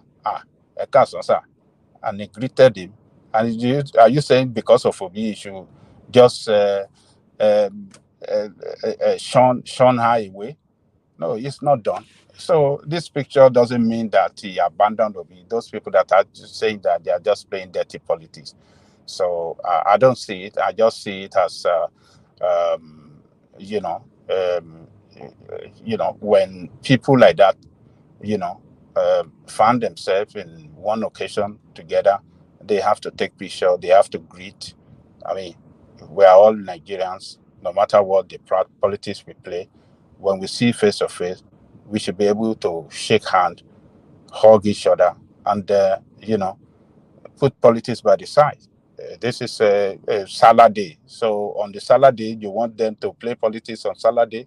I mean, what are those goddamn people talking about on Salah day, the day to celebrate and, thank God? So they should just continue playing politics? No, I don't see it. I just see it as one of those things when people meet at an occasion, they greet, they take picture, and they, talk nice with each other. I don't see any. I'm not reading any political interpretation to this. So that's my take on man. All right, brilliant. I think Pansat wanted to come in there, but I think I stopped him somewhat. Did you want to insert something there? Yeah. Just a lot of things. I wanted to commend John Lekoko for the way he handled this particular issue. He questioned. He wanted he searched for evidence, proof, and we should encourage this. That's the way to do that. If somebody claims that but then he should extend it to actually things that really matter, right? Now he handled this beautifully. We shouldn't even address that anymore. We shouldn't ask other panelists to redundantly talk about this because John Lekoko masterfully dealt with it, of course, with the demeanor only he could muster. I don't talk that way, but let me say that he should then do that. For example, if somebody claims that they have 1,500 megawatts, right? That's a lot. If you're generating 1,500 megawatts, a big deal, or 1,100. I don't know if it's 1,100. For example, I have a farm, right? But let me use Alliant, a bigger one. They have 1,400 acres where they're generating 200 megawatts. That's the capacity. That comes to about 430,000 solar panels on a 1,400 acres, just for 200 megawatts. So if somebody's making a claim that you're generating 1,100, that is very good. Then we should see it. If it's true, there should be others. We have land. We have acres of land. We should be generating electricity. But if we have this same guy who's never questioned, if you question him, it's like he's tribal. What do I have tribally against Dangote? I don't care. I wish he's doing good. Just like any Nigerian, any African for that matter, any black person, any human being. I'm for somebody doing good, but we cannot obviously continue this way. You have to show proof of what you're doing that's progressive. A lot of people here, when we talk about $5.5 billion, tax-free, our money, do you know what that could do? 5.5 billion since 2021. If you inject $5.5 billion in Nigeria, it will build a refinery in every state. You build a hospital in every state. Many hospitals in every state, actually. That's how it's a large sum of money. 1 billion is 1 million. Right? So there'll be employment. If you're generating all right. I thought you wanted to interject on what he was speaking on rather than $5 billion. I'm just making there's a connection to those things, and I'm sorry about it. Let me just say in 2 sentences. The point is that if you're generating 1,100 megawatts, right? Even if it's your personal property, there'll be a lot of good jobs. There'll be a lot of engineers employed in that. A lot of the economic impact or something like that. You cannot contend it to be there. Our journalists will see it. But we cannot have somebody whose grandfather, Dan Tata, has been ripping off our country, retarding our country, and then we're going to sing praises. Why? Is that because when I get back in that country, right, I'm going to deal. You could take that to the bank. $5.5 billion. $5.5 billion. He took it. And people are here talking nonsense. The whole thing is sounding somewhat.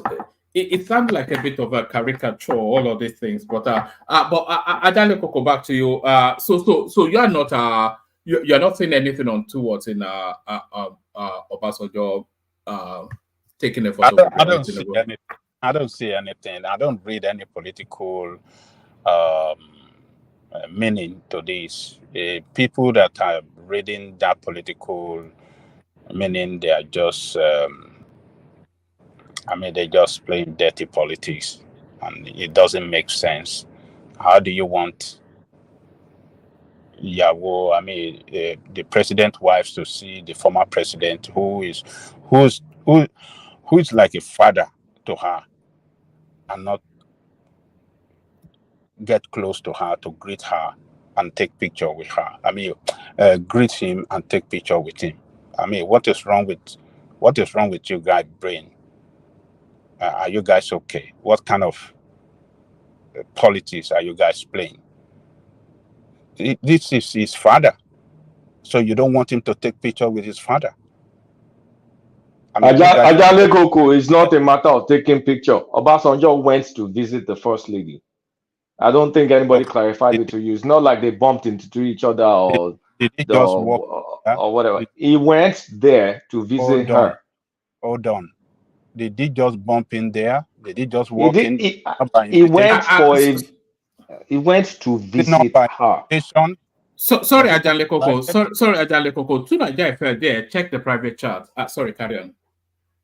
The invitation, I mean, was he not invited?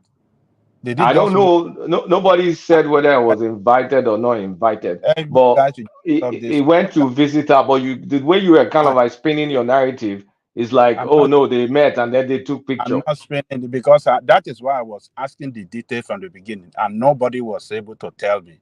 They say, it doesn't matter. They met. No, I'm not going to run my comment like that. I wanted to know the real fact behind that picture. And the little information I got, they said, they met at a Salah or something. Now you are saying, okay, he went to the Aso Rock. Fine, I believe he must have been invited. It was in Lagos, not even Aso Rock. He went to visit her in Lagos. Maybe he was invited, and he went. And let me even clarify. They said he paid her a surprise visit, so that means he was not invited. Okay, fine. Even if he paid her a surprise visit, what does that mean? What political nonsense are people reading to it? It's not. What do you mean? A surprise visit is not innocuous. It's not like some innocent stuff like when an elderly man, 80, I don't know, is it 85 or 86 or 87, leaves his own house to go and visit the first lady. Okay. I mean, what do you think? Do you think it's some random thing that someone elderly man just leaves his house and say, okay, today I'm going to pay a surprise visit to the first lady? You don't know whether if Obasanjo leave, I believe Obasanjo have a resident in Ikoyi. And I don't know. I only know he lives in Abeokuta. I know that. Yes, he have resident, he have a house in Ikoyi. And then if he walk up to his friend's house, his daughter's house, to say, which daughter? It's not his daughter now. I mean, go and sit down. You don't know. He married from Delta State. She's not from Delta State. Actually, it's her mom that's from Delta. Dad is from Ogun State. Who is from Delta? Her mom is from Delta. Remittances. Her dad is Yoruba. Okay, fine. Whether he's from Delta or from this thing, I'm telling you that they have some sort of friendship between them. If that's just you know it as much as everybody. No, you guys are just running this dirty politics. Wait, this is dirty politics that we're saying now. And it doesn't make sense. I'm telling you, if there is no friendship between them, how would the president just walk into somebody's building? Do you know when that should tell you guys that they have very good friendship between them. If there is no friendship between them, he will not go to a house. Get it right. Do you know when the hammer will really hit the nail on the head is when Ayo Adebanjo declared for Tinubu. So we've had Bode George now, who's declared. We've had Bode George this is he did not declare. We discussed it here now. Bode George declared now. You can't use this platform. But we were here now. Propagandizing. That is propaganda. Did we not do a no, session on it? You are playing propaganda now. It didn't declare. It didn't declare. It didn't any support. It just said, look, I want to give one more this guy year. Yeah, leave him. That is what you want to do. Give him another 1 year. Is that they inherited a bad economy and is doing Did well? he not? Did he not? Was that not contrary to? Right. So did he say he was doing well? He didn't say. You are doing propaganda here. Is it not campaigning? He never said he's doing well. He said he have to show, you know. Okay, Ajale Goko. You have to show understanding that this man made a mess. Ajale Goko, and he can't fix it. He can't fix that mess within interject now. Wole Soyinka has declared. Donyo Kuku has declared. Ajale Goko. Obasanjo has declared. But George, it shows different. It shows different. You guys can to continue Tinubu. And this was a guy that I used to insult anyhow. We just be insulting him. He even said he's going to leave the country. He's now coming to say, give him a chance. It's just 1 year. I can't judge in good conscience. Let them pack up. I mean, we know he's falling in line. We know that. Well, I don't see it. I don't see it like that. A man that remain in his own party and is saying that, look, considering the enormous problem, enormous mess that Buhari left behind, this man cannot make substantial achievement that people are expecting within a year. It's not possible. This man, the man that handed over, set Nigeria 40 years backward, and you are setting it to turn it around in a year. How is that possible? No, and this elderly man is saying, look, my conscience talk too bad about him. The last hammer that will hit that nail is when Ayo Adebanjo declare, which will be in the next 6 weeks, because I've been hearing murmurings that he's about to say, okay, I do not like it, but this is the situation that we have, and we have to live with it. So Ayo Adebanjo to declare within the next 6 weeks. That's what's been speculated. Well, people that are running that speculation can continue to speculate what they like. Let's wait. All I know that Baba Yabaja is interested in is restructuring of Nigeria. If Tinubu can take up restructuring today, Adebanjo will declare support for him. I know that for sure. If he can make a move, the new move to restructure Nigeria, because that is where our problems lies with the structuring. What we have today is the structuring of Nigeria. The moment Tinubu can make a genuine move to restructure that Nigeria, Adebanjo will declare support for him, because that is that's going to be a remarkable step towards solving our problem as a country that does not work for anybody. Restructuring is the only way that will solve the problem of that country. So I won't be surprised if Tinubu take a very bold step with that political will, with that genuine move that, yes, they really want to restructure Nigeria. Adebanjo will step up, will stand up, back him, and said, oh yeah, Nisho, our lenye. So was he supporting Obi because of the restructuring? Was he supporting Obi because of the restructuring? What do you say? That's Simba. Good to have you, Simba. But it's asking you. Yes, you repeat what you said in a moment. I'm going to bail out. Hand over to Thomas. Is looking like sleep, so I have to make acquaintance with my bed. That's Ayo right there. One Nigeria that with the British pounds, which is probably the equivalent of a 10 American dollar, which is Alexander Gomez right there. Roki Degba, who is somewhere in Europe. You tell where people are from the currency of and that's Lato Rich right there. So well done, Lato Rich. That's AB. What's he saying? One of the Pansatians. And that's T. Majek, and now saying is entering into the conversation. So keep them coming. So thank everyone. I'll see you tomorrow. Pansat, I'm going to be taking you with me. So if you want to have a final word before we both depart the screen, you can, Pansat.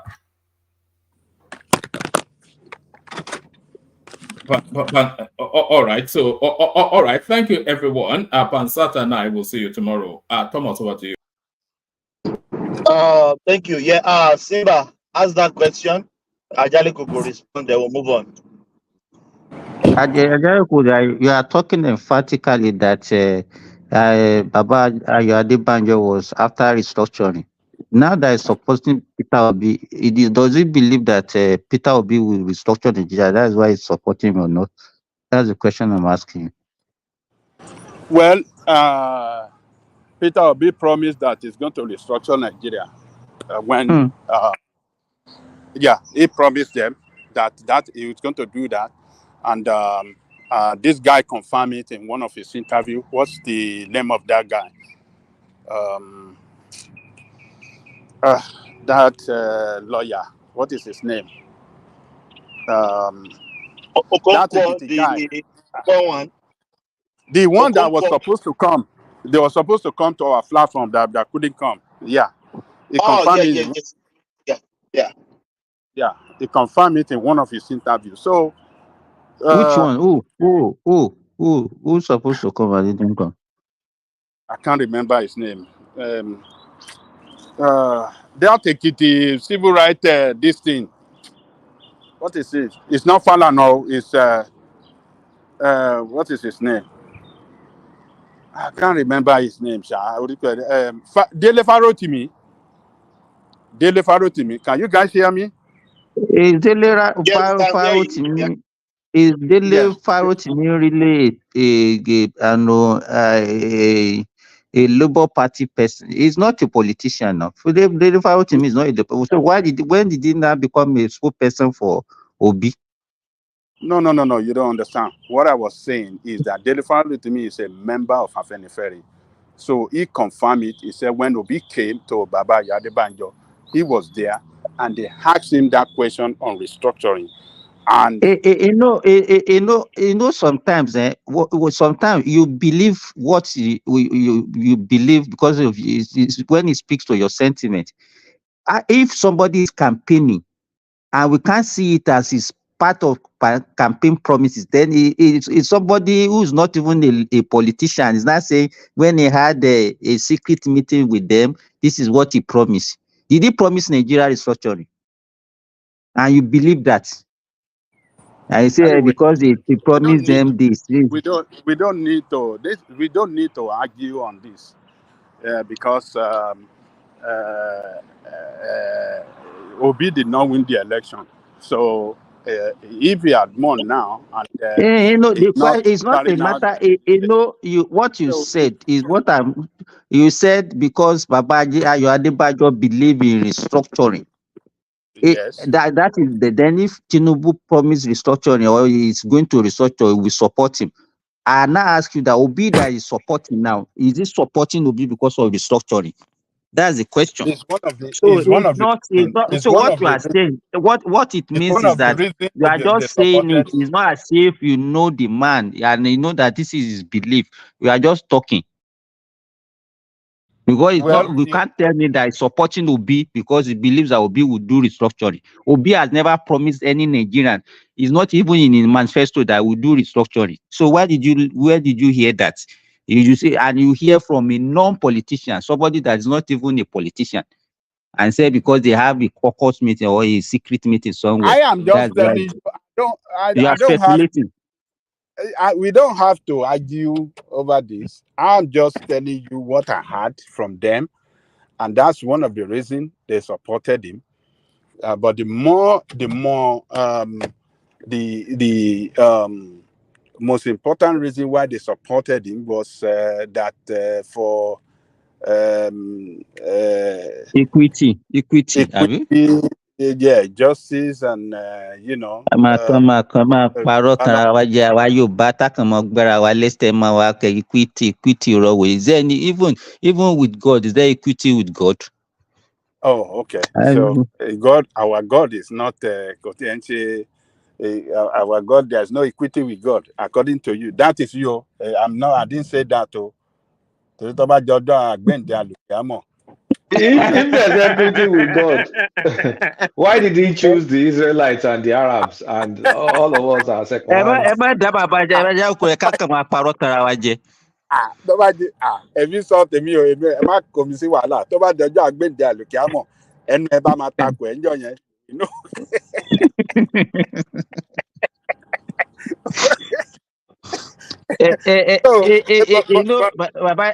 If we don't even need to get into that, because I know a lot of people that actually, God forbid, though, that don't believe in God because of why should some people be suffering and some people be living in affluence if you say it's a God of equity. So don't let us get into that argument. There is a lot of things going on there. Yeah, you are right on that. So if we want to really go deep into a lot of things that is happening in this world, you just look like, do we really have God in existence as, you know? But let us just, but as far as I'm glad, that picture, it doesn't mean anything to me. It just showed to me and that they have some kind of friendship between them, politics apart. Because if they are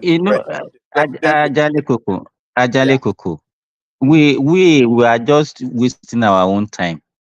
These people, you don't know the relationship between them. You don't know where they made the plan, all these things. We were just talking peripherally. You understand? They know what they are doing. We know nothing. We are just here engaging ourselves. Nothing. Forget it. Àwọn tó wà lẹ́yìn agbo lọ́nà ń jà lórí wọn. But they are friends. You know, they are friends. That's the way I see it. So turn by turn. Turn by turn. Obasanjo will never call the president today that, look, this is what I want. And the president will say, no, I'm not giving you. He will never do that. Because they know one day he will be out of there. The president who will be there after him, he will surely need some help from that person too. And it's the tradition that they must listen to each other and they must, you know, do whatever in any way they can help each other. They have to do it when it comes to whether official or personal. You know, so these people is people outside that are fighting themselves, fighting and argue among themselves over their politics, but they are actually friends. They are friends. So that's the way I see it. If they are not friends, Obasanjo will not just go and visit them, walking easily. So that means he has been doing that. He has done it before several times. That is what he tells me. That will not be the first time. So, Kulata, I hope I satisfy you with that answer. Baba again, when is he going to go and rest? Baba, I saw him in an interview. I think he went for maybe what is this thing in Caribbean, in Barbados, or is it Barbados, with the former president of Jamaica? I think there's maybe ASCOM or something like that. They organize a kind of African and Caribbean conference. So Obasanjo was maybe the guest speaker, or they arranged some kind of question and answer for him and the former president of Jamaica, and Baba was just teaching out some unique information, you know, telling them how they have worked together, the African Union the effort that was trying to make to incorporate Caribbean country as part of, make Caribbean countries sixth region of, because African Union is grouped into 5 regions. So the effort they were making to make Caribbean the sixth region, and which will have opened up, Caribbean to be part of African Union and African Union to be part of Caribbean this thing, because they are all black people and they took them as slave to the Caribbean. So it was saying a lot of things there, but Obasanjo was, it's a unique man, but he has some controversy. Okay. I said he has some controversy around him, but he's a highly respected man in this world. As far as I'm concerned, he's a very lucky chap. That's all. Very, He's just very been lucky. Very, very Yeah. lucky, and yes, he was lucky. And Everything about him, he didn't fight for anything. Everything that he achieved, he didn't struggle for it. Yes, As far as I'm right. concerned. Very, very lucky. When he became the military head of state, he used the opportunity well. He used the opportunity well to his advantage. When he became the civilian president, he was just given on the platter of gold. He got everything very easy. He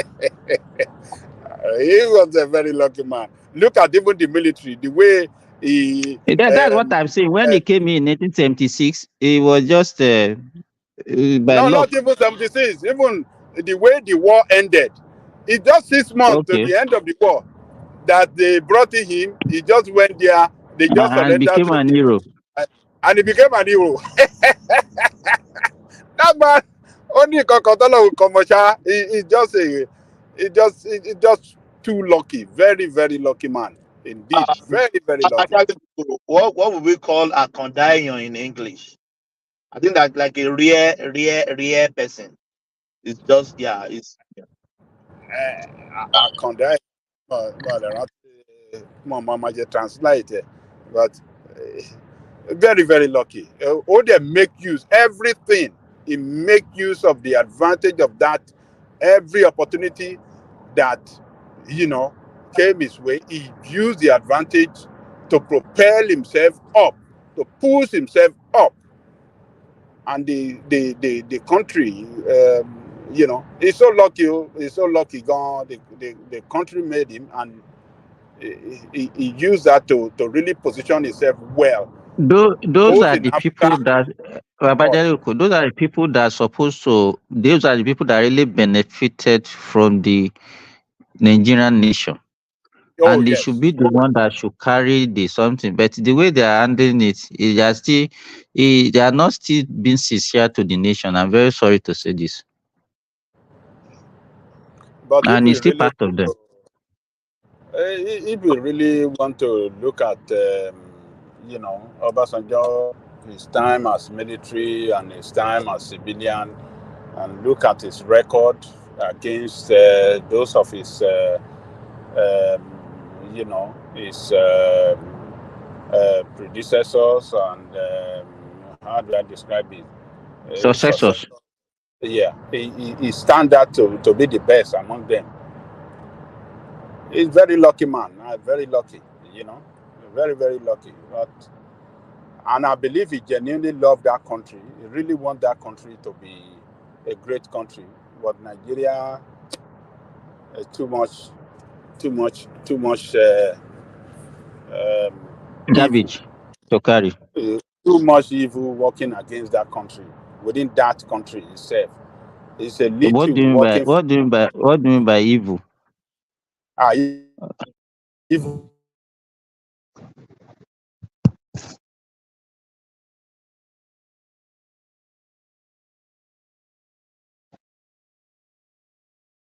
To play some, he did something that are wrong too.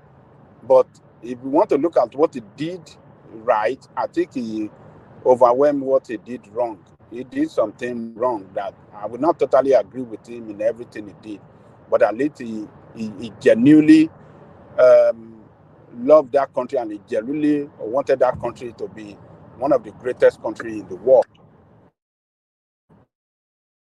Well, and policy when he was military, when he was civilian in the state too. He did a lot of things that make life better for common people, even though that we don't like him. It was during this time that we had a lot of, poor people who are buying vehicles, workers, civil servants, and things like that. The economy was booming. A lot of us that were doing business with Nigeria then, we were doing very good, but now we can't try it. It's just it's just like but why? To me, no. You might say that me, I'm not one of his fans, sha. Because if he was there for 80 years, if you really lay down a solid foundation, then that foundation, how long did it last? If you are claiming that economy was strong, how long after his administration did that economy collapse? and the Did it people take? that took over after him. It didn't take them 1 year. It didn't take 1 year to collapse that economy. In fact, it was even Yaradua was able to even stabilize it, to maintain it for his own period. But when that, and it's like, if whatever he built, he uses his own hand to scatter it also, because it was his own political calculation that brought in Yaradua that died few months, because you can't tell me that I didn't know that that guy was sick and he wouldn't last. Then the Jonathan that he brought also, what did they do? So it's story, I don't know. Overwork Shinka, overwork Shiba, Darunani. So I don't know why you are praising the man. No, you see, I don't blame him for handing over to Yaradua, and after Let me tell you, I don't blame to me, him for a that. good leader, excuse me, Ajay Koko, a good leader should be selfless. You understand? That is what the hallmark of a good leader should be: selfless. Obasanjo is not selfless. He's not a selfless person. He is a very selfish person. So I don't know why you are calling me a good leader. Because if he's not selfish, he will not be looking at himself and be putting people that he feels. Putting Yaradua there was just like a compensation. Because he also got there by compensation. I agree So with you. so anyhow you look at it, I don't know. I don't know how Nigerians just view things, and we can't see things deep He before we gave, start. hold on. He gave reason why he chose Yaradua as the successor. Reason that Yaradua, among all the governors back then, is the least corrupt or not corrupt, according to him. He said the guy is not a corrupt guy. That is number one. And he wanted somebody that can be in the lead of, of that nation, continue to carry out that anti-corruption and showing by his own character and everything that he's not corrupt. So that is number one. And number two, he said he's the only governor that balanced the budget for throughout 8 years when he was governor. He wants somebody that can prudently manage the resources of the country well. So, and like you said, the compensation. Him and Yaradua family, they be long time friend now, and it's Yaradua organization that gave him power, that presidency too. So how would he compensate them when actually Atiku would have benefited that, because Atiku was the leader of the Yaradua organization when he BPM, what they call their party that time? PFN, or what did they call it? So People's Front, PF. People's Front of Nigeria. So Atiku have benefited, but Atiku greed and impatient. The impatient to hardly become the president of Nigeria. The drama he played against Obasanjo, how he wanted to torpedo Obasanjo. You can even see how Obasanjo actually even allow him to have he was looting Yes, everything. Just gave him everything. Just because he wanted him to support him, and that's why I say it's not a selfless. I could remember even during the campaign that time, Obasanjo was lying to Nigerians. I remember that time Yaradua was in Saudi Arabia on the sick bed. He was pretending that he was making one useless phone call. What was it? Okay, you're laughing, eh? They said you are dead. They said you are dead. Phone call to who? Making phone call with Yaradua now on his sick bed. How would he know that it's not Yaradua? That one surrounding him, but fake here. You think Yaradua was the one talking? But that was what he was doing. Musa, they said you are dead. Can you imagine? And he's a dramatic person. How would he know when the cabal? How would he know? How would he know when he's in Nigeria talking to somebody in Saudi Arabia and they are saying, believe me, they show him live that time. What I'm telling you, how would Obasanjo know? How would he know? Obasanjo lied to Nigerians. He carried phone that day on the campaign ground. Musa, they said you are dead. They said you are dead. I beg you, I don't. Simba, that thing you said about how Obasanjo has been lucky all the way, man. That man was so lucky. That man lucky, girl. Imagine Murtala Mohammed didn't die. Nobody will know Obasanjo today for one. Nobody will know him. Even that one about the war. Benjamin Adekunle hate the guy till he died. And this guy, Alabi Samara, fought. People that were controlling the third Marine Commando, they fought the war from the beginning until the end. Obasanjo just came in towards the end of the war. I claim the glory. 6 months, maybe 6 months or 3 months. Maybe 6 or 3 months. He just came in. The end of the war, I claim the glory. Oh, we won the war. And they handed over to me. They handed over. He was Adekunle as Alabi Samara. They were the one that fought the whole battle from the beginning. I've won the war. They surrendered to me. Oh, look at their letter. They signed He just be lucky. The same thing when Muritala died, he didn't want to even take the position. Some people were begging him, no, guy, you are the one that has to take it. He said, no, he doesn't want it. No, guy, you are the one. No, you have to take it. And he took it. The same thing happened when Abubakar wanted to go. They all went to beg him, all the military generals, begging him, no, you are the only one we can trust. So Nigeria is in a dire strait now. Nigeria is in a serious strait. You are the only one that can bring back sanity and stability. And then he took it. How can somebody be so lucky in life like that?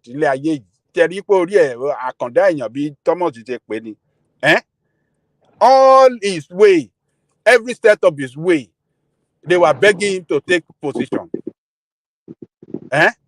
Twice, position of president, military, and civilian. Look, that is why, even though I'm going to criticize him, I will surely accept that, look, God is the one that, Baba, even the two times he became president, he came like the right time for when, now the first time he became president, that was the time when oil was, the American needed Nigerian oil so bad, So he came right so easily. Even the second time he became president too.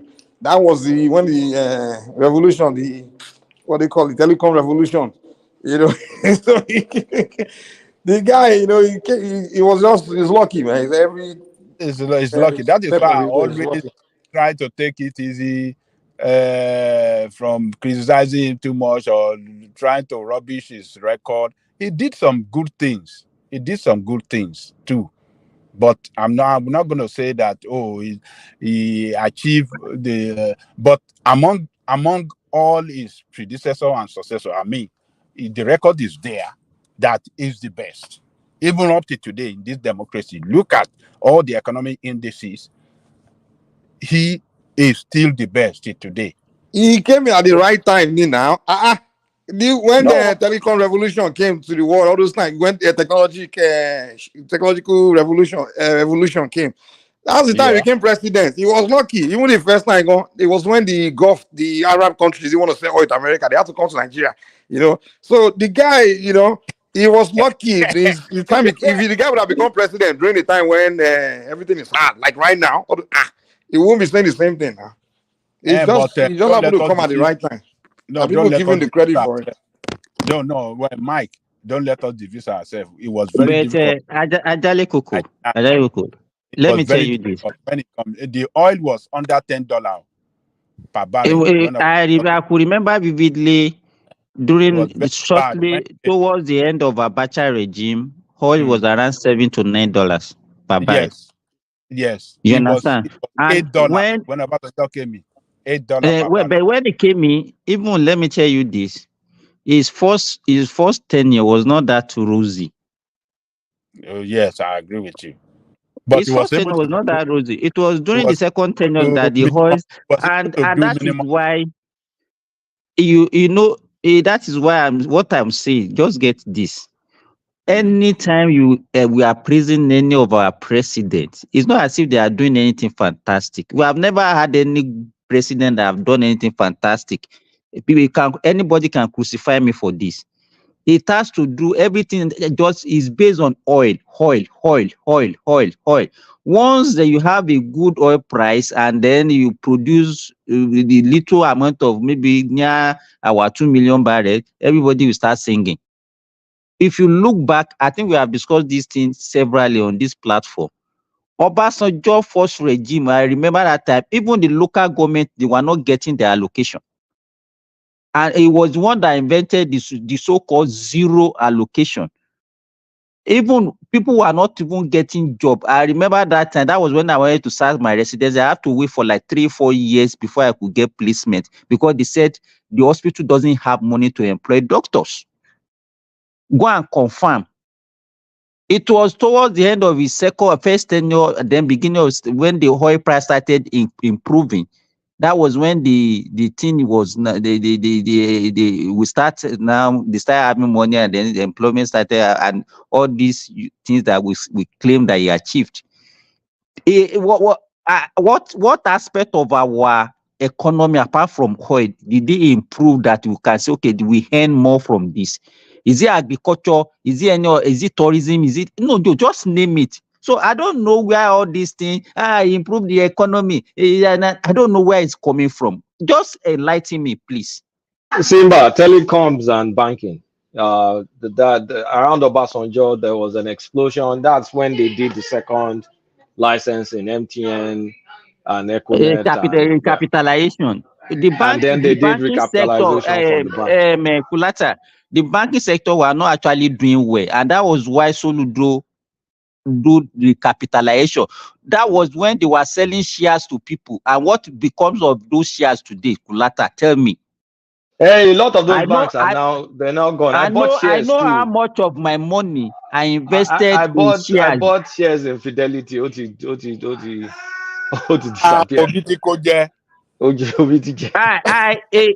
First Bank, Zenith Bank, all those banks that time, people, we invested at least thousands then, if not millions, thousands. The money, big money. What becomes of those things? I don't know. If I want somebody to tell me, apart from oil, what Obasanjo actually did that we say improve. What aspect of our economy did they improve? No, the telecoms sector grew under Obasanjo. You People have to credit want him to for that. well, to me, no. As Mike said earlier, it was a worldwide thing that time. It was a But I mean, worldwide thing. I used to say that too before, but then someone said electricity is a worldwide thing. Why don't we have it? No, it's not. They are not two. They are not two things that you could have to compare. Everything, if you want to look at it in that way, everything is worldwide thing. Water is worldwide thing. Food is worldwide thing. So, but that telecom revolution, that time, it was the same time Ghana, Togo, all the West Africa country have those foreign telecommunication this thing now. Yeah, but Nigerian So formula is very, very simple. 2.4 million barrels per day, oil over $100. yes, then everybody will be singing. The country will say, no, economy is good. But now we've not invested in the oil under Buhari and under Jonathan, so you can never get any 2 million barrels anymore. So that's why we're suffering. So I mean, if you look at it that way, Obasanjo didn't. It was more luck than skill. But I'll still acknowledge the areas that they performed, which I will still say the telecoms and the banking sector, in my opinion. And that two sector that he did very well actually spell economic growth. I mean, economic development and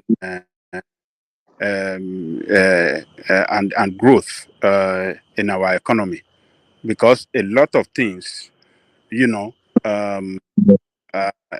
comes in after that, and the economy,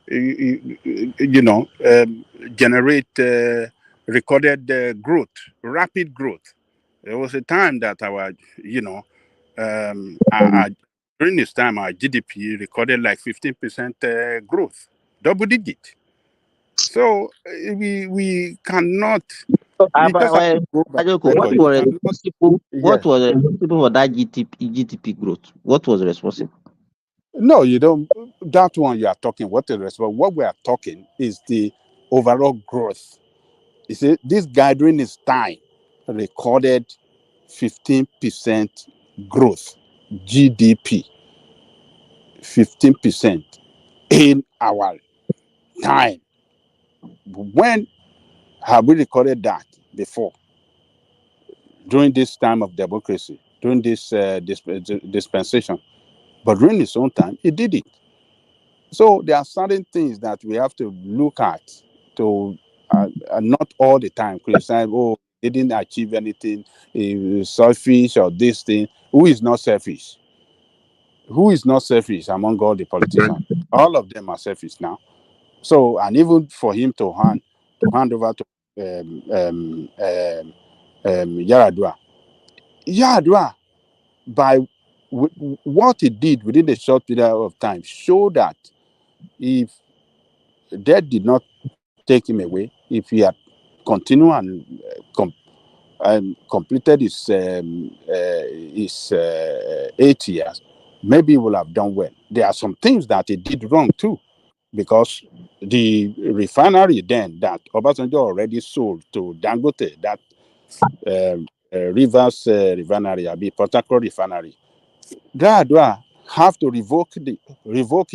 That's one of the worst. That's one of the worst decisions Nigeria has experienced ever in this life. So you can't blame Obasanjo. Obasanjo did some things to give the private investors the opportunity to grow and to develop the economy of the country. It did a lot of that, and a lot of investors came in.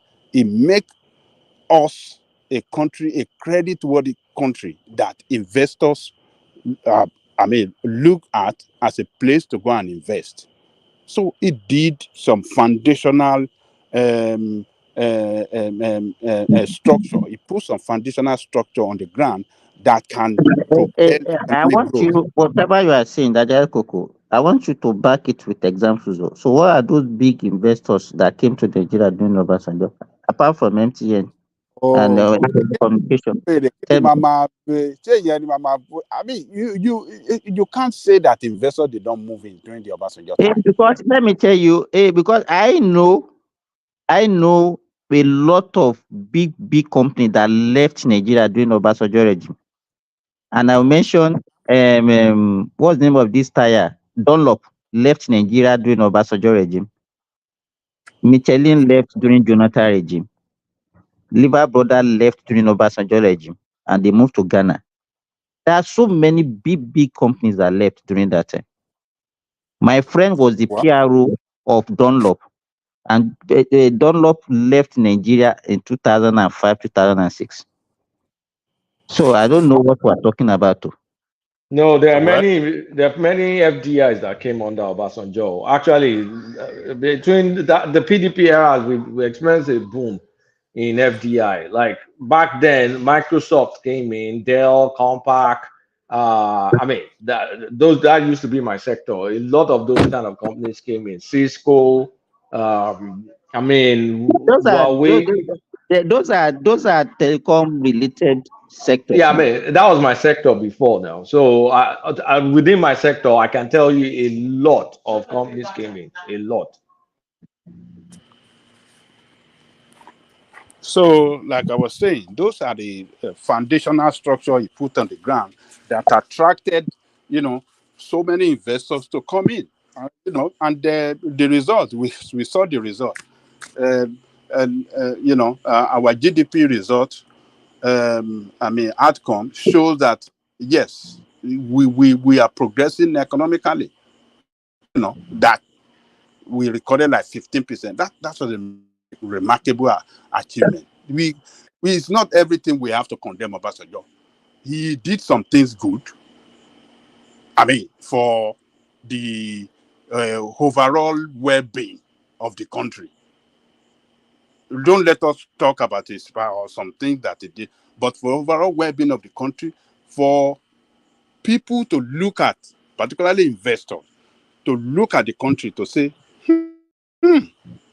this is a country moving towards the right direction. This is a country that can achieve economic power in the future. Let me go and be part of that. Let me go take my money there and want to be part of that growth. That is what Obasanjo did for that country. Is it the same today? It is obviously not. For what Buhari did, that is what Buhari killed that country completely. It make it unattractive for investors. And Tinubu is struggling. He's just struggling. But this Tinubu, they are not even.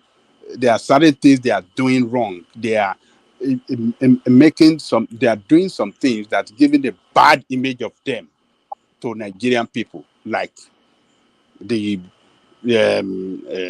vehicles that they were buying for themselves, like some this one they said they want to buy new aircraft, like so a lot of things that they are doing that show that they don't even feel concerned about. Guys, they are insensitive to the plight of people. They are insensitive. Thank you. They are showing that they are not sensitive to the problem that we are going through as a country. That is where Tinubu and his team is getting it wrong. If they can show empathy and show that they're sacrificing, Nigeria will show understanding with them. I don't know why it's so difficult. Our people is greedy. They want to yole you. Kilode. It is just because only Lotting for the past 28 years, they can't stop it. Why? That is where Tinubu is getting it. If he can find a way to, trim down their way of spending, the cost of governance, and they show that yes, they are sacrificing as well. Nigerian people will show that Nigerian people, oh my God, Nigerian people are the most easiest people to govern on earth. In Lutimo Wai, what difficult not to govern Americans.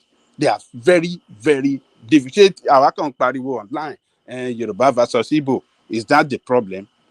But when you are talking of governing people, this country is number one in the world. So we are very difficult to govern because they are enlightened people. They will ask questions. They want to know the direction they are taking them. They will, scrutinize you and everything, every step. Then we, as a leader, Loma scrutinize. Who get senator? Senator. Oh my God.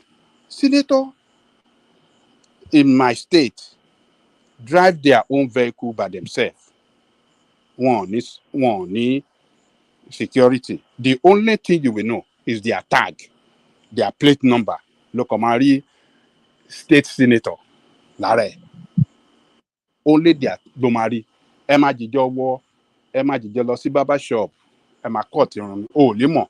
Ìgbà tó bá ń jẹ tó bá rí mọ́tò ẹ̀ tó wo tag lọ́mọ pé ṣé mànù tajìjọ ń gẹrun yìí yẹn pé senator ni.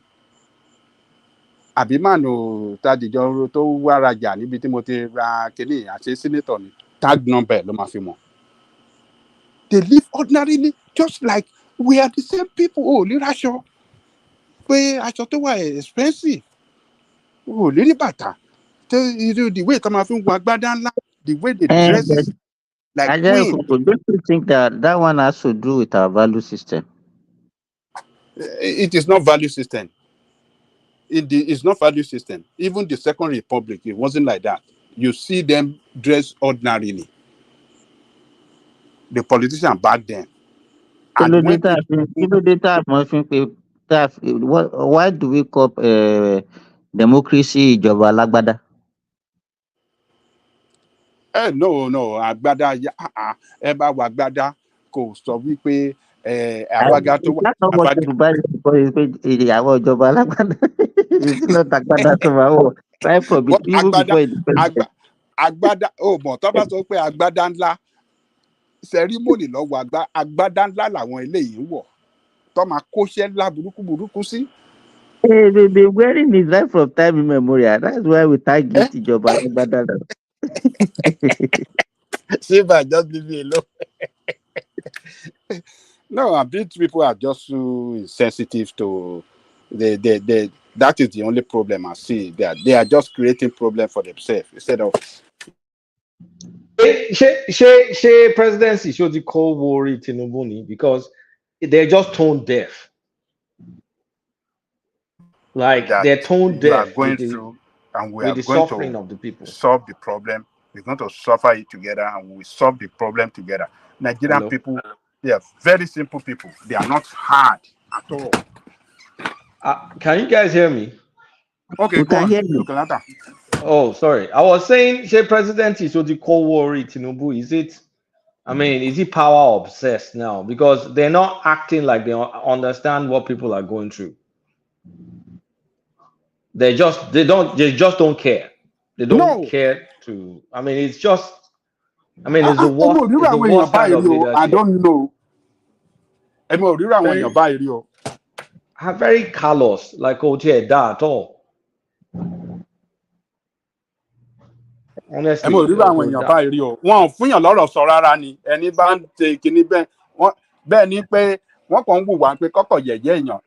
that is trying to even support their policy, this policy that is taken is good. Their action sometimes, their insensitivity to the plight of the people, they just make you regret even supporting any policy that they are trying to effect. Because sometimes you just know, these people policy I'm supporting, but why are they acting like this? Does it even worth it? You can't see any correlation at all between their action and what they are telling you or saying they are trying to do. That is the problem. Until they get that right, I think I can't trust them. Me, as far as I'm concerned, these are not the people for us. Is Thomas there? Okay, Remy is already in here now. Sorry. Well, yes, I think maybe Thomas, but I'm I'm doing something somewhere. I've been listening to Babajani. Maybe it's at work. Sometimes he will leave us and go and do something for 30 minutes and he will come back. So I believe it's somewhere. I want to ask Kolata a question. Kolata, as Kolata, you see there? Yeah, sorry. As the president, as Tinubu is the president of Nigeria, does he have a power to control how the states spend their resources? No, not state, but his executive arm. Yeah. He can't control state, and he can't control state and legislative. But as a APC party member, he could influence his party to kind of like fly low. Yeah. So because you said something now, but for me you are right, because but I still want more clarity when you mentioned that it's tone deaf, because you did not tell us exactly what you meant by being tone deaf. Okay, let me give you tone deaf example. Tone deaf is, okay, we're traveling. Tinubu is traveling. You now carry entourage. Tinubu's trip, his itinerary is 100% within his control. It's not going to the state and it's not going to the legislative arm. That's one example. Another example is the kind of news that you let to get out. Like there's some narrative, like this airplane narrative. I understand the narrative, but you should try and make that kind of conversation a bit more hush-hush, not something that's kind of like front and center. So there are many things that he himself that's within his control. Like he can pretend. I mean, we know that he's a rich man, he's entitled, but you can try and project some Spartan, like some conciliatory moves, just to show that, okay, I feel your pain, right? Even though we know it's all BS. I remember that when he first came in, they wanted to distribute 8,000 naira to some section of Nigeria at that time. People shut it down, and at the end of the day, the state government in Nigeria collected the money in anticipation of distributing the money to their to the state citizenry. At the end of the day, everybody knows the result. And for the last 3 months, they have brought out a memo that said that nobody is going to travel, especially the minister. I think it's happened. We are in June. I think it's around April. So you are right that sometimes you also need to cut its excesses, because if you have to walk the talk. If you are telling that people should sacrifice for the nation, you as the president, you must be the number one person to sacrifice for the nation also. And in terms of the airplane they are talking about, the idea is not from the presidency. It's from the lawmakers. They are the ones debating it at their chamber. Not that the executive. Yeah, but we know how these things work now. They put the narrative in there. Like there's some executive initiated bills. They may be direct and they may be covert.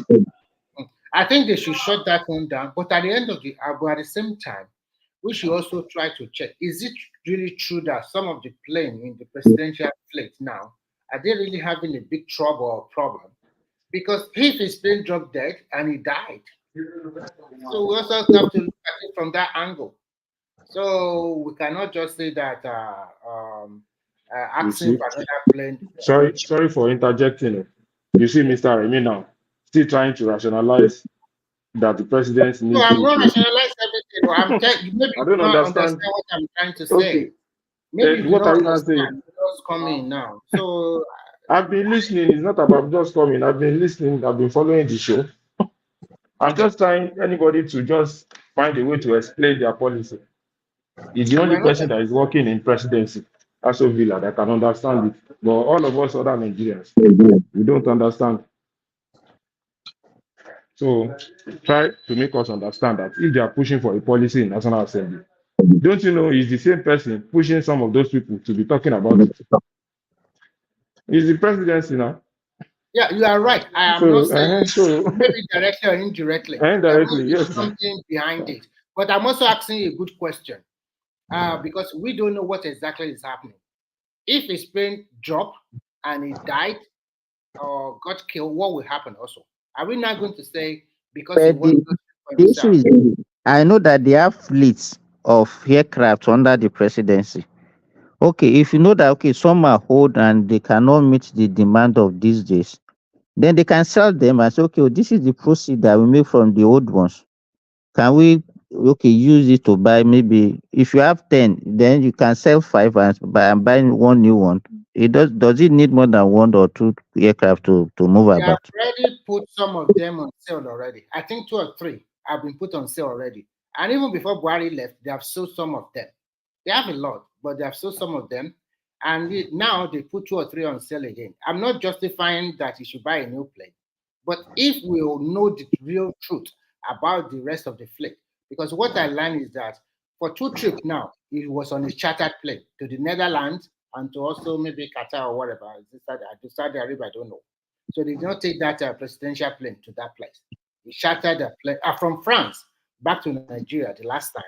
And I remember it was the time he was coming from France that he has to stop in Morocco or which of these not because it was a chartered plane. All those stoppage are not possibly due to plane issue. That was what they said. His That movement, of course, that's what they will say now. His movement has always been secretive now. So are we saying we don't know? That's the reason they gave that time, and it was His far away movement, that we are yes, his talking. movement has always been very What I would secretive. suggest is that as You will Nigerians not, nobody will know. are talking now, I think if Nigeria should scrutinize them more. Give us a concrete reason or a cogent reason why you want to buy another plane. Absolutely. So that we should stop asking, we should not stop asking questions. We should criticize more, positively, and ask more questions. If it's really justified, like Baba Jalico said, put all this information in the public domain. I don't know, because this is our So it's not even, let me tell you, it's not even difficult. Let me tell you, all these things that we're even talking about is because Nigeria is a poor country. How much plane is even buying? You understand? What they're supposed to do, they are not doing it before they start spending the little money that we have recklessly. To me, what they are supposed to do is to also build our revenue base, increase our revenue. You understand? You can spend as much as you can spend once the money is there. But once you have the little, that is not even enough. Even if you spend it on the people, how much money does Nigeria have? If you spend all the Nigerian money on Nigerian people today and you don't even spend it on Nigerian politicians, I don't think it can actually make any significant effect on Nigerians. I don't think so.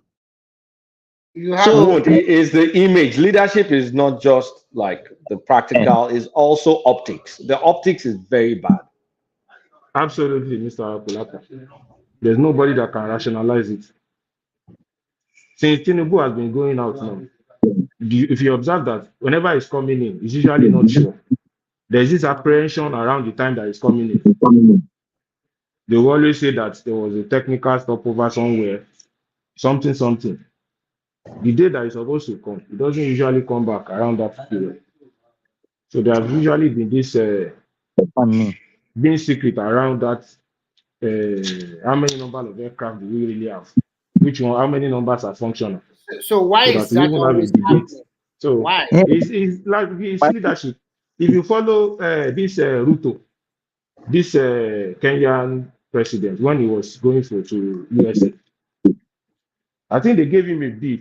I don't really know the figure now. So to him, he said the bill is too much. That instead of him going through that bill, he rather fly through the same Kenya airway. That one was a response. It was criticized that he spent so much money. You understand? That was actually trying to defend himself. Yes, I know. So don't say it was that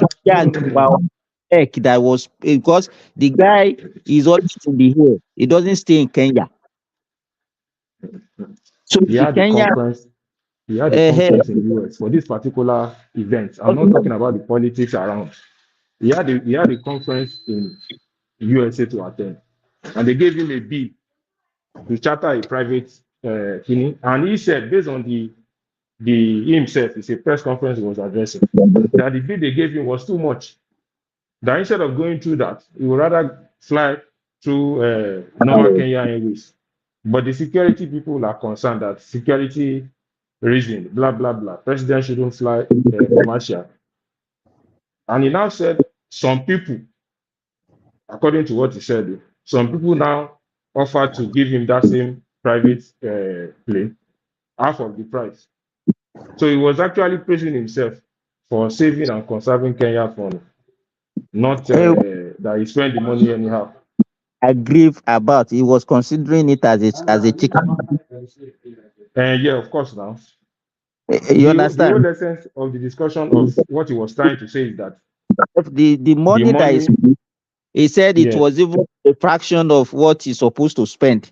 Meanwhile, the Kenyans were saying that the money was too much. Yes, that's the same thing I'm saying. And how can you now putting up this? Is that a good example? No, it's a good example now. They gave him a bill that is too much. They gave him a bill that is too much. He said it's too much, that you rather go through normal Kenya Airways. That you can't use that kind of money to fly. What happening? That same amount. Have you ever entered Kenya Airways plane before? I took it to Hong Kong. I'm not. You don't understand what I'm saying. Don't elaborate this point I'm making. What I'm making is very simple. He need a chartered flight to the US. They gave him an outrageous bill. He said the bill is too much, that you rather fly Kenya Airways for a reduced fee. Then some of his friends now suggested to give him that same flight for a fraction. So he was saying in essence that he conserved Kenya's money. That's what I understand by what he said. The money that is claimed it was too small that he conserved. Though that it was that same amount that the Kenya was saying was too much. You understand? He was I'm not trying disputing now. As far as I'm concerned, whatever he was saying, it was not even rational. Your people were crying that you are spending too much. You are to spend. You are actually taking. What I said was on that same particular flight, he spent less. That's what he's saying. Yeah, that's what he's saying on that same particular flight. I'm not talking about all these other flights that he has been doing before. I'm not saying on that particular one. That's what I'm saying. Some committee of friends to him and they offer him that. I listened to him now. Yes. So what are you talking about? I think the bone of contention here is that taking a chartered flight is it more expensive than taking the presidential flight? So we must ask ourselves so many questions. All these African leaders, sometimes they just they will tell the citizenry what to hear. Somebody is talking. I don't know who. Is that BQB? Maybe mute your. Double. I'm muted. It's not me. So what I'm just trying to say is that Ruto is just being smart by half. You are telling your people that you take a private jet that belongs to your friend and you only pay that your friend $75,000 or I don't know how much you pay. That is a blatant lie. A chartered aircraft for a president does not going to take the president alone. What about the security people? What about the people that work with him on the plane? You don't understand what I'm saying now. He's a Nigerian now that is criticizing. No. He's a Nigerian that is criticizing Kenya president now. But you are rationalizing our own president getting a new jet. No. That is why you are not listening to me. You are not listening to me because if you have listened to me from what I discussed with Kulata, it's totally different from what you are saying. I am trying to tell you that I am not asking that they should buy a plane. That the idea comes from the lawmakers, and you guys put a very good point that directly or indirectly they might have influenced them from the presidency or from the executive. And now people to actually start the discussion now. They will just call some of them and say, okay, go and initiate. Nigeria are asking questions now, and they should ask more questions. And we must also know the state of the presidential planning. Are they faulty? What is the problem with them? Or they are just using style to dispose them of? Because I know that they put 2 of them on sale already. So why are they putting them on sale? Why is the president taking a charter flight back to Nigeria? So many questions we should ask, even if they are going to buy a new one. Because whatever you say here, life is at risk. Okay. So think it will be for the presidency to be taking charter flights. It will be more expensive. This is not a matter of supporting the presidency. So if you are the president today, The problem with this administration is that they are not communicating well with the people. I think the mistake Tinubu did is to make that Ajuri the spokesperson. He is not experienced enough to handle this thing. But he should know that the guy is not doing well. He should sack him now. Yeah, I don't know why. I think that's the point. yeah, Anybody I think, that is not doing well, that is not projecting. Yeah, I don't normally know what happened to them. Because if you don't communicate, you don't communicate with people, you leave people to speculate. Yes, and then rationalizing. Exactly. The guy is not communicating, the spokesperson, and I think that's. Boy, is this the kind of personnel you guys were expecting from someone like Tinubu? No, not at all. I think he did a mistake by appointing that Ajuri, because every time he talks, is it just that Ajuri? You look wider. It's not only Ajuri. It's a pattern of mishire, and also, well, I mean, it's almost like he's intentionally copying Buhari. Honestly speaking, because Kulata, I just tired. The problem is that, let me tell you, governing that country and with the kind of democracy that these people, I don't think they were people that people actually, political compensation. Yes, people will put name, compensation and all, but he's had time to plan this out. So it's all this pajawiri, I am my person from Osun State. Now me help you for this campaign, Anambra, take this guy, take that guy. We understand that is expected, but it's not an excuse to now populate your cabinet with those kind of hires as opposed to the good hands. And okay, fine, if you've made those mistakes, how about some correction? Yes, and to me, I think the mistake starts from also making that Bajamialia the chief of staff. That guy is not experienced enough, and I think he's a little bit biased. He's just a politician. He doesn't know anything that is happening. Yes. Fashola will not allow a lot of work by guys. If I were you, I would say Fashola, no, you must be my chief of staff. Or anybody that is better. Even Alake can do a better job than what this guy is doing. He's not standing enough. When last did you hear anything from Kwajabi Amila? When last did you hear anything from him? Not really. The real chief of staff is Muri Okola. That's the main guy. Initially, when they started, that was when I think the guy's power has been reduced drastically now. It's just I can't even. When last did you even see him in the public? Yeah, but the beginning is very important. You have to get it right, because you don't have time on your hand. You have 4 years, so all this pushing them together like this, it's not going to work. I think it's right time. If you want to put a policy on the table, do it very well, implement it. The tax reform, the guy has been on it for more than 6 months now. When are you going to implement it? Time is not on your side. You have to find a way to generate more revenue. And in this Nigeria, if you want to force some people, force the government to give you land, force people to the land to cultivate. Yeah. That tax reform is deliberately they are holding on to it. They don't want to push it because that one Nigerians will repel it with all their energy. No, the tax reform is to widen it, not to increase the tax. Okay, just to widen it. That's what they don't understand what I'm saying. Who are you going to widen it to? Is it not the same people that are already crying? People that are you ask them to be paying. Is that not what is going to happen?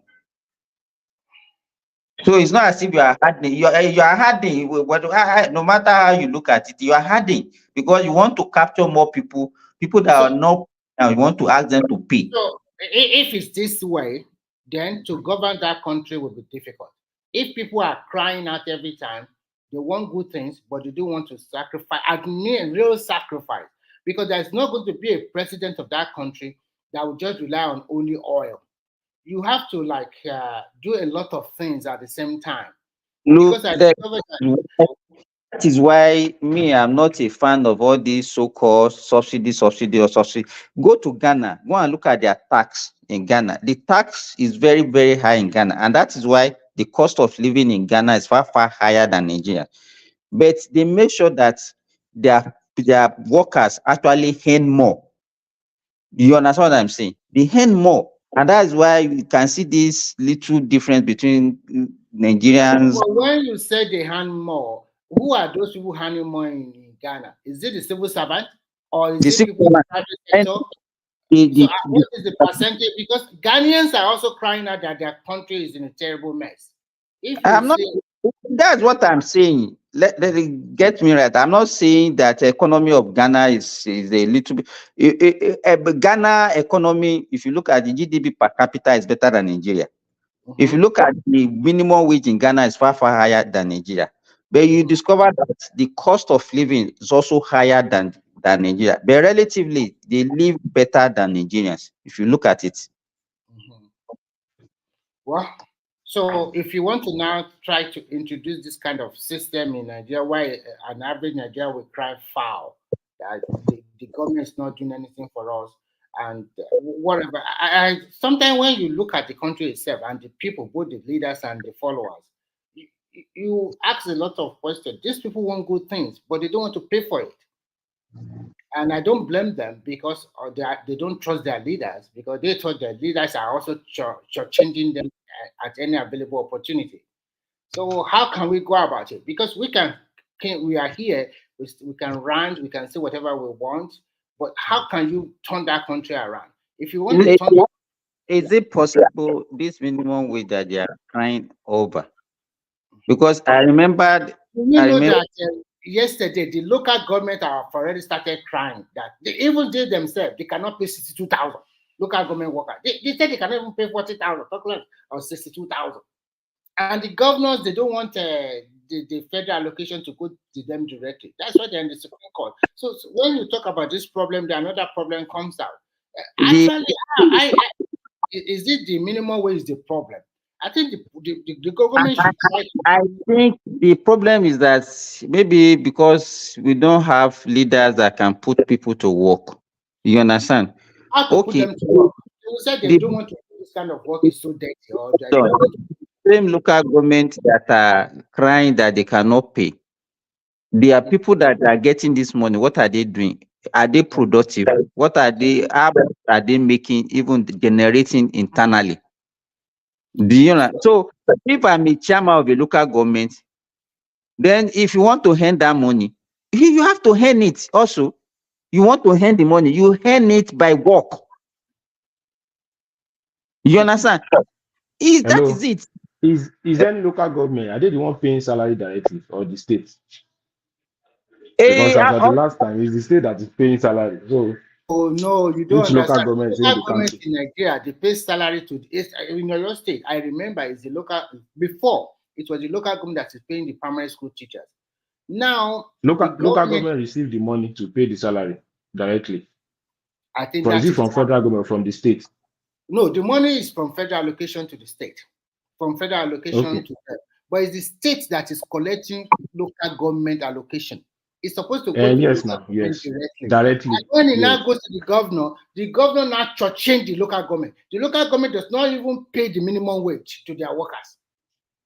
Even if they are paying 30,000, they are not paying 30,000 to their workers. Maybe the minimum wage they are paying them is around 20,000. And some of them, most of the salary is always late. I don't just hold on. I'm not aware of any where I cannot say categorically, but most of the southwestern states, with this, whatever the state is, that's what the we are receiving the same salary. I'm sure of that one. Because I have some brothers working in local government. Some of the local government in other parts of Nigeria, they are complaining that they cannot even at least in Lagos. They are receiving the same salary. No problem now. Even Oshun, even Kwara. Yeah, they are receiving the same salary. Yeah. There's no difference. So look at Abia State that is paying 18,000 minimum wage with their new governor. It goes there. It didn't change it. It's still paying the same 18,000 to them. And even the there's so many mess. Superstar Governor Alex Otike. Are you sure? Yes, yes. He's not paying minimum wage. He's paying It's not 18,000. paying minimum That's wage true. now. It's not He's paying not paying minimum. minimum It's wage. 18,000. So No, I know. I'm just being Oh, facetious. okay. I know. I It's was not on the paying. platform. They rationalized the reason. The Igbo brother rationalized the reason why he was paying that 18,000. That the previous government they have so many backlogs of salary, You come on the entitlement, all those things. doing this, is offsetting the pension. Yeah, Is so doing, they said he was upsetting. Yeah, that's the rationality. That's the way they rationalize it. So that there's no way you can increase it. I That it's beg you, still the offsetting pension the. you even pay, the backlog, you do not pay everything in full also. It's a Of course, lie. of course. And so If you support any government, you always find a way to rationalize their decision, even if it doesn't make sense to them. To me, it doesn't make sense now that they are praising him, and the person you are praising doesn't even pay minimum wage of 30,000 naira. So, but they always come out to say, if I know the death body of salary. I stumbled on a document before that all the states what they are going to pay as minimum wage, the state governor proposed. Osun State proposed 57,000 naira from your Adeleke. That is what they want to pay. Kwara proposed 65,000. Abia 62,000. Lagos 75,000. Rivers 80,000. Edo 70,000. Majority of them falling between how much? Abia 62. Is it under Lesotho? Was the same under Lesotho? Or from previous government? Now, that is their proposal. That's how much they can pay. No, is it under Lesotho, Mr. Remy? Yes, under this proposal. This is a document that I saw like 2 or 3, almost 2 weeks ago now. Some states do not. They want to pay 55,000. That's how much they can pay. It's only Kaduna, and Kano that they want to pay. One of them want to pay 67. Another want to pay 65. Kwara is paying 65. Abia 62. Enugu 65. For me, I don't think federal government and state should pay the same salary. That's just what I believe. But the problem in Nigeria is that I don't feel they should pay the same salary. That tripartite committee they set up so that they have a meeting together. You are right. They shouldn't force the governor. But if they did not do that, I bet some of these governors would just continue to pay 18 or 12,000. If they didn't bring them on board, they were just going to pay 18 or 12,000 or 20-something thousand for their work. They will be saying that they don't have money. They don't have money. Just like they will rationalizing for them. They only have money for their own expenditure, but they don't have money when it comes to workers. And their own expenditure doesn't affect inflation. But anytime you want to increase worker salary, that's the only time it affects inflation. At least to me, I'm thinking something around probably 70,000 to 100,000. Me, federal government is 100,000 for me. Yeah, federal government 100,000. And now, I ask you a good question. If federal government is paying 100,000 and the state says they can only pay 40, 50, or some 60-something thousand, do you think they will take it? That's a big crisis in Nigeria. That means federal workers are far more superior than anybody. So there must be a kind of, Remy, forget. They will take. Have they not taken it before? Yes. No. Federal government 100,000 and states will be paying 40,000 or 57,000. Have they not before? Have they not been paying it before? No, they didn't. There's nothing like that before. Federal government increased to 30,000 and some still remain at 18,000. Why are they not receiving the money? Oh, okay. On that basis, 10 of them still remain on 18. Some are even paying 12,000. I forgot the state in the paying 12,000 minimum wage. And when we talk, everybody will blame the president or the federal government for that. And he's collecting the allocation. So when you look, it's a lot of, I think it's high time. I don't know. I know Tinubu will not like to do this on his first term. But if he can do it, it's a big risk. We just do this resource control, for God's sake. And give us that state police. Let everybody be on their own. And all this water will be off your neck. Go and meet your governor. They are getting the money from their state resources or whatever they can. Let them generate resources by themselves. But if you see that this federal structure go to federal government still collecting this allocation, it makes them docile. They are lazy. Let them work for it. If you want to be a governor, work for it. Go and tell the people how you are going to generate that revenue to pay your state workers. Let them control their resources. Give the resources from the state. You can give them grant to control. You can help them. Then you have a very good sharing formula. Maybe it's only 15 or 20% go to the federal. You keep the rest and some money for ecology or security or whatever you can take. Let them handle their resources and let's see which governor can really perform. All of this, they just sat down in their state, and at the end of on the 25th, they get the kind of money from the federal government and they misuse it. If you see that country, I don't know, God so blessed that country that if you see your governors in abroad, how they are spending your money, even all those people you are calling that your mister, you will shake your head. I've seen Koro as Delta State governor. Oh my, that state, the way they spend their money is like, I don't know what to say, because you will just say this is the state money people are spending. If you say a commissioner, the way he's spending money, talk less of a governor. My God, those oil producing states, River Delta, they are receiving a huge amount of allocation every month. Rivers is also trying. It doesn't commensurate with the development in those states. It doesn't commensurate with the development in those states. That like, Delta and Bayelsa, yes. I don't know what is wrong. What are doing with those money? What is the how many people do they have as civil servants in the Indian government that they collect that so much, but you can't see anything to show for it in those regions? BQB, I check everything. The total civil servants in Nigeria, total working for federal and state, 5.3 million people. 5.3 million out of 200 million. And they are so greedy, this NLC. You are talking about getting 250, 300,000. 5.3 million people out of 200 million. What are we talking about here? People don't understand it. They don't do their research. Go and check your research. You'll be shocked. Only 5.3 million people want to get 300,000. What about the rest? Because they don't work. What about the private sector? Do they have the capacity to pay 200,000 for their workers? Yes, now for people, yeah. We must be realistic for God's sake. That is why that tripartite committee or what they are saying is not. There's nothing tripartite. You have to you have to separate it. So no matter what federal government proposes to do. Remy, what is the whole population of Bayelsa State? The whole population of Bayelsa is 4 million. They only have 7 local governments. So, 7 local governments. And they receive so much money every month. What do they do with the money? Wait, even if they are paying, all the population, all the people from and this is a state where a former president.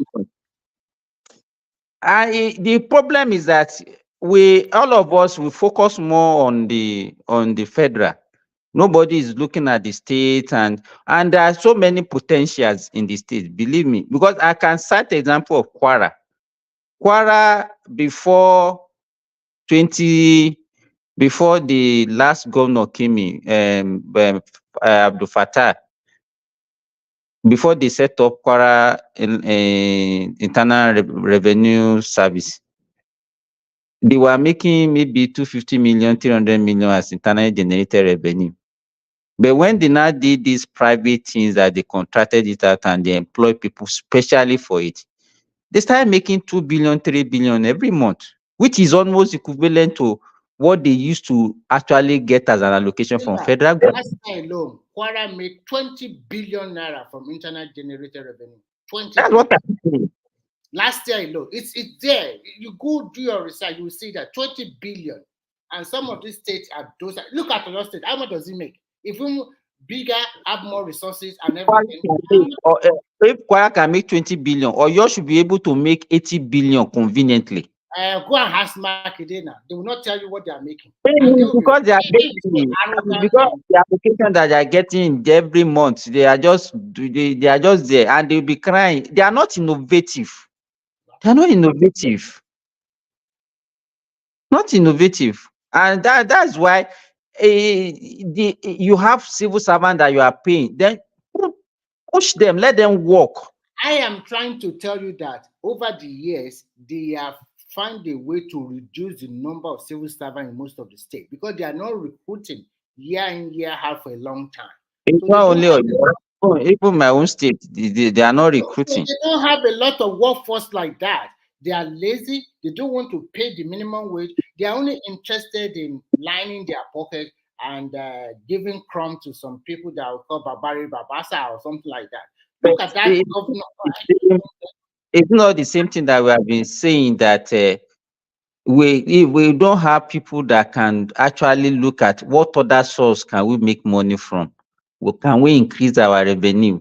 Those are the things that we have to be talking about in Nigeria. How can we increase our revenue? What other things can we do to get? I was checking, we the people in diaspora, diaspora money that is actually making the economy. I check, okay, what are the countries that actually, how much each country generate from? I mean, what they call it? What do they call it? This one now is it remittance? Yes, and I discovered that Nigeria was like even country that does not have a population. Egypt generates more, will take more remittance than Philippines, even Bangladesh. Look at Bangladesh, their remittance far higher than that of Nigeria. India, their remittance in the hundreds of billions of dollars. And it's because our government is not actually making use. The Indians, they send a lot of money to their country, and they have certain percentage. If the money is coming from abroad, that the government charges them, and it doesn't deter them from sending the money. But don't do that in Nigeria. They will finish that president.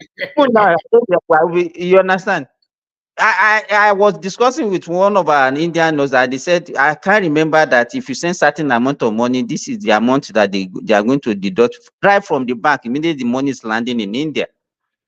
The doctors here, the Egyptian doctors here in Saudi Arabia, they pay their government. They pay their government. Egypt is making almost $30 billion remittance. Do you want to tell me that Egypt has more people outside their country more than Nigerians? Bangladesh their remittance is far higher than our own. Mexico, Philippines.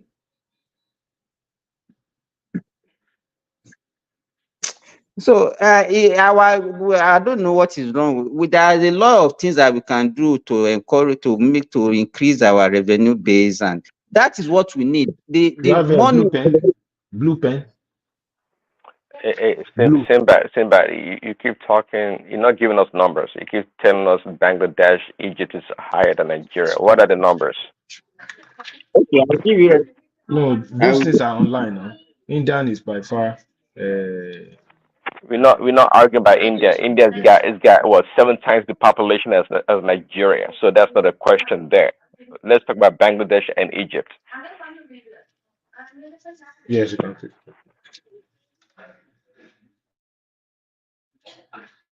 I'm not even in support of still extorting people to pay more. The one they have, they are not using it judiciously. That's what I believe. So now still giving them more from remittance is just the figure. Let me give the figure now. Are you listening? No, especially for those countries with similar population to Nigeria, not India. Yeah, go ahead. Dr. Moshood Simba, not in India. Yes, like Mexico, Egypt. Yes. Mexico population is not up to now. Those countries similar, not India. You just calm down. The remittance is $67 billion. 67. Oh, okay. Philippines is $40 billion. Hold on. Which 67? Sinbad. Which country? Mexico. But Mexico. No. Okay. Let's not count Mexico. Mexico is beside. This is me. Mexico is beside the United States now. So. Okay. Let me hear from Sinbad. Sorry. Is it BQB talking? I can hear. No, this is Kulata talking.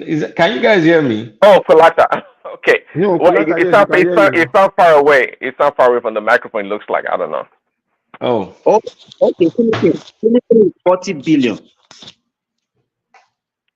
Pakistan $24 billion.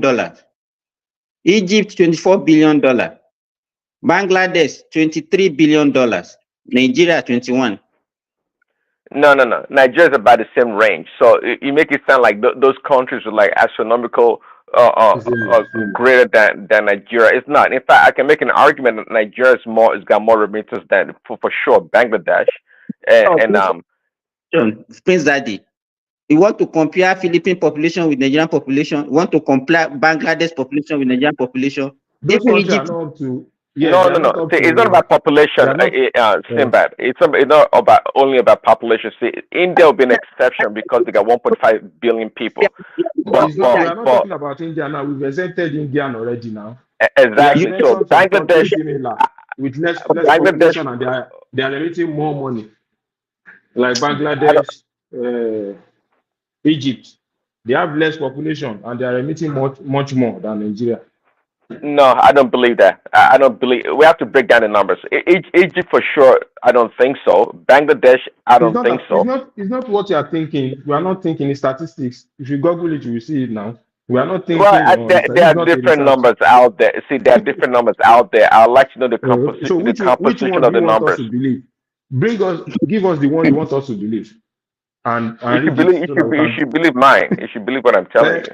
Yes, that's what I'm saying. Give us those numbers that you want us to believe. What is the dollar for the number for Egypt? What is the number for Pakistan? The one you want us to believe.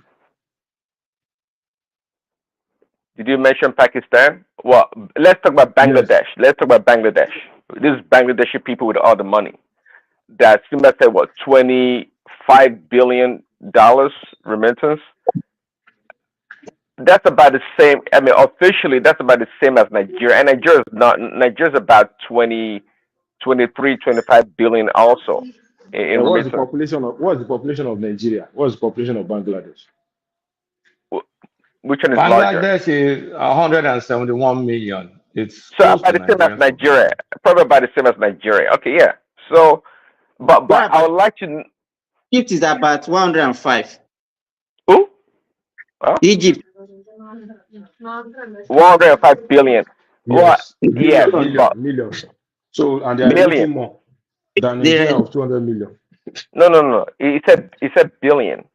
No, not billion. Population of Egypt. That's what he's saying. The population of Egypt. Yeah. Yes. And they are emitting more than us that we are above 200 million. No, these numbers are skewed.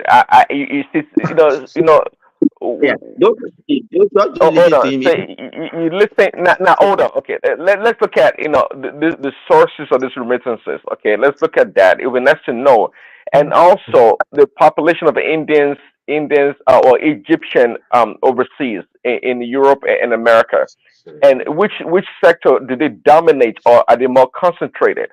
These people they're barely known. Okay. You're only looking at the West. You're only looking at the West. It's not only West. That's most of people from America. Only think about everything is America.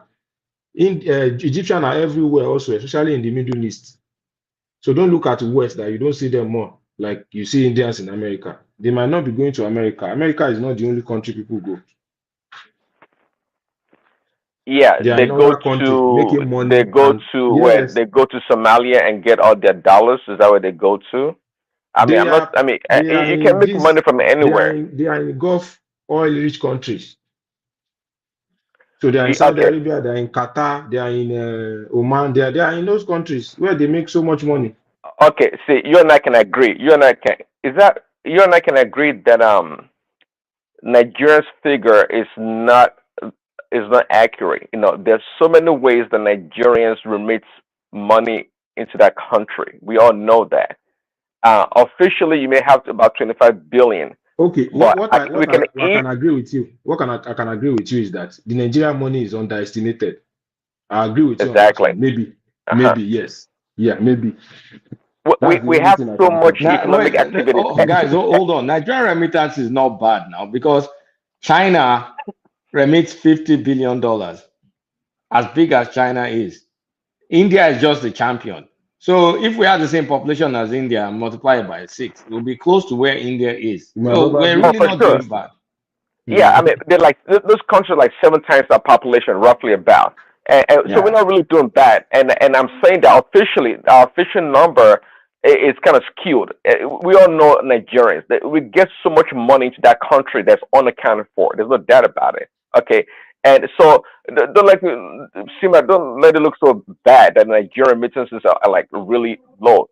Not really. I think just like the Egyptians you mentioned, Nigerians are everywhere too in Africa. It's not just Egyptians. Nigerians are everywhere in the Middle East too. No, but not as populated, not as much as Egyptian. Not as much as Egyptian. Okay, I can agree with you, but this Egyptian people here, I barely come across them. One of my good friends actually is Egyptian, actually. Yes, but I barely come across them in the West. Yes, I know. Not much in the West. So okay, yeah, okay. But they are there too. All right. Somehow I agree. Yeah.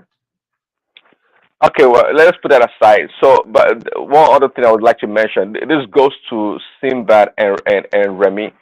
I'm not sure what is wrong with you guys. Both of you that you tag team against Fatai yesterday. Fatai is a cool guy. He comes to give his own. He comes to give his own analysis. You came to defend Fatai, eh? Yes, I came to defend Fatai. Fatai came to give his own analysis, and you guys are giving him headache. I don't know what your problem is, really. You and Remy, you will let him rest. I am not giving you any problem. To be frank, yesterday he was making his analysis, and I'm finding it to understand. And we even had Babajale Koko that are having tit-a-tat together. Do you understand? Babajale did not understand. Most of all, we do not understand. And I want clarity. And I have one question, and he snapped. And he continued to be snapped. Maybe he doesn't want people to ask him questions. And he said, people that are talking about intervention were stupid, we are foolish. We are not getting to that one. I'm not abusing you, I'm not insulting you. If we do not understand what you are trying to say, we have a right to ask for clarity. That's only what I ask. Absolutely. If you can't be constructively interrogated, then there's no need to come to a public place to make a point. Ranting against Nigerians working in the World Bank. And I was looking at it from another angle. As an economist, are you looking for a job in the World Bank? They didn't take you, or maybe they take your friend, and you continue to disparage this Nigerian working in the World Bank, and you are telling us that the idea the government is taking is not from the World Bank advice. It's all those Nigerians working in the world that are selling this idea to them. I am not even particular about that. I just want to ask a simple question. This intervention we talk about, is it the same thing as subsidy? If you're an economist, tell us, okay, it's subsidy, fine. And we know then how much are they being subsidized? Then how does the government get more money to give to all this federal government? That would be my second question or follow-up question. But he was angry, and I don't know. I don't have any beef against him. No, nothing at all. It's okay. Just a platform. Don't mind, Prince Daddy. If Fatai is a teacher, he will be a very bad teacher. He couldn't explain himself, and he just turned it to. Why did you interrogate the man? The man is not in the examination hall now. He's not defending. I know. He's not defending PhD thesis now. So why are you people interrogating him now? Exactly. If the man was getting frustrated, and you guys keep pushing him. But Ajale Koko was just being he was just encouraging the guy. Okay, I understand. Now ask him, what did you understand? What did you understand? What to say? We didn't say anything. It's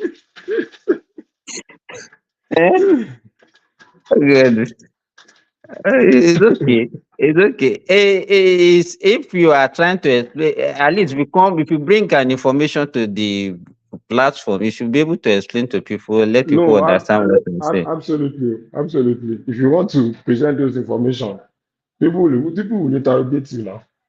You cannot just talk and people will just be. He said that when Tinubu announced that okay, subsidy is gone, and then the Mele Kyari increased the price by threefold, that he will have sacked him that time. That it will because he can be selling petrol for 200. I say, what?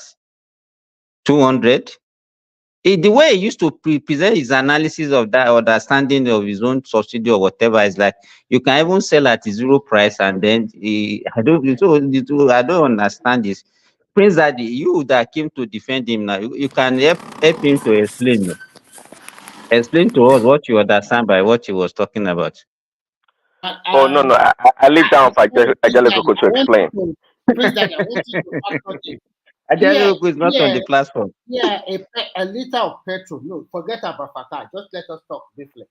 Here, a liter of petrol as of yesterday is about 1.873 euro per liter. And if you now exchange it at almost 1,500, it's about 3,000 naira. Oh, sorry, yeah, 2,000. Let's just put at 2 euros. Because sometimes it's about 2 euros, sometimes not up to that. Times 15 or whatever. That's about 3,000 naira in Nigeria per liter. So if it's not saying that they should sell the petrol at 200 naira, even in Saudi Arabia, if you convert it to the naira, how much are they buying a liter of petrol in Saudi Arabia? So all those analyses, I didn't get it, and I want more clarification. If a liter of petrol in Ghana, And if I'm not mistaken, I thought we were talking about the futures of the oil purchase that NNPC had made at a lower price, and that's why they should be selling it at that lower price as opposed to the high rate price, the current price, yes, of gas. See, there's one. See, our foreign exchange is a big problem. As the naira gets weaker, the more expensive. Look at it. You said it about 3,000 euro in today's term compared to the exchange rate. That's not a reality. It shows that there's a gap. There's a missing gap between our currency true value, okay, and what the international market price for oil is. That's a big problem. We're not paying $3,000. I mean, nobody can afford that. Even the rich in Nigeria, it's too much. So if continue. Yeah, so we need to what is skewing the real numbers really is the price, is the weakness of the naira on the international market. That's the problem. That's the problem. So, but I don't know. It was just putting forth his own analysis, and it's true. I mean, Coletta can talk about it. There's future sales of oil or crude oil in the marketplace, and yeah. Yeah. I don't know when, because we know that we have some future contracts. Probably Alanda is going to end in July or August. I'm not sure. Maybe Colata knows that. If you stay here, we'll be able to tell you that. So, but the beauty of it is that we should just pray that all this modular refinery and this Kaduna refinery, the Dangote starts selling PMS next month. At least that one will save us a lot of foreign exchange instead of importing the PMS. And the beauty of it now is this. I think the government should work more on these CNG gases, because a lot of people have been telling Remy, hold on. So you think that Dangote, that means we have to be paying subsidy to Dangote? Is that what we are going to do? No, what I'm trying to say is this. No matter what happens, the associated costs that come with the landing price of PMS from abroad, but do you think that I'm not saying we sell at, it depends on the Nigerian government, because we also have a stake there. So it depends on the agreement they have with him. From what he himself, he said that he's going to crash the price of PMS. And we have seen what happened with diesel. From 1,700. You have to be careful. It's going to crash the price of PMS. You want to tell me that, okay, Dangote can conveniently sell below the price that we are getting it now? No. What I'm trying to say is that if he says it's going to crash it, now they are selling about 600 to 700 per liter in Nigeria now. So even if at the end of the day he's selling for about 550 or maybe 570, you think that the cost from the imported oil, that the crude that is importing, it can produce at that price? I don't know. Let us wait till next month. At least the most important thing is for him to get that crude from You NNPC. think he can be able to sell below the global price? Is that because if we are talking about this, that is the expectation of Nigerians, and I don't want Nigerians to be disappointed. Try to understand me, Simba. What I'm Let me tell you, the present price is not a realistic price. The present price is not a real. Everybody Okay, so now be expecting a private person to now say that you will produce below this unrealistic price. So no matter what happens, whether the government is going to intervene, whether they are going to subsidize or whatever they are going to do, I don't think it will come on board and sell it for 900 naira per liter in Nigeria. It's not going to be like that. So no matter what happens, this our lazy country, we've get used to free things for a long time. And to remove it, that is not going to be easy for any president to remove it. It's not easy. That was why they introduced the subsidy from the back door now. Because with the present pay, if you want to be selling at 1,000 plus, it's not going to be visible. Yeah, it's not going to. So the only thing we can be talking about, okay, if Dangote is the only advantage I can see about this Dangote Refinery is that, okay, maybe it can have some little effect on our foreign exchange instead of importing using. Have a big effect. Let's say the truth. Mr. Simba, is it going to be little? It's a significant effect, too. Significant. I'm not raising my expectations so that I will not get disappointed when the thing comes. You understand? That's why I'm putting it like that. Oh, okay. But I feel it's going to be a significant if the government is sincere. Because most of our foreign exchange is going to oil. No? There is also other product that will be coming out from that plant. There is fertilizer, there is polyprotein or whatever. I don't know. Most of those things Nigerian import it. He has started importing the PPV, the one that they use in manufacturing plastic now. Yeah, he has started exporting aviation fuel to Brazil already. And maybe they have started selling to Nigerian market also. I don't know about that. But for the last 1.5 months, they have lifted over 25 million liters of diesel from his plant, just under 6 weeks. Diesel, 25 million already by marketers. So that is the beauty. So I think if we start full operation, it's a good way. I like it because at the end of the day, it creates job employment. It saves the country a lot of money. Anybody that always says something against Dangote, I always ask them, if we have 10 Dangotes in Nigeria and they are copying what Dangote is doing, it's not for the benefit of the whole country.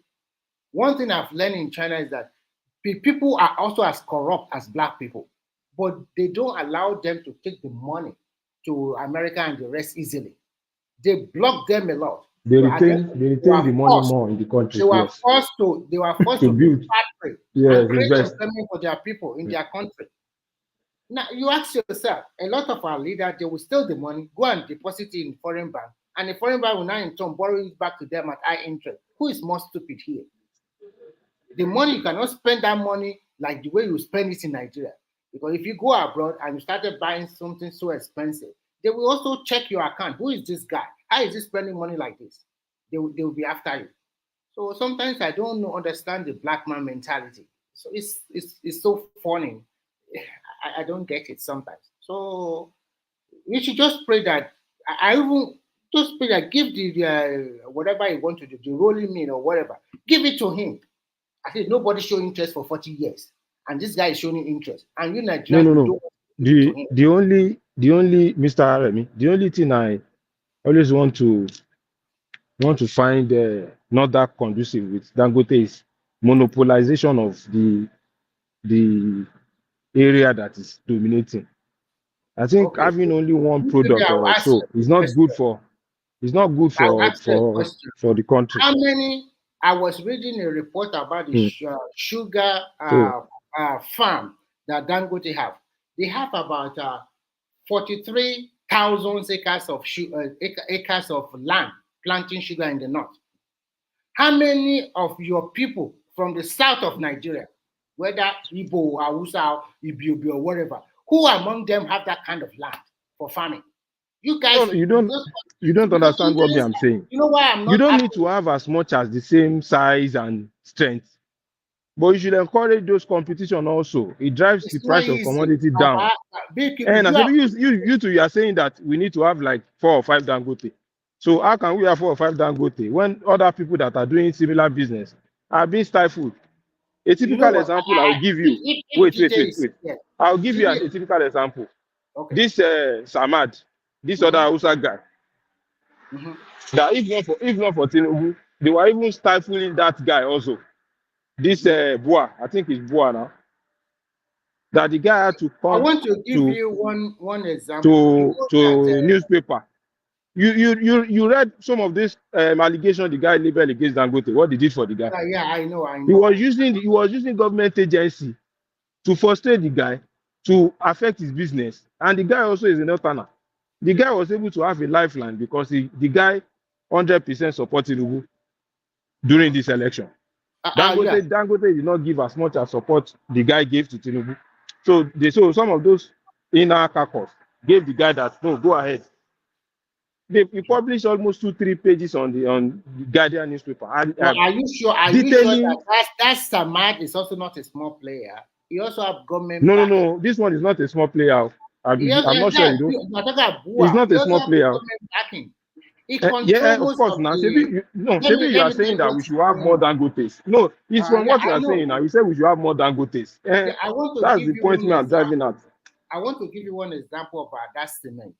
When Dangote crashes the price of cement in the southwest, in Nigeria, do you know that most Yoruba people, they still believe in WAPCO, elephant cement, to build their house?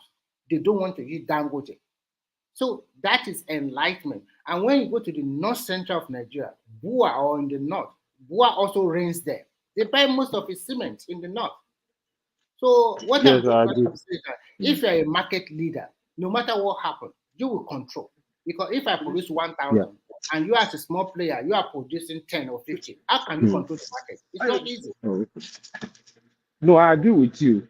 But what we are saying is that government too should find a way to support those people in as much as possible. Yeah, that's what I'm saying. Because only him. Yes. For instance, if you see, I was watching one number. They said number of billionaires in each country. So just cover that most of those prosperous countries, they have so many billionaires. China is number 1 in the world. Over 150 billionaires. Yes, so it means that you are able to establish more company, employ more people. Yeah. Not only him. Yes, imagine you have another player building something like Dangote Refinery in another place. It will be competition. All those things will drive down price naturally. It doesn't need to single-handedly crash the price. Competition will drag the price. Yes. I remember my first SIM card was 35,000 naira. How much are they selling SIM card now? Yes, now that is the starter pack, 33,000 with the SIM. That was 10,000 when they start in 2000, 2001. You buy it with a Nokia 3310. So if I ask this question, who is that player in the who is that player in the telecom that will say I crashed the price? It is anybody will say no. The point is that competition brought in that you're always going to compete, and if you want to compete, you have to reduce your price. That's just the summary. Yes. You know what? Most Nigerians sometimes they don't want to have that big risk. All this kind of cement production, refinery, most Nigerian billionaires, they don't want to risk it. They won't put their money there. Now look at what we are talking now. The Oshogbo rolling mill, they have been there for 40 years. Who among all of these billionaires show interest? This guy not show interest now. If they not give it to him, after some year, you say he's monopolizing. They will say he's dominating. Yes, I agree. That's what you say. You can't blame him also. If I can take the risk and others are not willing to take the risk, why would I not monopolize the market? This is a very good thing. Now, no, I agree with you. So why should you blame me? When I'm doing all the work, they are looking at me. Is it going to be successful or is it not going to be successful? When I'm now partly successful, then you now come around and say, oh, I got the license. The government does not support me. What are you waiting for? So you can't blame me when you look at the whole scenario at the end of the day. And all those, let me be frank with you, that refinery, Otedola also have a big stake in it. He put in a lot of money there. No, of So course much not. of them. Even I'm invested. I'm sure that Tinubu will also put money there. Most of them Yeah. will put money there. It's not only the Nigerian government. So they have a big stake. No, that's the way it's supposed to be. Mm-hmm. No, You truly, don't be that's surprised that your so-called Obasanjo also have money there, including Babangida and the rest. yeah. They will put money. Even that earpiece, a lot of Igbo guys also put money there. Not only his money, okay? Yeah. Because I know when No, I agree. Nkike was begging Oyema, he want to have a stake. That Nkike, it was before that health minister. They all have a stake.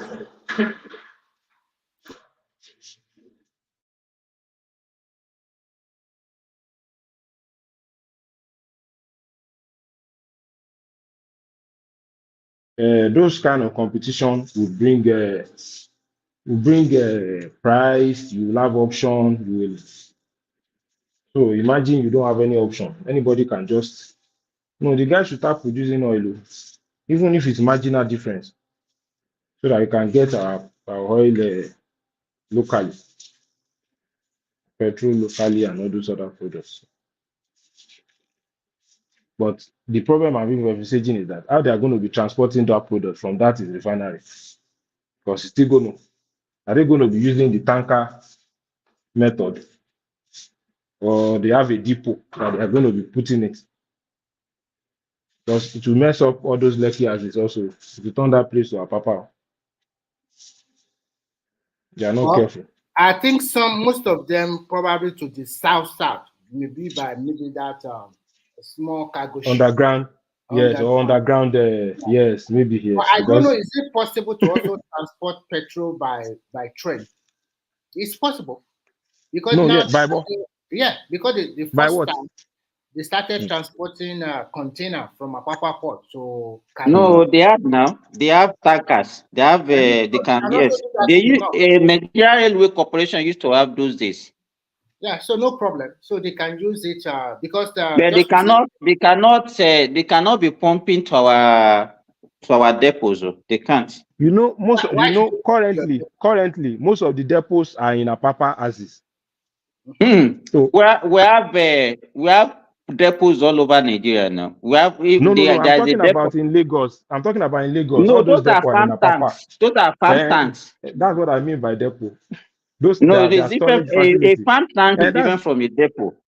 That's where they go to load now. Maybe that's what contributes to all this gridlock in those areas. The problem is that the depot when the ship comes to Apapa, that's where you store it. They establish the problem was because because of vandalization. You understand? If they are pumping through all those pipes to our depot in Ibadan or Ilorin, people will just go and be siphoning it. Yeah, that's true. Yeah. And that one also, it reduces the cost. You understand?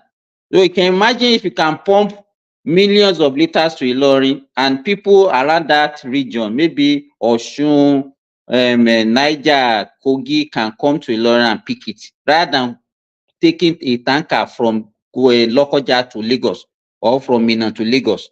You understand? So even our activities, is not is even actually contributing to how the thing is contributing to our problem. Yeah. To the cost of the cost of living. Yeah. Because that guy is going to travel by road to travel to Ogun State or your state. How much diesel would they use to transport that volume to those states also? It's a Nigerian problem. It's just big. So is it possible for him to it's not going to be easy. So maybe the depot to Ibadan, because they have NNPC depot.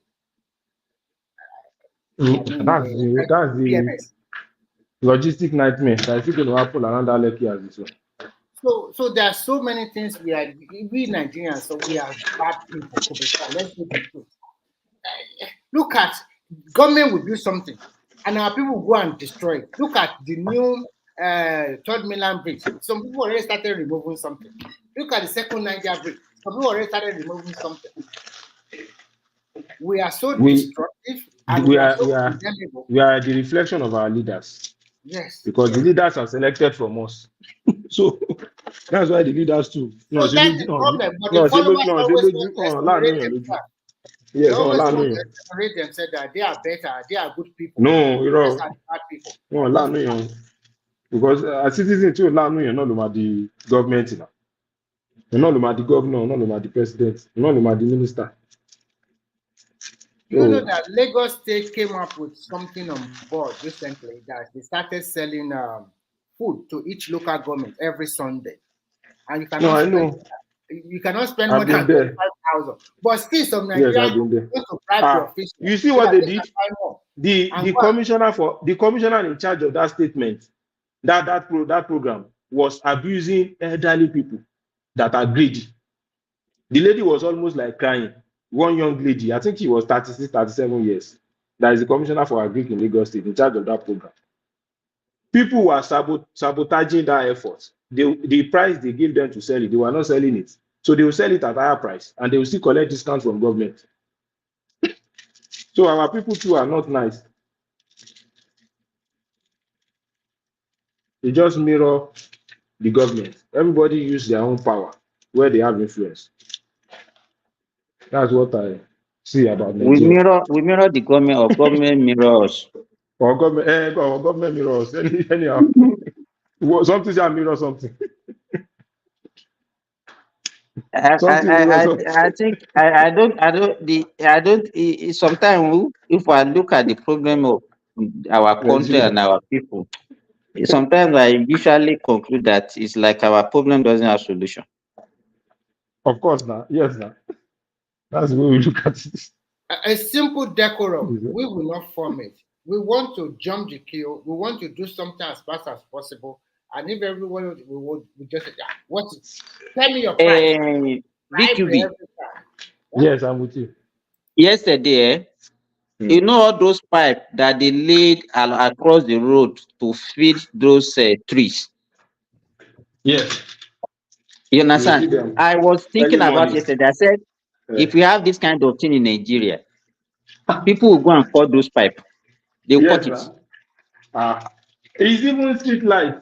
They remove all the wires in the street lights. There was a popular road. You know, Ambode did what we call light up Lagos when he came in. All major roads in Lagos State, they put light there. Can you imagine that people in the night were going there to remove the wire? So how can government police all those places? It's not possible. That's what I want to say. Because if you say it now, some people will say, they should put security now. No, and they say you put security now. All those places now. Even when you are Taban shaking it, you have to be saying the truth sometimes. We need to have a good citizen also for some of the dividends that we want to work. You can't police everywhere. They will remove all the wires. Or any pole. Another strategy is that any pole close to the house, some guys will tap wire from there to supply light to the house. Without payment, too. Yes, man. They will not pay. There's so many crazy things happening. So when you look at Nigeria, you just wonder that which kind of people did God create to this country? To connect it. So that thing failed. Government just maintained the one they can maintain. The remaining one, they just left it. All those things, they can actually, those are the things that can destroy the transformer, that can, because it can breach the wire together. You understand? That's what happened. Yes, absolutely. Yes, now they don't care. They feel it's government money and it's endless. An average Nigerian feels that Nigerian as a country, we have so much money, which I always tend to want to disagree. It's not about having the feeling. They believe that everything should be free. Of course, now it stems from the fact that they believe we have so much money. So if you have so much money, they think that everything will be free now. If you have so much money, then why should we pay when we go to the hospital?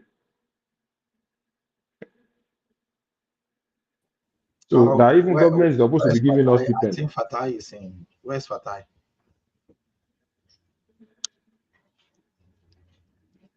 Hello. Who is that? Is it the same Fatai that Simba and Mr. Remy bullied Fatai is yesterday? not here today. It's not here. Is it the same person? No, He might have not recovered from their bullying. Say no to bullying. He was bullying us, or we were bullying him. He was the one bullying us now. Me, I just don't say no to bullying. Fatai, how did Fatai bully you? Justice for Fatai now. Allah to your law. No, how did he bully you now? I'm interested. How did he bully you? Okay, were you listening to the conversation? Yeah, now he was explaining a very fantastic concept to you guys, but you know, you didn't. But actually, IQ low, like we understand then. Maybe we have low IQ. You know, the thing is this. The thing is this. If you start speaking your acetabula, puppet, asium, all those things, we don't understand. So when Fatai was speaking his own too, you just say let him come down to your level. So yes, you are specialist in your field. That was not. He's speaking on economics now. Which area was he speaking? He was talking about explicit, and also cap. But and implicit and explicit subsidy and cap. Yes. Oh, okay. That's a strong economic term. To me, I've been listening to him for a while, and the question I generated, I just want to know one thing. The intervention that the government are doing now, can we classify it as also subsidy? Because there's no budget provision for it. And that was my question. And it flared up. And later he said, those of us that are calling the intervention, we are stupid, we are foolish. We have not get to that stage, my friend. I've known you for a long time here. So I didn't mention anything like that. And then you flare and you call us foolish. I think, why? For God's sake. And then later you said you are not talking to us, and you are only talking to Babaja Leko, and I kept quiet. And then Simba now came that, are we not on the same panel? You cannot be talking to Babaja. And he has Babaja Leko with a very good question. Babaja Leko, do you understand it? Babaja Leko don't understand. So if he does not understand, and we two are very difficult to get along with what we're trying to do. And I want clarity. I understand some aspects, but I didn't get it clearly, and I want to have a clarity. That does not mean you should call us we are foolish. We are not get to that point, or you are trying to say because that is your professional economics, the others are discipline, yeah. That's what transfer. I don't have anything against it. Well, I want to believe that Fatai will not call you stupid, to be honest. I think he was referring to. No, it did not. He said those people. No, listen. He said those people that are saying government is using intervention, they are foolish. And I said it before he said that. What are you trying to say? Are we a small boy? Come on. It's indirectly telling me I'm foolish. So what are you talking here now? And I did not even use that against him. I didn't use it. I said, this is my question. And it just like, I know him, he get angry easily sometimes if he's putting his position across. So sometimes I don't want to ask questions or something. I just let him continue. I enjoy his analysis sometimes, but sometimes I don't get it, but I just flow with it. But yesterday, maybe, I don't know. But I think that's the way it's supposed to be. Yes. Sometimes you will not just flow. People you are talking to will not just flow with you. This is the first time I asked him a question. I've never disturbed him or asked him a question before. And I've been listening to him. No. Although the area that said I can't say anything about that because I just listened to some of the analysis, so I don't know how things started. But you know, sometimes the thing that gets someone to the edge sometimes is if someone is presenting his own analysis, you are breaking the line of thought.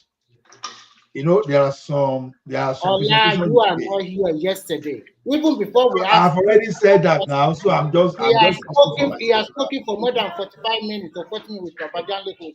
Nobody stopped his line of thought. He was speaking with Babajan Leko. We were just Thomas, what's the meaning of this now? What's the meaning of this, Thomas? What's the meaning? This is oppression. Oppression and suppression, and Look at this man.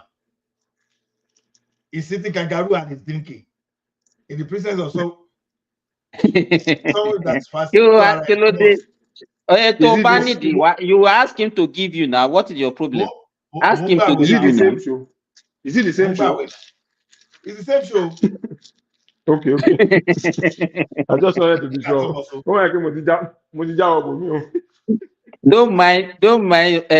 Thomas is oppressing us, man. He's oppressing us. Don't mind him. So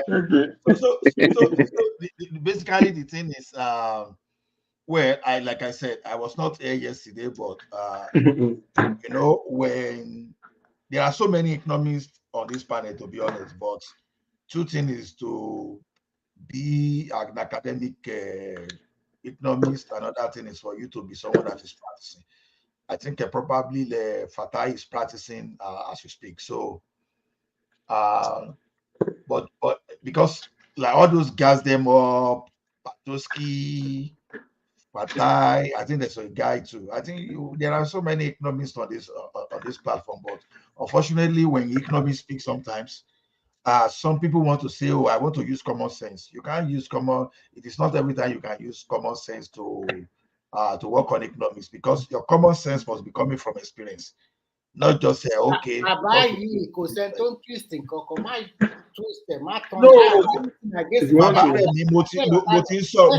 Generally now, it means generally.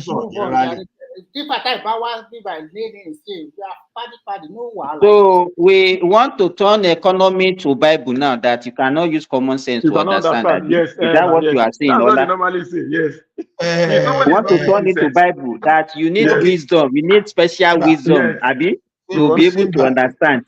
Simba. Me, I see that if somebody is not making sense, that's why they resort to that ideology. Wait, if economics is that straightforward, some people will not be spending 5-6 years to complete PhD on economics. No, it's not about PhD. It's not about being complex or PhD. No. So if somebody is trying to, so what is the essence of talking on the platform when we know that people will not understand what you are saying? That's not what you're saying. Yes. Okay, well, I mean, I know they there anyway, so may I know the country. I know they there. It's not people that are there that are saying. Why we are saying communication is for the receiver to understand what you are saying. Okay, you are not there. How did you not come here now start defending what you are not? You are not privy of. No, I just saw. No, I saw his name in there. I saw someone mention Fatai in the forum. So, and I'm happy for him to come online so that let the guy just come and discuss with us. That's why I just remembered the little thing I heard yesterday. So, not that he's defending him.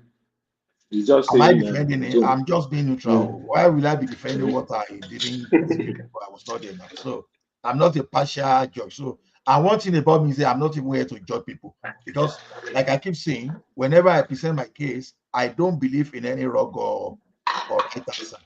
The only place when I can talk of wrong or right answer is that if it is mathematics. If you tell me 1 + 1 is equal to maybe 15, then wahala will be.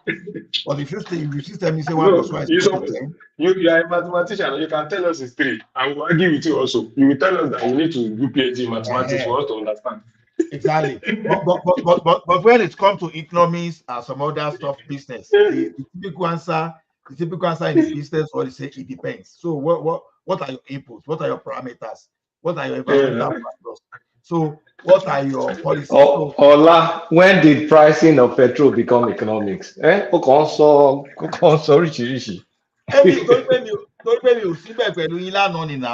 know what you guys are talking about. I just got here by Google, right? Talking about pricing of petrol product like it's economics. It is not economics. See, it's just business. When they are talking of implicit and explicit, all those implicit subsidies, what was documented in the World Bank report. I told that months ago on this platform. Basically, it's not explicitly stated that you're paying subsidy, and it's backdoor subsidy for common language. And if you need to check the backdoor, you probably have to check. I mean, when Tinubu announced fuel subsidy is gone, what happened? The marketers were still importing petrol, right? And NNPC it wasn't a monopoly at that time. And what happened to the marketers? At some point in time, they could no longer import because NNPC fixed the price. and everybody could not sell at that price anymore, so they left it to NNPC till now. Like diesel is 1,000 something. Petrol is, I mean, it does. I mean, look, this is common sense, but not like I want to get involved in conversation or anything. No, it's not common. No, you said we need before I go to bed. I just is your take that this is economics. Ola said we don't need common sense to understand this. Of course, economics is common sense in one way. No, it's not common. You just have to explain it. I said no, don't mind them. But I said economics is not common sense. No, and I don't think we have any economists on this platform, Ola. That's just the truth. No, I know we have people. We don't have. We have people that have studied one MBA or something. We don't have any economics. No. Patuski is economics major. I mean, what you majored in college? Come on, man. I mean, you practice it. So it's what you practice that matters. Not what you major. What I said. I said we have changed economics by academics, and we have those people. I have a lot of friends that read economics. They sell akara. Don't come and tell me what people majored in. That's it. I mean, your career is what determined your specialty, really. So the thing is this. The thing is this. When people say common sense, common sense, your common sense is coming from a particular experience. You don't just wake up, oh, common sense. It's a lie. Something inform your even your opinion. Something inform your opinion. You don't just come from nowhere. Someone brought you from America. You don't know anything about Nigeria, and you start giving your opinion about Nigerian environment. It's a lie. You must have gone yesterday, he was talking that Nigeria should put a cap, that we should have left the price at 250 naira per liter because there was no subsidy. There were so many things that he talked about that we did not get it clearly. So he's talking about. No, you see, no. It's because you people were not listening to him. They were ready to antagonize him. Yeah, you people are not ready. You didn't listen attentively to him. You are very biased.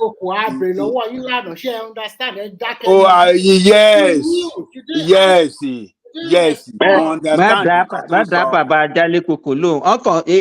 Jale was just nodding like a gamma lizard. They were just nodding. Oh yeah, you are correct. You are correct. You mean why he doesn't understand? No, he never understand the control. And what he was talking on implicit, explicit, and the cap. You guys, if someone is not here, leave the guy alone. Let's you guys move on. I don't know. He explained everything, but they don't want to even show understanding to what, because in cotton so suit to narrative one. Huh? No, in tó ṣẹlẹ̀ ni pé Dr. Stimba tó yẹ pé mi ò lè lọ, kò sí anybody tó lè lọ bá jiyàn ní theatre room. Kábàbẹ̀ tí gbọ́ Etobola shock, all those kìnnìkan shock. Kí má ṣàlọ́ kíra mi lẹ́yìn jẹ, kí má lọ láwọn jẹ. Kábàbẹ̀ tí ń sọ òyìnbó wọn láláì. Mo wà ń gbóbi ìgbà kan lórí nǹkan kékeré tó ń ṣe mí. Ọ̀sọ́tà tí mẹ́ta. Ó sì nǹkan kékeré tó ń ṣe o, can you imagine? Big baby. Ó kálẹ́sẹ̀ ni ó nìkan kan kékeré tó ṣe o. Ẹni tó jẹ́ pé ní mọ́ṣáláṣí àti ṣọ́ọ̀ṣì ọmọ fi ń gbàdúrà kọ́lọ̀ má jà ṣe ó dákú ni o, ìjọ kẹta ló tó jí o, ó nìkan kékeré ló ṣe o. Tẹ̀bárò òyìnbó ńlá tó ń sọ báyìí mo ní ìbí bá òyìnbó yẹn mi ò tí ì lè interpret dọ́là. Ayọ̀rùnbọ̀ ni ọlá o, ayọ̀rùnbọ̀ ni o, ó wá nìkan kékeré ló ṣe o. Táwọn èèyàn máa fi ń gbàdúrà ní mọ́ṣáláṣí àti ṣọ́ọ̀ṣì pé tó máa gbé wọn dé gbóbì kọ́lọ̀ má jẹ́ káwọn rí o. So look, what actually, nobody even we not raise that issue. It was Prince Daddy that first of all came and was asking us why we were attacking him. Then Ola also came now. He was also attacking us that why are we attacking Fatai. So Fatai has a lot of fans. It's not good form to talk about someone if he's not here. So that's right. They are the one that raised it. Nobody is talking about him personally. Let's go into the real issue of today. Dalon Soro. We are just having a free flow. Oh, free flow. So, Babajai he left us. He went to eat, and then he now came out with full energy. Now he was attacking us. Our yeah. How do you know I went to eat? Okay, Kintolo, I just want to speak something about that electricity, because if I'm not speaking, you see that. Oganepa, I wanted to talk about electricity. Go ahead.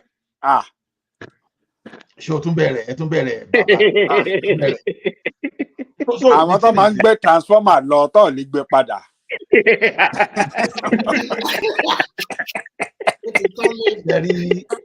Sherry got in one more wire you know, every now and then. I want to red light, green light, yellow light, the purple light.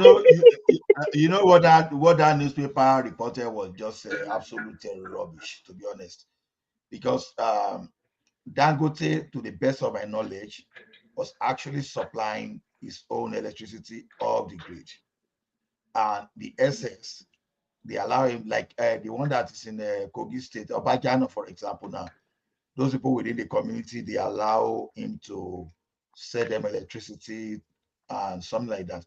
Now, the problem with Nigeria is actually the transmission line. The installed capacity in Nigeria today is around 17,000 megawatts. So saying that Dangote of 750 is doing better than Nigeria, all those kind of things are lies that. Ola, when I saw the one man, I thought one man was just finished like a sensational. That's not the context. That's not the context. The context is the same number of years what Nigeria was able to build. I mean, what power Nigeria was able to expand. Dangote doubled it. It doesn't mean Dangote has more generating capacity than Nigeria. It's just within, I don't know if it's 5 years or 10 years, I can't remember. Dangote did 1,500. Nigeria only did 750. That was the context. Akulata, it was not even true, to be honest. I don't know if it's true or not, but I just want to set the context. No, yeah, I know it's not true, because I think if the newspaper we need to educate us, they need to educate us properly, not to mislead us. So, because under Buhari alone, we had more than 4,000 megawatts. So Buhari just spent 8 years. I don't know where they got there. So the thing basically is, it's not as if the generation side is not okay. We all know that the transmission has always been the problem, and that is where the government is not taking its hand off, the 50 hand. Government is not taking that thing off, because those people that still believe they want to be making profit from all those stuff. You see, one thing is this: if they liberalize or fully deregulate that particular sector very well, even some of us here, we can say, okay, we're going to go and sell electricity. It's just for us the government to give us license somewhere. Building the business case will not be that difficult. But what people don't want to do now is this: you don't want to go and invest and sell to Nigeria government, who we know that the corruption there, you may not even be able to get your money back, because they want to send on your behalf, and maybe they are diverting your money to their parents, whereby you cannot. I'm sorry for cutting you, Mr. Kini. Who is responsible for the transmission line? Why are they not maintaining it or building a new infrastructure? Since you understand what's happening in that sector. Sorry, BQB. When Jonathan actually privatized power sector, it was only generation and distribution. The transmission is still with the federal government. They call it Transmission Company of Nigeria, TCN. Yeah. You understand? Okay. So there are the gap between the generation and the distribution. So what happened is that transmission line has the capacity cannot even carry what you are generating. No, I agree. Why are they not building more? Why are they not building more? All this. The government is not investing in it. That's it. Ola, you can continue. This man, maybe you just come from Germany, you are saying, why is Nigeria government not building more? And it's the same way I will ask you that, why do we need Dangote refinery before we can even be talking of gasoline? Anything government is handy. I think Kulata explained that properly. So don't even go, if you want to do business, if you want to progress in any business, don't give to the government of Nigeria. It's as simple as ABC. So the thing is, that power sector, we've got to do what we need to do before we can move forward. There's no way we can move forward that way. So, I keep emphasizing this APC, they came for us with beautiful plan that anybody across the globe, whether World Bank and they will agree. They say, okay, they were going to create industrial cluster and feed that place off the grid. That's what they told us in 2014, 2015, right? And 8 years, 9 years down the line, we've not seen what they've done so far. Although it is unfortunate that the man they brought into that brought to power, it was just had his own agenda. So that guy, I think he focused more on vulgarization of Nigeria, grabbing your land than actually doing something that we solve our problem. So that's one of those things I wanted to contribute to in the actual sense. But if you look at this power sector, can it be like, I remember those days when the telecom sector came, and then before we even start having this data from the network providers, there are some people that they will come to a community, put their own mast, then they will be supplying people in that area. You subscribe to their whatever they are using that time. That's how we used to have internet subscription those days. Then before the network provider started selling modem, they will start using modem before we now have direct phone, this thing that we are buying now. So I think the same thing can be replicated in the power sector. Do we really need this national grid of a thing, or this transmission company, or whatever they call them? People can have clusters where people can, it's a lot of business. You can just get a community as well. Yeah, but the law allows us to have distributed grids now. With your state can have a grid right now. Exactly. Yeah, you can have everything. I'm even talking about individuals that are interested that can invest in it. Unless the state law now permits you to do for local government or your district. But why do we? Is there anything? Okay, if it's in the realm of the state, why should I be a governor and I will not? Is there anything that the government is benefiting from this electricity? No. By not privatizing it completely. The National Electric Regulatory Commission, NERC, most of the 36 states of Nigeria have written to them. They also want to have their own state regulatory commission that will be totally different from the federal one. I think they are still working on that one. But but if you are a proactive governor, it does not stop you to create your own law through your state assembly, so that you can, like you said, maybe 1 or 2 local governments. Just for example, if you're an individual, you can create your own mini grid or whatever, and then supply this local government electricity. I think that is in the purview of the state. But most of them are not doing that. So now a state can generate, distribute, and do whatever with the electricity. You don't need to link it to the national grid. But how many states are doing that? They are not. They are still waiting for, we want to hear from the national, give us this power so that we can regulate our electricity by ourselves, which they are going to give them, of course, soon. But how many states are willing to even invest in this and go ahead and say, okay, I want to make my state electricity more, I want to give my state electricity. How many of them? So the one you are talking about, probably when the state started generating electricity, maybe they cannot give power to some cluster of set of people to give electricity for some particular local government to rest. But for now, I don't know what some states are doing. But I know that Imo State soon will also commission their independent power plant, which is even more bigger, more powerful than the one in Abia. So maybe they'll have more electricity. So Remy, what are the state governors doing? Now they are giving them the like a license, like do whatever you want to do. So what are they waiting for? Why are they not making So haste? And at least the problem we have in Nigeria is this: if you want to bring in an investor to invest in electricity, you have to look at what is the pricing model.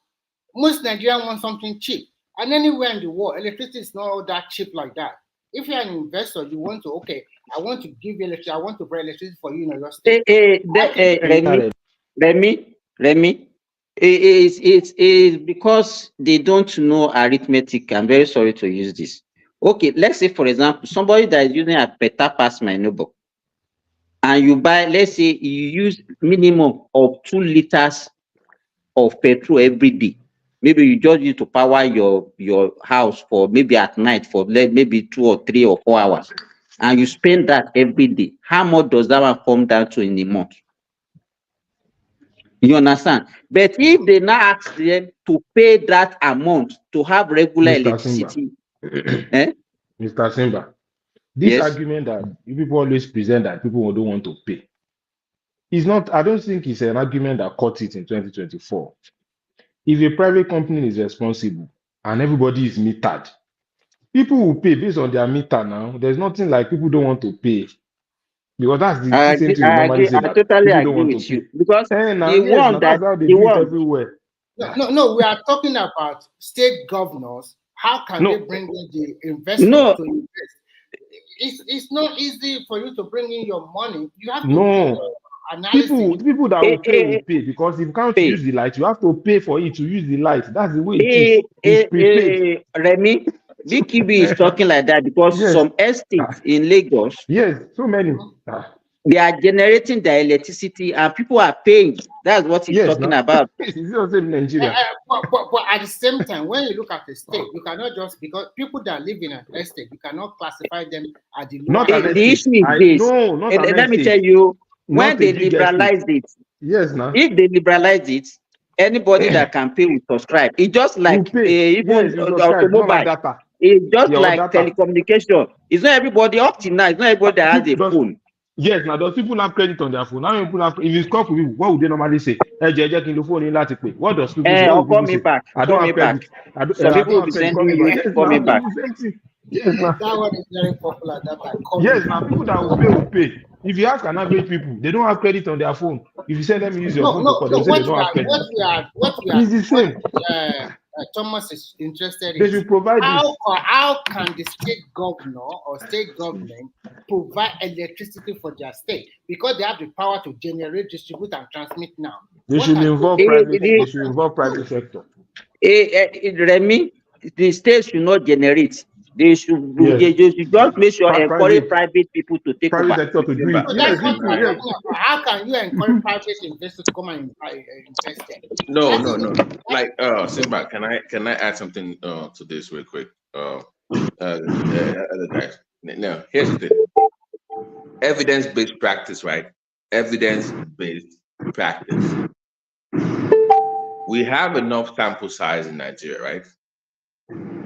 That can tell us, listen, guys, if you do A, you get B. We've tried it in different sectors, like the telecommunication sectors. You've seen the outcome, right? So one wonders why you cannot do the same thing, replicate it in other sectors. Now, at the heart of it is profit.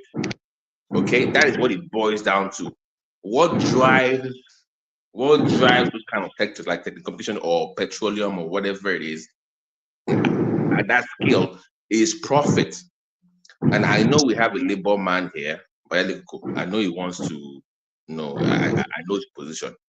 But until we are willing to let go, we can regulate all we want. But as a society, as a country, until you are willing to subscribe to that belief of capitalist system, I don't think we're going anywhere. The idea of I'm going to hold on to half of it, or 2 of it, or 4 of it, you have to completely let it go to private enterprises. That's the only way you can drive the economy. It's evidence-based practice. Driven by what? Profit. No more free team. That's it. It's not that difficult to no more free understand. anymore. You must pay for the service if you want quality. Yeah, it's not free. All the subsidy has to go. You have to pay for it. You will get the service. You will get the service. Now, another point I think Kay was raised earlier, I think we talked about on the platform, is that what is the government doing? Because Kay, forget public finding investors from abroad. I believe that there are Nigerians capable of funding these critical sectors. Now, they might have gotten that money illegally or whatever. That's not the issue. The issue is that what is the government doing? Of course, you're going to look the other way, but to at least attract them to put the money in these sectors. Like, okay, put your money in power, put your money here, we will guarantee something. You also have to make the move as a government if you want them to put their money there. So what is the government of the day doing to bring those monies back into Nigeria, to invest in this sector? And it's a win. Everybody wins at the end of the day. That's my point. Everybody wins. So what is the government doing is the question. Babati, you have spoken very well. Thank you very much. We are still deceiving ourselves. If we don't, Remy, please let me land. Thank you. We are still deceiving ourselves. If government don't take their hand off totally, let private sector drive this power we are talking about. But if you know that people, if there is no light, people will not pay, will not buy card, they will provide lights. Yes, they will provide lights, my friend. Yeah. Go and check. I'm saying this. I'm not living in Nigeria, but I've heard many people go and check estates that are using prepaid meter. They give them light. Yes, in Nigeria. I live in an estate that have prepaid meter. I'm also We don't use generator in my estate. And my estate is a civil servant estate, not Banana Island. And you know, guys, Thomas, imagine let me say this society, you have people closing down the power grid. So you are you know it. My sister live in Keita. Let me land. My sister live in Keita in Diaba, close to that police station, close to FMC. They have prepaid meters everywhere. They have 18 hours light every day. 18, 19 hours. Some days I lived there before, Babati. Some days, 3 days, no outage at all. So, Mr. Remy, how are they paying? Ask Mr. Remy the next question. How are they paying? Because Mr. Remy only say, can they pay? People will pay. People will pay. Nigerians are not down. I agree with you. Thomas, now listen, I agree with you, and I'll give you, know that when they balkanized NEPA, they sold it to all this, our former president and Edo State. I know categorically Abdul Salam they are the owner of Ibadan Disco, because I have a friend very close to me. He's the engineer of it, and he's the chief technical engineer.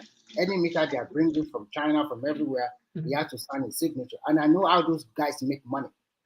To make it worse, Nigeria started, even they're supposed to bring in their own money so that they can make this disco, distributor company more better. But instead of doing that, it is Nigerian government that is also giving them money.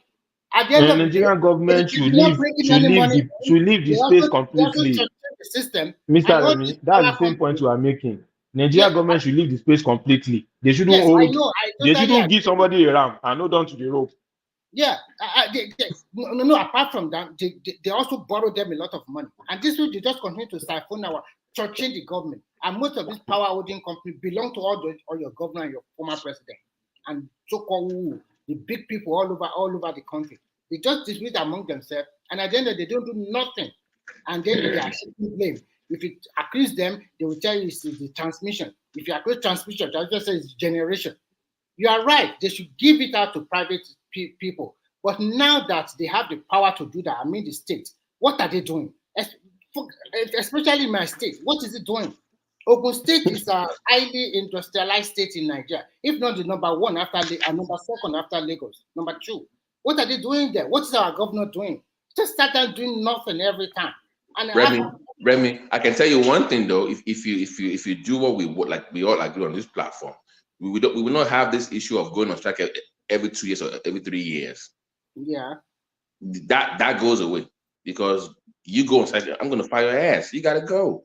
It's about money. Can you make me money, Remy? Can you make me money, Thomas? If I hire you, how are you a productive individual? So it's based on merit and who can improve my bottom line at the end of the day. So it becomes very competitive. You want that competitive spirit in your society. Unfortunately, we don't have it. The average in Nigeria is not really that competitive per se when it comes to being productive in the real sense of it. That is the reality. We are very opportunistic, but not in the right way to anything. We don't have that. But if you have a capitalistic economy, it forces you to work. It forces you to think. You must be. That's what it's all about. Babati, if you remember when we were stuck with Nitel, then MTN came. They were doing bad thing for Nigeria. They said they can't charge per seconds. When Globacom came up, he started charging by second. MTN to change because there is competition. It doesn't have any choice than to change. They started If you want giving to, us free if you want to remain, yes, if you want to remain in the Thomas, system, in year yeah. 2000, a SIM pack was sold for 10,000 naira. Today it's just below 500 naira. Sometimes It's just free. Yes, so what are we talking about? So Babati is right. But unfortunately, how are we going to handle labor? Always go on strike. How are we going to handle Mr. Activist? You have to break that union off. You have to find a way. And the best way to destroy the unions in Nigeria is to liberalize those sectors. That's the only way. That way, you have a Remy. Do you know how many people cannot be fired because they are in the union? The only reason they have a job is because the union is the one that is behind. They can't fire them. They have all these things that they've signed. So you have all these guys that are unproductive, and you can't fire them. What kind of country, what kind of society is that? You can't grow now. But if I hire you and you don't make me money, I fire your ass. That's what you're supposed to do. Who are the people that are not productive? Okay, here we go. I know he's got to say Who something. are the people that are not Okay. Example. The one that I've not read the report yet, but I heard that Dangote wants to buy the steel stuff in Kogi, right? The Okuta, whatever it is. Don't tell me if he buys that place up, I'm telling you, I'll say half of the time will be gone in about 4 or 5 months. They'll all be gone. Because they are liability, they will all be gone. Because it's a private businessman. It's going to do his assessments and determine who really deserves to stay there. But as of right now, that place, if it's still run by government, will still keep unproductive staff. So that is a perfect example of my point. The steel industry is a perfect example of my point. Surely, even when we have a private company, and even when a private company is taken over by another team of management, they do some kind of internal reshuffle. They will kick some people. So why was the person starting that business in the first place? Why? Because they have debt, right? It's not working, and they are forced to sell, right? So if I'm buying your business, that means I have to reshuffle your business. It's just what I'm saying is I'm not discussing Mitt Romney kind of venture capitalist where you come and just no, forget that one. I'm talking about and that is just that one is venture now. Just coming to put on people's I'm talking about real investors that are actually coming in. So if you've been losing money on something for decades, government, private, and I want to put real money. Now remember, Dangote is coming in now with a cashier now. He has a refinery that is about to start running. If he can make that work, if he can buy the steel company, money will come because he has a proven track record of investing in massive projects. That brings in funds for him. Now, if he's bringing funding into your country, you think he's going to just go down and say, I know you've been here for 10 years and you don't do shit, but we have to keep you because of some dumb union. No, I you gotta agree go. with you, but let me tell you, it is not the union that is the problem, but your government official that lack capacity to lead, capacity to plan, capacity to, you know,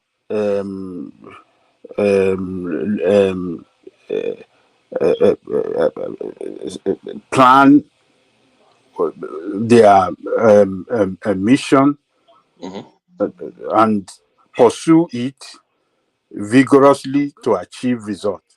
That is the problem that we have. We don't have. But this is the thing with government. It is not profit driven. That is what is at the heart of it right there. If it's not profit driven, it is nearly impossible to run anything of that scale without money being the driving factor. It is nearly impossible. So if it's not about profit, making profit and expanding, then it's not going to be that productive. You don't keep having problems. And our government, assume that they cannot run anything efficiently, like so you said, but it's not designed to be. We know that for a fact. But I'm saying that is not sustainable for the long term. We've seen that we're relaxed now. So how long can you keep doing the same thing all over and all over again? When you have seen that in telecommunication is work for you, refinery you've seen that is coming up to, then do the same thing in other sectors as well.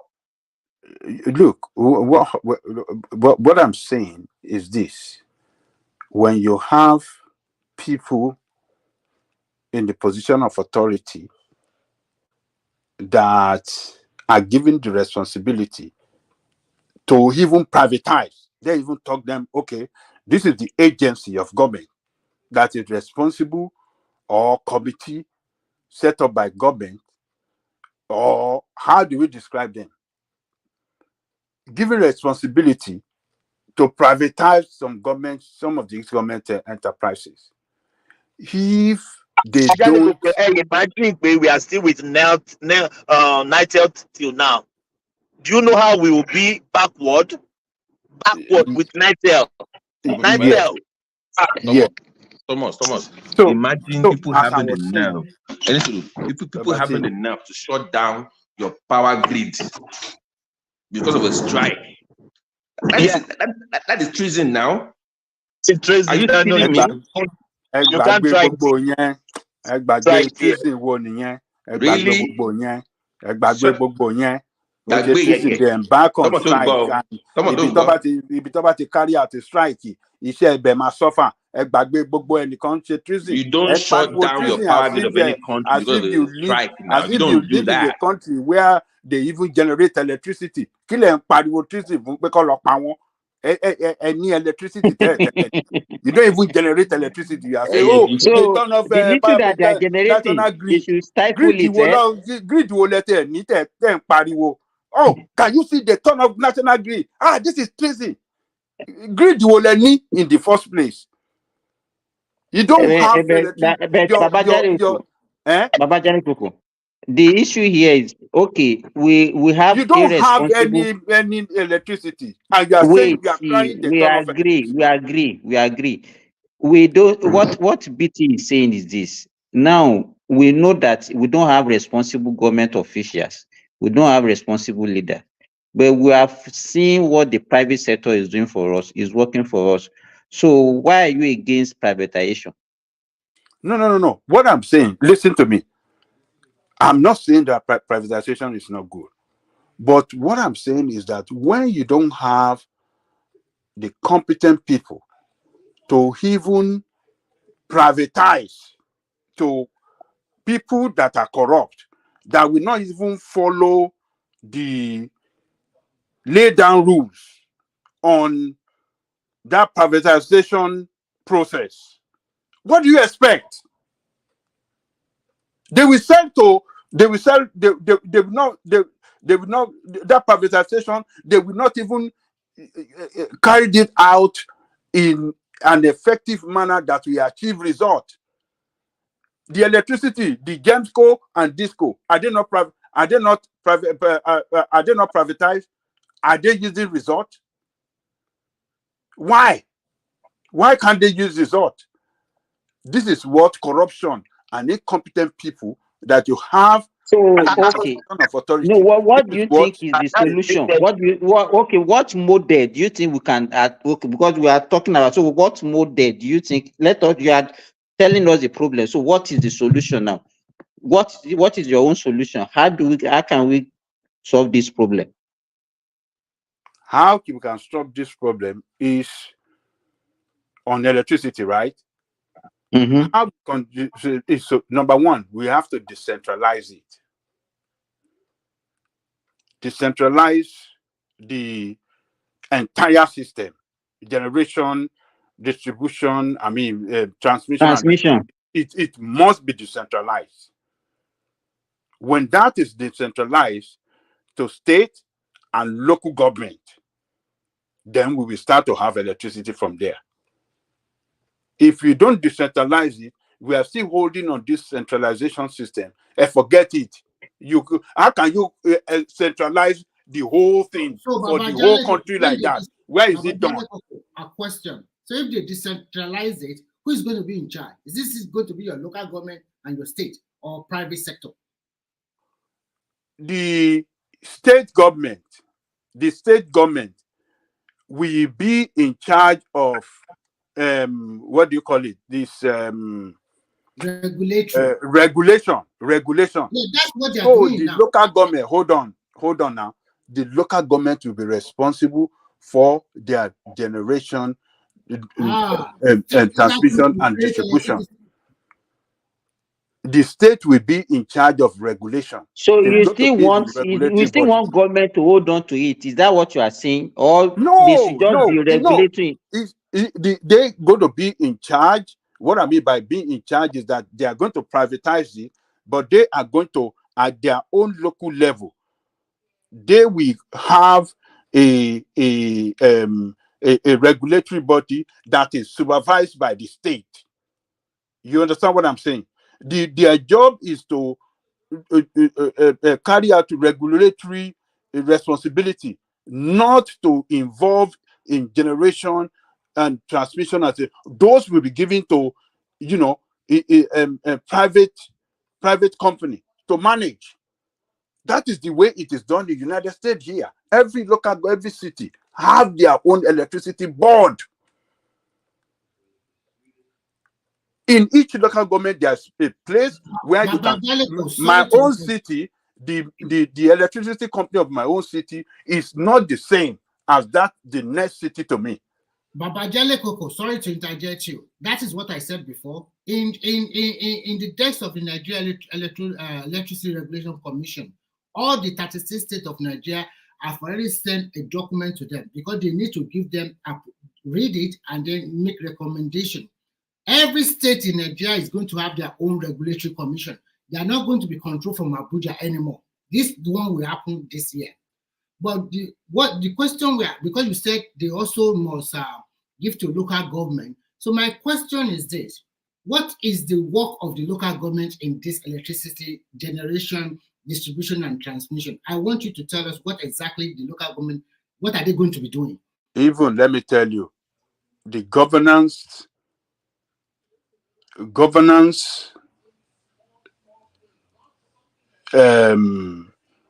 lies with the local government in everything: education, healthcare, electricity, road construction. Everything you want to talk about lies with the local government. The states have their own responsibility, which is different. I mean, the same, they can do some things too, but electricity, provision of water, all those things, healthcare, everything is in the hand of the city, of the local government. But you have a country that is run by evil people that will not allow local government to function. If your local government does not function, all these things you are talking about, electricity, water, healthcare, even education,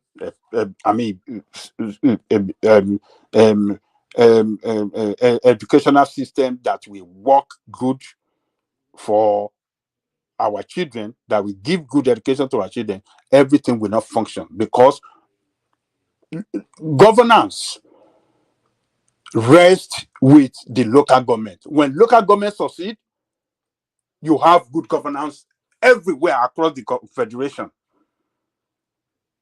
But because your local government does not function as it's supposed to, that's why Nigerians are not experiencing good governance. Local government is not involved in the telecommunication in Nigeria, and they are functioning very well.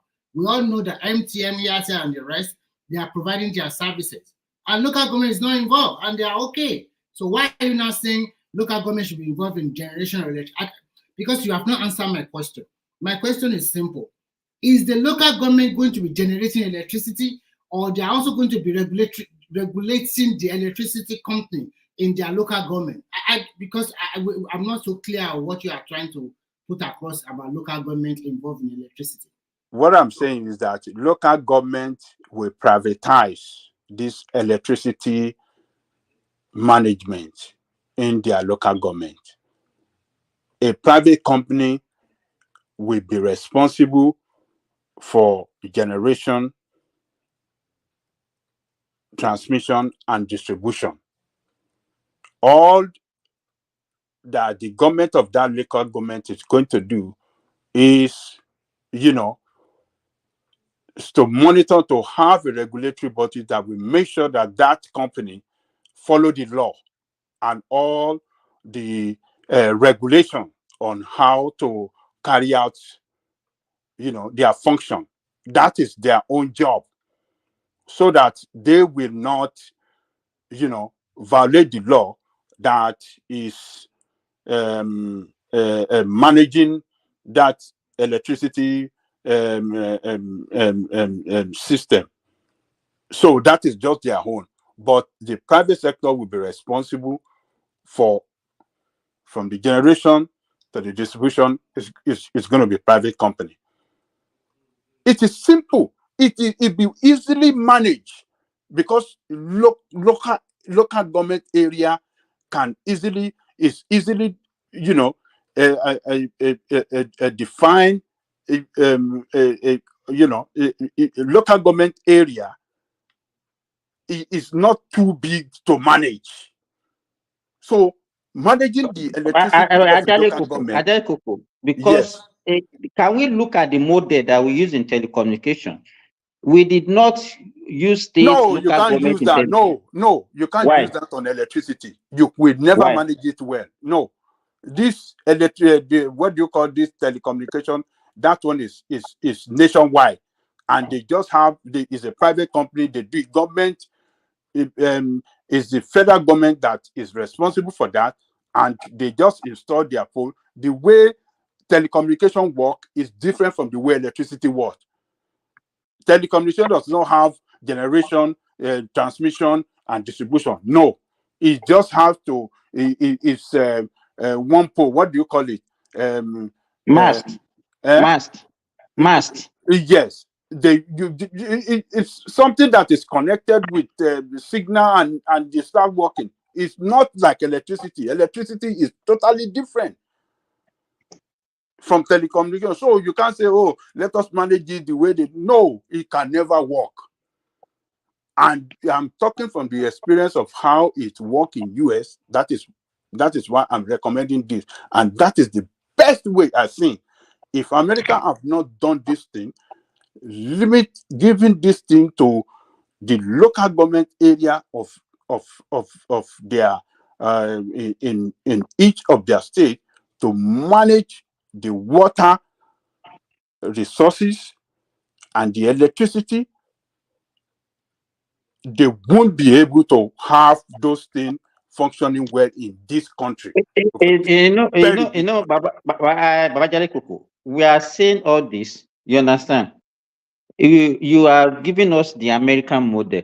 Yeah, because it works for them in America. They look at their problem and they look at the way they can solve it. Even we have some countries where everything is centralized. You understand? It's only that we as people, we are not disciplined in our country. This thing was initially centralized and it was working. But when we became irresponsible, that was why we lost everything. There are some countries now that everything is decentralized and it's working perfectly. I will give you an example of two countries. In China, the generation of electricity belongs to a province, which is like a state, but their province is much more bigger than states in Nigeria. Each state, they generate, they transmit and distribute electricity. Only one company does all of these things. And the way they do it is that they have a way that they can read your meter and send you a bill, maybe through email or through whatever, or bring the paper to you. Of course, there's constant electricity supply, so no problem. So we cannot say we don't have light. And if the state probably they don't have enough light, they buy from the adjoining province. Yeah, in Saudi Arabia, everything is centralized. Water, all their utilities, they are centralized. But here in Finland, it's a little bit similar to Nigeria. They have two. Ìgbà tó bá ní jalè ní Saudi Arabia tó mọ̀ pé wọ́n máa bẹ́ orí wọn níta, wọ́n máa bẹ́ síta ni. So, but here, what they do here is very simple. They have the generating company, which are one or two out of the whole federation, but they have various distribution companies. In a city, you have choice of picking 2 or 3. So when they bring you bill every month, they are bringing you 2 bills, one for distribution and one for generation. If you incur 20 euro of electricity in 1 month, you have to pay 20 euro to generating company. So invariably, you are paying 40 euros. So that is the way they do it here. So that model can be a little bit similar to what Baba Jale Koko is trying to say. For example, if this is a local government, and then we know that it's a single company that is distributing electricity in this local government, then you know the problem we have, Remy, is that by the time we want to be granting, if we make it, it will look exactly, because by the time they start bidding for licenses and all those things, that's when problem will start having problems. For me, I think it's too cumbersome from Nigeria to have, for example, in your state, we have 33 local government, and then we're gonna have like 20 distribution companies. That would be too much for the people. What is too much? Why do you have local government? Why do you have local government? I think 1 or 2 companies can just. Why don't you say, okay, hold on now? Why are you people just thinking that? Why do we have local government in the first place? Is it not to, give good governance to the people at the local level? It does not stop the local government from their hold on now, and local and giving good governance to the people at local level entails provision of electricity, okay, pipeline water, let me ask you good health care. How do you want to do it when you yourself in the government of your local government don't manage it? How would it be effectively managed? Let me ask you a question. When you don't have the control of it. Let's say after 3 local governments, and let's say all the local governments are very active. Are you trying to tell me that all the local government will have separate generating and distribution company? Is that what you are saying? Is that the freedom you want to give to them, that every local government can go out there, contact any investor that will generate electricity for you, or maybe generate, distribute, and transmit? So at the end of the day, we can have multiple of our companies working in all this local government. Is that what you are trying to put across? Yes. Don't you think it's too cumbersome? What is cumbersome? What is cumbersome? Cumbersome is that what is cumbersome? It is not cumbersome. Hold on. It's not cumbersome to have local government to have councillors, to have chairman in each local, but it's cumbersome to have company to come and provide electricity uninterrupted electricity for I'm trying to say, are we going what to is have cumbersome there? 33 generating company? That means each company have their own generating, each local government. No, hold on. Generating company, it doesn't matter how many local government they want to work with. But in our own local government, we want them to carry out their function effectively and deliver efficiently. That is it. So we don't care maybe if okay, our local government, they are the one that is, giving, generating and distributing, handling everything for. But in our own local government, we have appointed them to do this job, and what we are interested in is for them to deliver. That is it. So in a They nutshell, have freedom to have. They have freedom to work in as many local governments in Nigeria as they like. Okay. But our own is that they don't deliver for us. Is that some of these distribution companies, they are all over, so you can switch because they are not the one generating. In some city, you can switch from one distribution company to another one, maybe 2 or 3.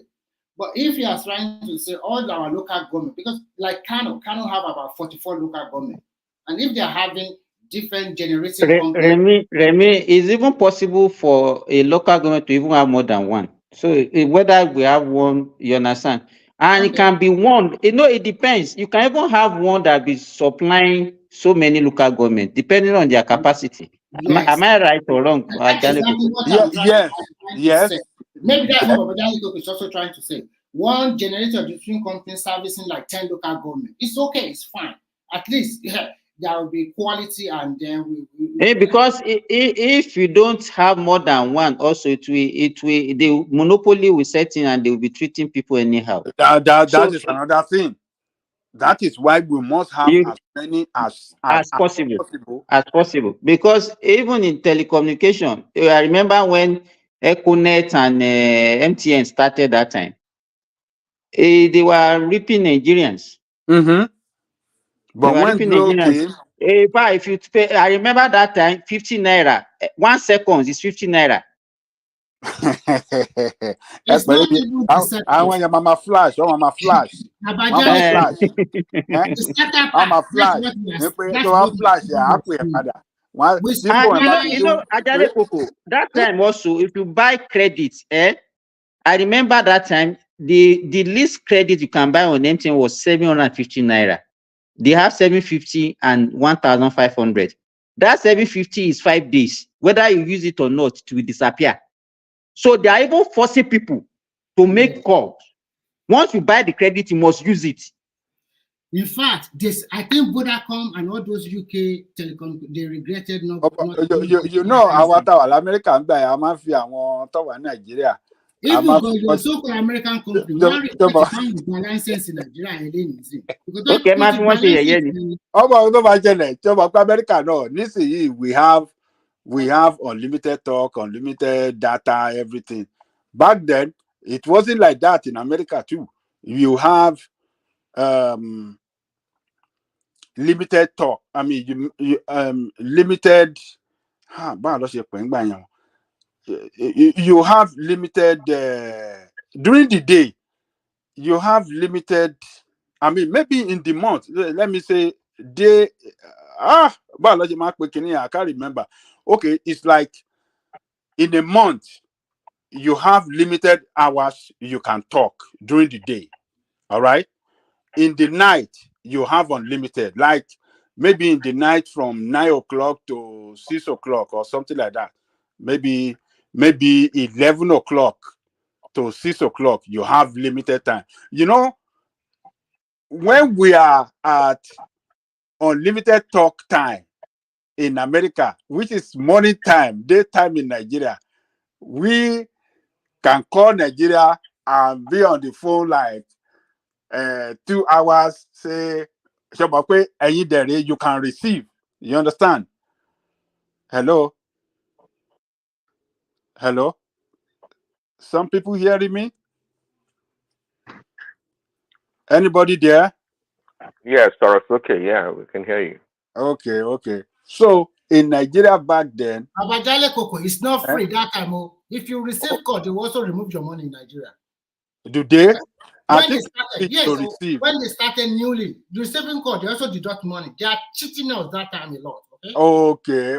But it looked like there was a time that it was free to receive. After about few years, if you make call from 12 midnight to following morning, you can make call, you can talk to anybody, it's free. Okay. Started that one. But initially, in the beginning, receiving and calling they will deduct your money. Okay, so back then it was we have limited hours, daytime talk, but unlimited in the night. So in the night time when we are calling Nigeria, we can say we can stay on the phone for hours, call here, call there, call everybody we like, and we'll be gallivanting, doing shakara that, look, we have unlimited talk, we can talk anyhow. But during the day, man, if you exhausted, once you exhausted your full hours, or you exhausted your allocated hours in a month, man, they won't stop you. Look at this phone company in America, as greedy as thieves as they are. They're not going to stop you. They will let you continue to run. As you are running over your limited hours, they are charging you. At the end of the month, phone bill and you have to pay it. When you don't pay it, then they will cut it off. And if you don't pay it, they will send collection agents after you. So it wasn't. Then after some time, everything improved. They said, okay, free. They changed to unlimited talk. Before internet day came, and then they started rationing the internet too. I can remember before everything turned out to be, where we are today. So you say gradual process, but that of Nigeria today, I think Nigeria should be, for everybody now, should be enjoying unlimited data. But this telecommunication company in Nigeria, they are still ripping Nigeria off bigly. That is all from data. Why must you be paying for data? I mean, why can't they do this thing? Unlimited data, unlimited. But in Europe, don't they have the same thing? Do they have unlimited? I think it's unlimited. Text and day. Are you sure? Because in it London, seems to be America. Yeah, it's the same thing as we have it here in America, in London. Yeah, we have unlimited internet, but we pay fixed. We have unlimited internet, depends on your subscription. For example, I have unlimited internet for my 4G, 5G phone, which I pay less than 21 euro every month, which is fixed. And I can go online. I can use my data for my computer or whatever one I want to do. So, but I think in Nigeria, they are still exploiting us in Nigeria. They're still exploiting you pay for data or this and this.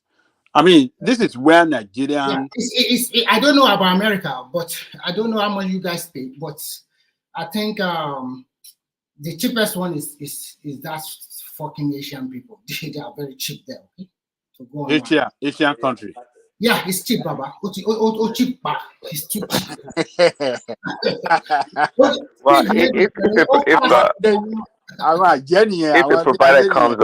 if a provider comes to the market and offer unlimited everything, then obviously people, if they have good service, people will switch over and enjoy the service. Is that not the case? What did you say? I said if a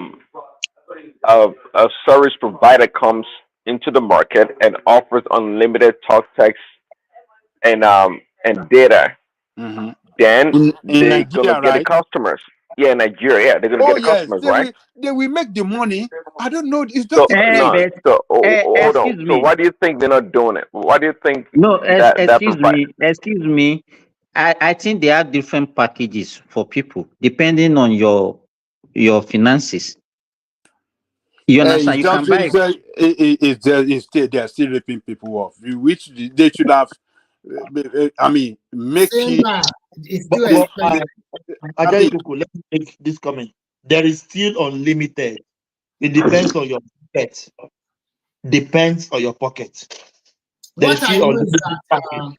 what I no, know no, hold recently on, in Nigeria, hold on. Let me They have hold on. not done it. They Please have hold on. not done it right. They've still not done it right. Oh, There's so, still, so are you telling us that in America everybody is unlimited? It depends on your yes. package. It depends on your package. Hold on. Listen, Bible was discussing aye orange at singular. Orange as a single. Only. Even when your bill is over, they will tell you. They Let me won't tell tell you you. anything. You have to be checking. If you don't check your hours or your time, you don't check your. A máa ń lo Yahoo kíní Yahoo sí nígbà yẹn. If you type hi, wherever yìí, hi gbèsè. They will not call you. They leave you. Keep on running. Keep on running. You are good. Good boy. At the end of the month, you will see your bill, bro. Oh my God, that's me. You not cost explain Ajale Koko, I want to understand the concept that you are talking about because even here in Saudi Arabia, there are packages, different packages, depending on your consumption. If you think that you are the type that talks a lot, that is what Let is me going to determine the explain to you, package. Simba. And Simba, even your let me consumption of data. Simba, let me explain to you what we have in America right now. America, they've moved past the call and texting part. Where they really charge you is when it comes to data for internet. But the regular call and text is almost like that one is unlimited. Yeah, Call so we don't even care about that one anymore. It's about nobody even What care. I ask your internet, is it No, you are not unlimited the or is way it? the way you guys are presenting it. You are not presenting in a clear manner. How much is it? How much is it? Okay, hold on. Let me. You can get you can get That's the point you should put to it. Not just that you are making as if the basic thing is to have an unlimited data or call. Is that And they are making it to look as if the call and text is free. Hold That's what they are on. making out to Let look. me clarify. No, you know, back then people didn't really use their phone to browse the internet. So back then it was mostly about calls and text, right? And if you use your phone for internet, it will charge you a lot of money. Now that everybody pretty much uses their phone to browse and go online, the phone companies are not prioritizing charging you for phone and text anymore. That is almost as equally as free right now in America. What they really charge what do you mean for? free? How much is it? No, it's a part of the package. So what is in the But package? Give me an example no, of a okay. So let typical me package. hold on. So they will say, for instance, that you have let's say Boost Mobile. But see, hold on, don't complicate. Just give the guy a number. For like $40, you can get text, talk, and data. Wait, with one of the. Get it Wait for. now, wait. Let him explain. Hold on now. You can get it for. So they will say $30 Boost Mobile, and they will say that $30 you can browse the internet as much as you want, and it also comes with like free calls. even when Wait now. let Free me calls finish to the now. local Let me network. finish. You asked. Let me finish. So you can. Let me just finish, please. No, be fast with it. There's no reason to elaborate for so long. All of us to use data or Let me something. finish. I'm sorry. What is all this now? Let me finish. No, what you don't understand what I'm saying. He's trying to. I am almost done. Just wait now. Give me 10 Okay. seconds. My God. Okay, yes. I'm saying that even when your mobile companies, when they do their advertisement, they don't even mention call and text anymore because it's a given at this point. What they even put out there is the data. Okay, for so internet $40. So $40 will get me about unlimited no data. about even if you do mint, you can get about $25 right now for Mint mobile. Which one is Mint again? Mint MINT. Okay, another network provider. They have one for $15 by the way too. So Okay. what you are saying, that what you are saying $15 now, will get you unlimited data and unlimited cost to Yeah, all the local network. Is that what you are saying?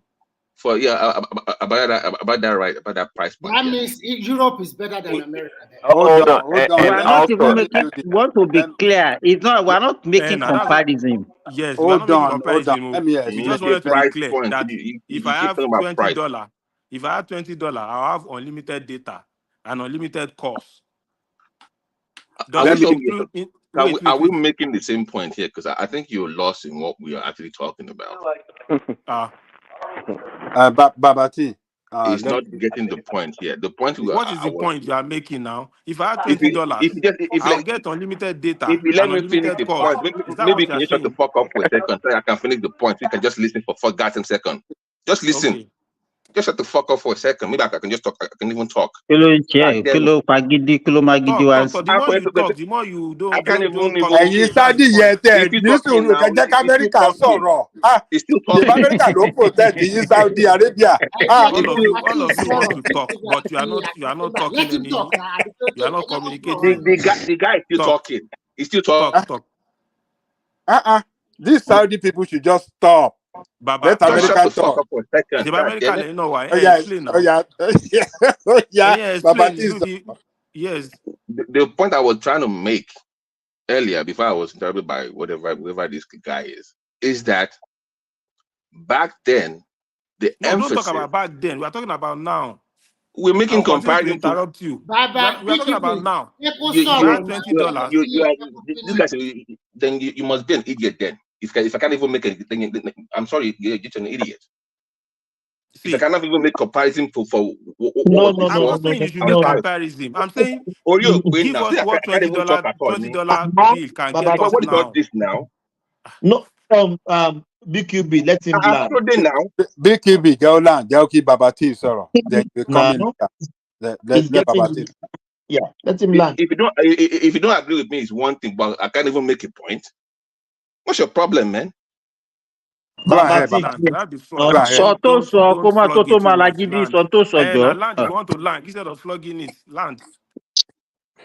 Okay, Babati.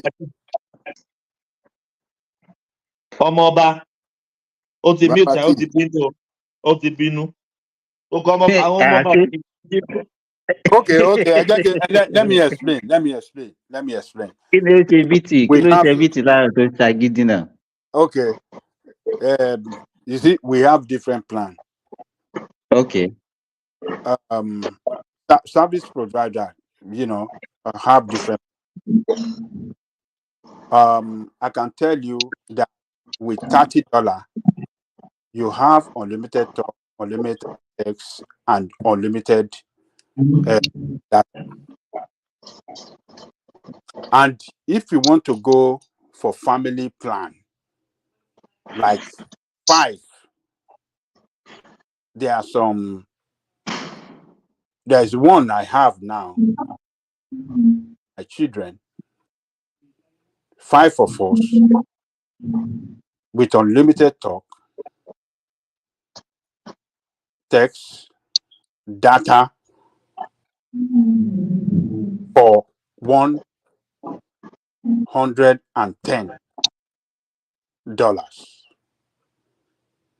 And that is okay. It will be shared by 5 people. We are not sharing data. It's a family combo. It's a family combo.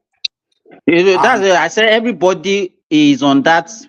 We are on that plan. We are on that plan. Okay. It's a plan. It's a family plan.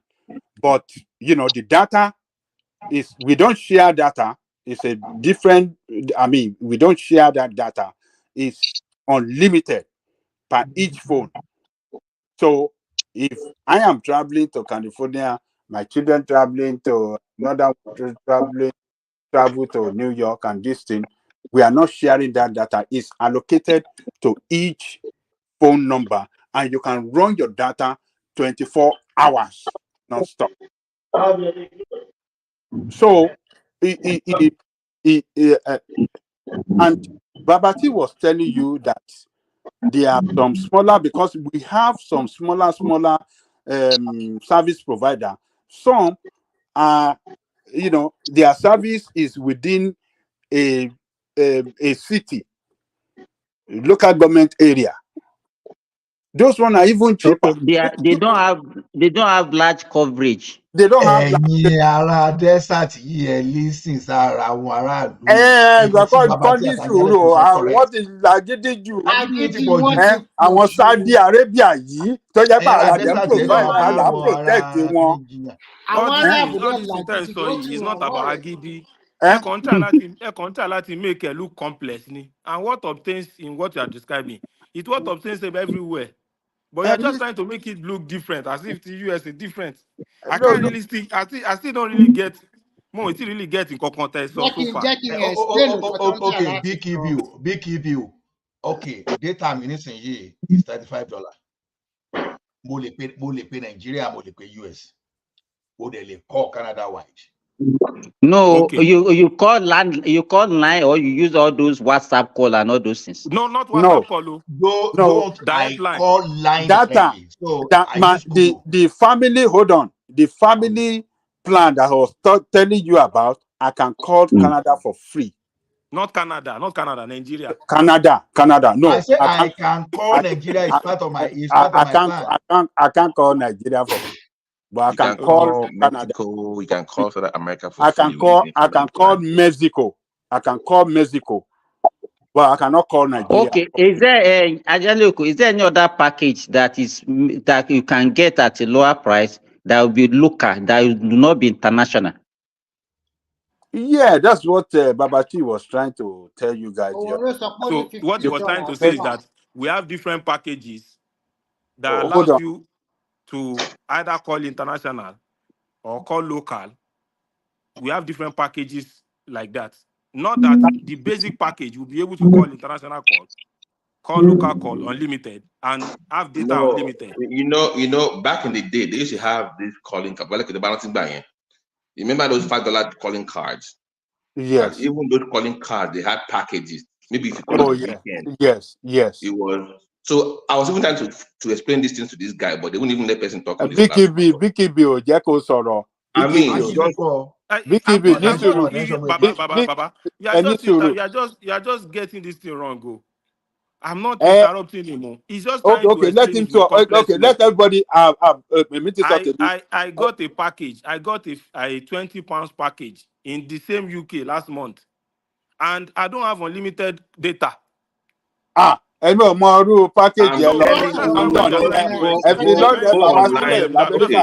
somebody is in Saudi Arabia, it means that that is your own country now. London, if in London, America.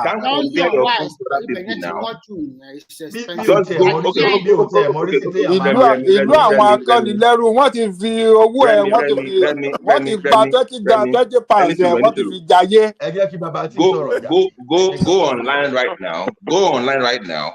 Type in mint.com. That mobile service is owned by this famous actor that does Deadpool, Chloroquine. It's part of the owner of the company. You have Mint. So what they do pretty much is that your Mint mobile, your Boost mobile, they will sign deals with the bigger company. Okay, this is our area of coverage. Okay. If the person using our service leaves our coverage, they can tag on onto the bigger boys in the meantime before they come back into coverage. Yeah, so they will have with your T-Mobiles, with your AT&T. That's the way it works. As if they are roaming in, be roaming. No. Yeah, but they sign a deal with that company to use because they are bigger. To use their platform whenever you are out of their own network area. Yes. So that way they save money for the No, that's the way they save money for the poorer people that are using their services. Because let me even say, even if you carry MTN, go anywhere in the world now, depending on how much you have, you can make calls. No. But for this one, it's an agreement with those companies. You know, I think most of these companies they have agreements generally right, both locally and internationally. those ones they're very expensive when you just roam anyhow. Yeah, it's expensive. I agree with you Okay, guys. guys. It will be expensive. Let me moderate. You guys, guys, hold on. Let me moderate because somebody's not doing his job. Okay, Babati, go ahead and finish and land. You want to take my job? Mr. General, you're not doing your job very well. Let me just say what I have to say. My point I was making is this: I am not in maybe people think I'm doing I'm better than you, whatever. That's not my own business of even talking. What I was saying is that if you want to compare mobile service, timeline matters, and what they provided matters. Oh, if you buy flip phone, we buy 5G network. So if I want to compare Nigeria, back, you remember back in the day itself, if I had MTN, I could not call Glo for about 2 years. If you remember, they didn't allow calling the different number.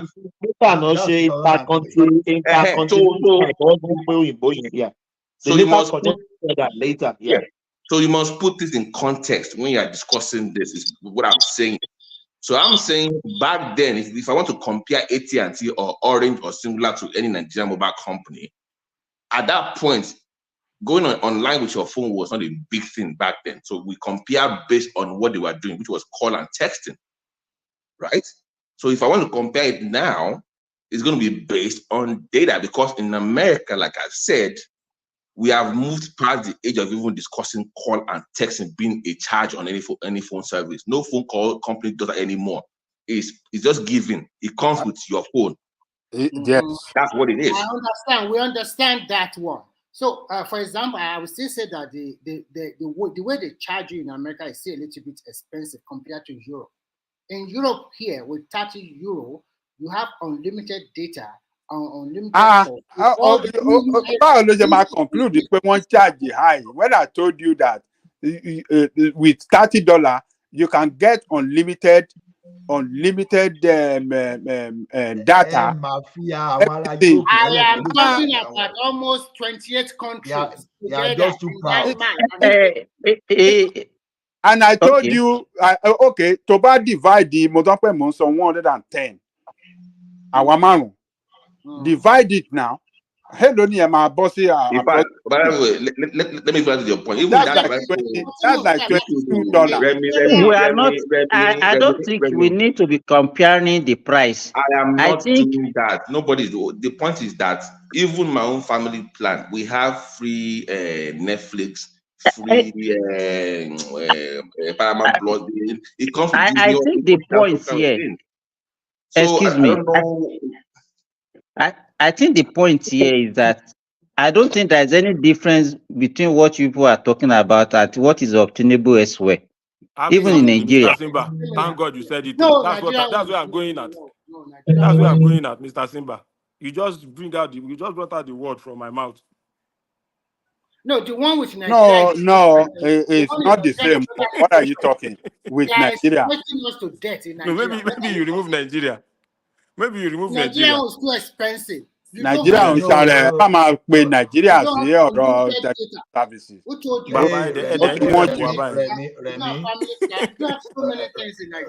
Remy, if you dollarize it, Nigeria. One voice. Yeah.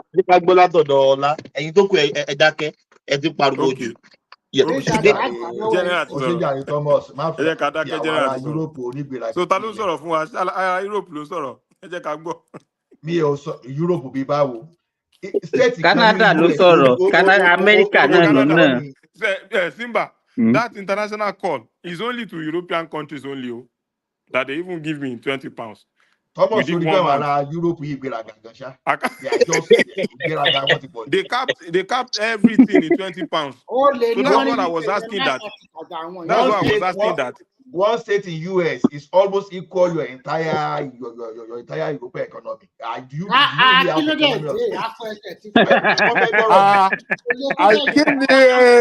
Manu Finland sọ tábàtẹ sọ̀rọ̀ ó yẹ kí Finland máa sọ̀rọ̀ ni.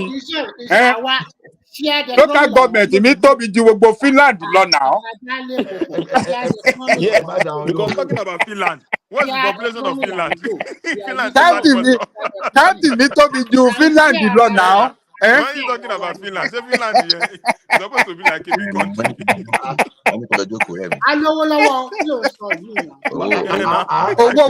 Owó wo ni Kí ni population of Finland, you know? Ìpínlẹ̀ yọjú Finland sọ pé òun lówó àwọn socialist country socialist country àwọn náà sọ pé àwọn lówó níbi tí Amẹ́ríkà wà. Ajale Koko. What I'm saying in summary is this: the package, everybody, all I think generally everybody has a package, and the package is actually database, as you people are saying that happening even in Nigeria. Absolutely. The only difference between Nigeria is that they cannot put everybody on a fixed, like okay, everybody if you take $40. I think because of the economy and the purchasing power.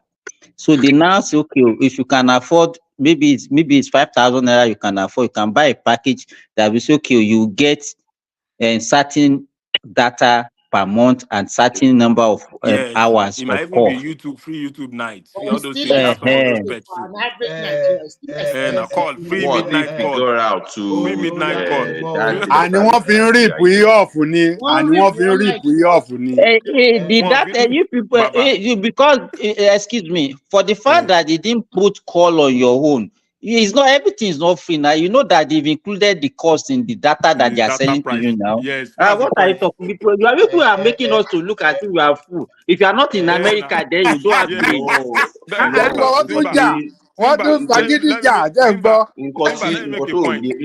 Simba, most of our STC package.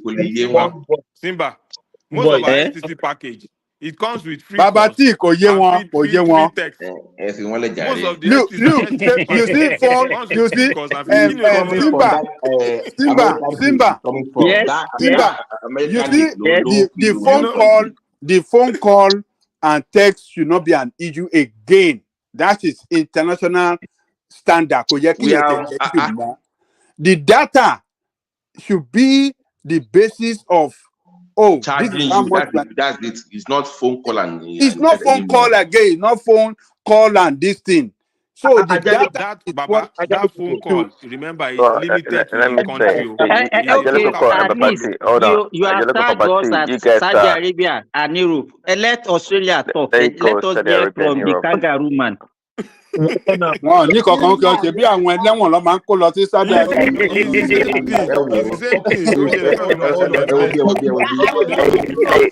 Guys, let me get a word in. BQB.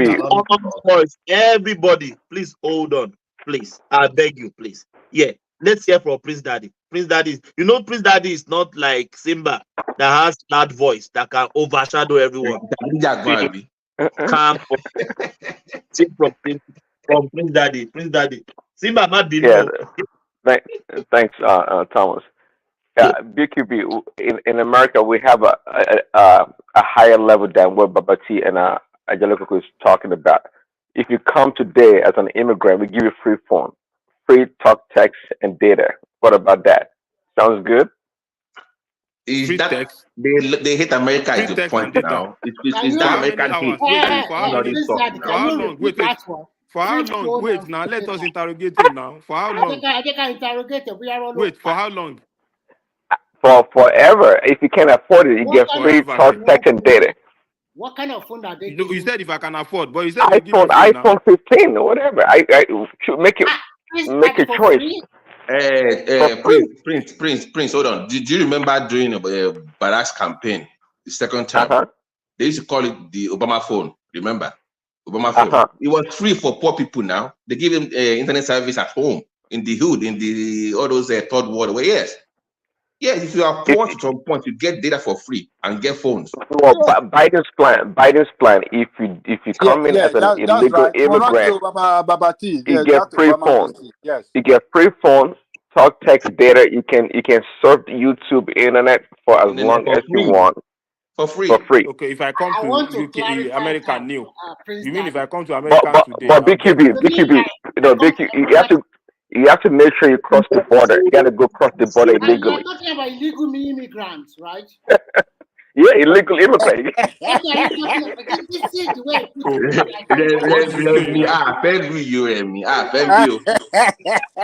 You have to go cross the border illegally and come in. ETB wọ́n ní kó lọ gba bọ́dà wọlé láti gba fóònù tuntun. Amẹ́ríkà. Bọ́dà Mexico. Mexico. Kó gbádùn Babuaya wọlé. BQB, respect. Respect.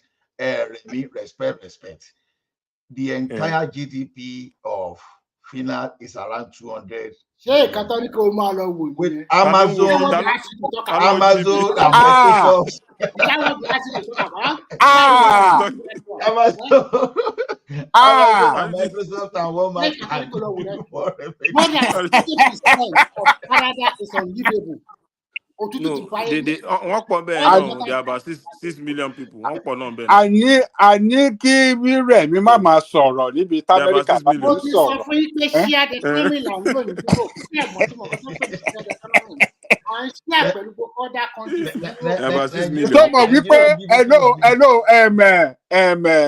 Ọlá, ṣé mọ̀ pé Amazon Prime ó mọ̀ wípé Amazon Prime ó ju GDP Finland yẹn lọ. Amazon Prime subscription, yearly subscription. Check it up. Really? GDP yìí lọ now. Really? Is that true? Check it. Look it up.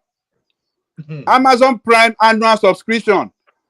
Iye tí Amazon realize as annual subscription. Amazon Prime. See, Amazon latest financial report. This one is for are you American? 514 billion USD. See, in 2022, the financial report for Amazon was 514 billion USD. So when someone from Finland wants to speak tomorrow, just don't talk. Tí sọ ti iPhone o, tí sọ ti iPhone o, ti Apple. Let's hold on, please. Let's diversify. Hold on, all this you guys. Yeah, I have a breaking news here for you. Yeah, can I go on? Go on, sir. Yes, he was muted for some time. Yes, I have a breaking news for you. I will not mention the person's name. Just guess. My daddy had 40 wives and 103 children. But when we did DNA, it was reduced to 55. Guess who is this? Who can guess? Thank you, Abiola. Oh my God. This man. The man who do this Electoral now. That one had about 400 children. So, but Ola, how can somebody add 55 kids? Irọ́ ni jàre gbogbo àwọn bíbí yẹn kàn gbóyún fún ni because olówó. Wọ́n máa sọ pé tí làwọn fi ń dánmọ̀ ẹ̀ mọ̀. Wọ́n kàn gbóyún fún ni olówó ní ìgbà. Ọlágbẹ̀gì tó wàjà lọ́jọ́ òun ó ní over 400 children. Ṣé DNA fáwọn ọmọ yẹn gbà yẹn. Kílẹ̀ tún bá débi ọ̀rọ̀ tẹ́ nǹkan ọmọ fọlọ́mọ nísìnyí. No, kí ni fẹ́ ká general fẹ́ ká change topic ni. I want us to take let's take anyway, Fatah is here. I don't even understand Ola this morning. Are you doing solidarity for your neighbor? Are you doing solidarity for your neighbor today? But there's no difference between America and Canada. Forget about that.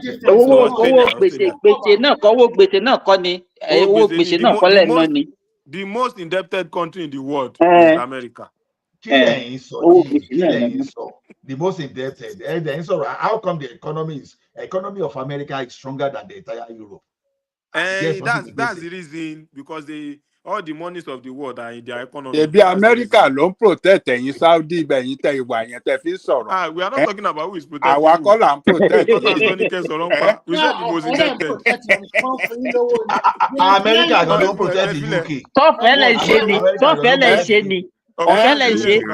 Bá jáwọ́ kúrò lọ́rọ̀ yìí, Hold on, ẹ̀yin guys. Saudi Hold on, Arabia, guys. tá bá jáwọ́ kúrò lọ́rọ̀ yìí, tán bá jáwọ́ kó tán bá yọ petrol dollar Hey, tán bá yọ petrol dollar bàbá jálẹ̀ by the way, Remy, tán bá yọ petrol dollar Jalekoko ẹ was. máa ra 1 litre of fuel ní $30 per litre ní USA o ẹ mọ̀ nǹkan tí yẹn mean.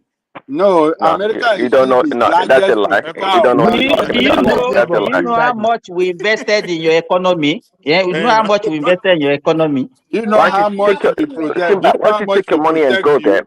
Why don't you take your money You and know how go? much we protect you. They can't go. Why You not? think that protection will You come can for in free? your leaders, they cannot say what you are saying. You are just an ordinary citizen and you can be blabbing. Your leaders, can they say what you are saying? What Simba? I said take your money and go. I'm blabbing. Take your money and go. We don't need your money. If they reduce quota only, Ìyẹn lówó America will epo. start shaking. If they reduce quota Ẹ of jẹ́ sọ́ra yín. barrels No, of oil hold on. produced only, Hold on. they will start BQB shaking. and Simba, do you not know that America produces more oil than Saudi Arabia? We have more reserve. We have more. See. Yes. That is true. We produce about maybe is it not Listen, 13? Is it not the only 13 reason, million listen, the barrels only per day reason that why, America because produces? They have hold more on, guys, reserve, they produce hold on. more oil. They have more Because reserve, they Saudi produce more Arabia oil. is a hold on, Vicky. Is Because what? Saudi Arabia is a partner, like a strong partner to the United States for a very long time. That's the reason why we don't want to crash the oil market, okay? And we keep getting afloat. The United States is capable, okay, of ruining the OPEC, monopoly on the global petroleum. We can do it. We have the reserve, and we have. United States part of OPEC? That's what I said. We have the capacity and the ability to ruin OPEC. We can I'm not supply saying your. I agree with you. I agree with you. Is it part of OPEC? Is USA part of OPEC? No, we're not. We don't have to be part of OPEC. Why? We're not part of OPEC. They have the capacity, but they are not part of OPEC. Why do you want to? Because OPEC is a cartel. It's a monopoly in that regard. So we don't. Why do we need OPEC? We have.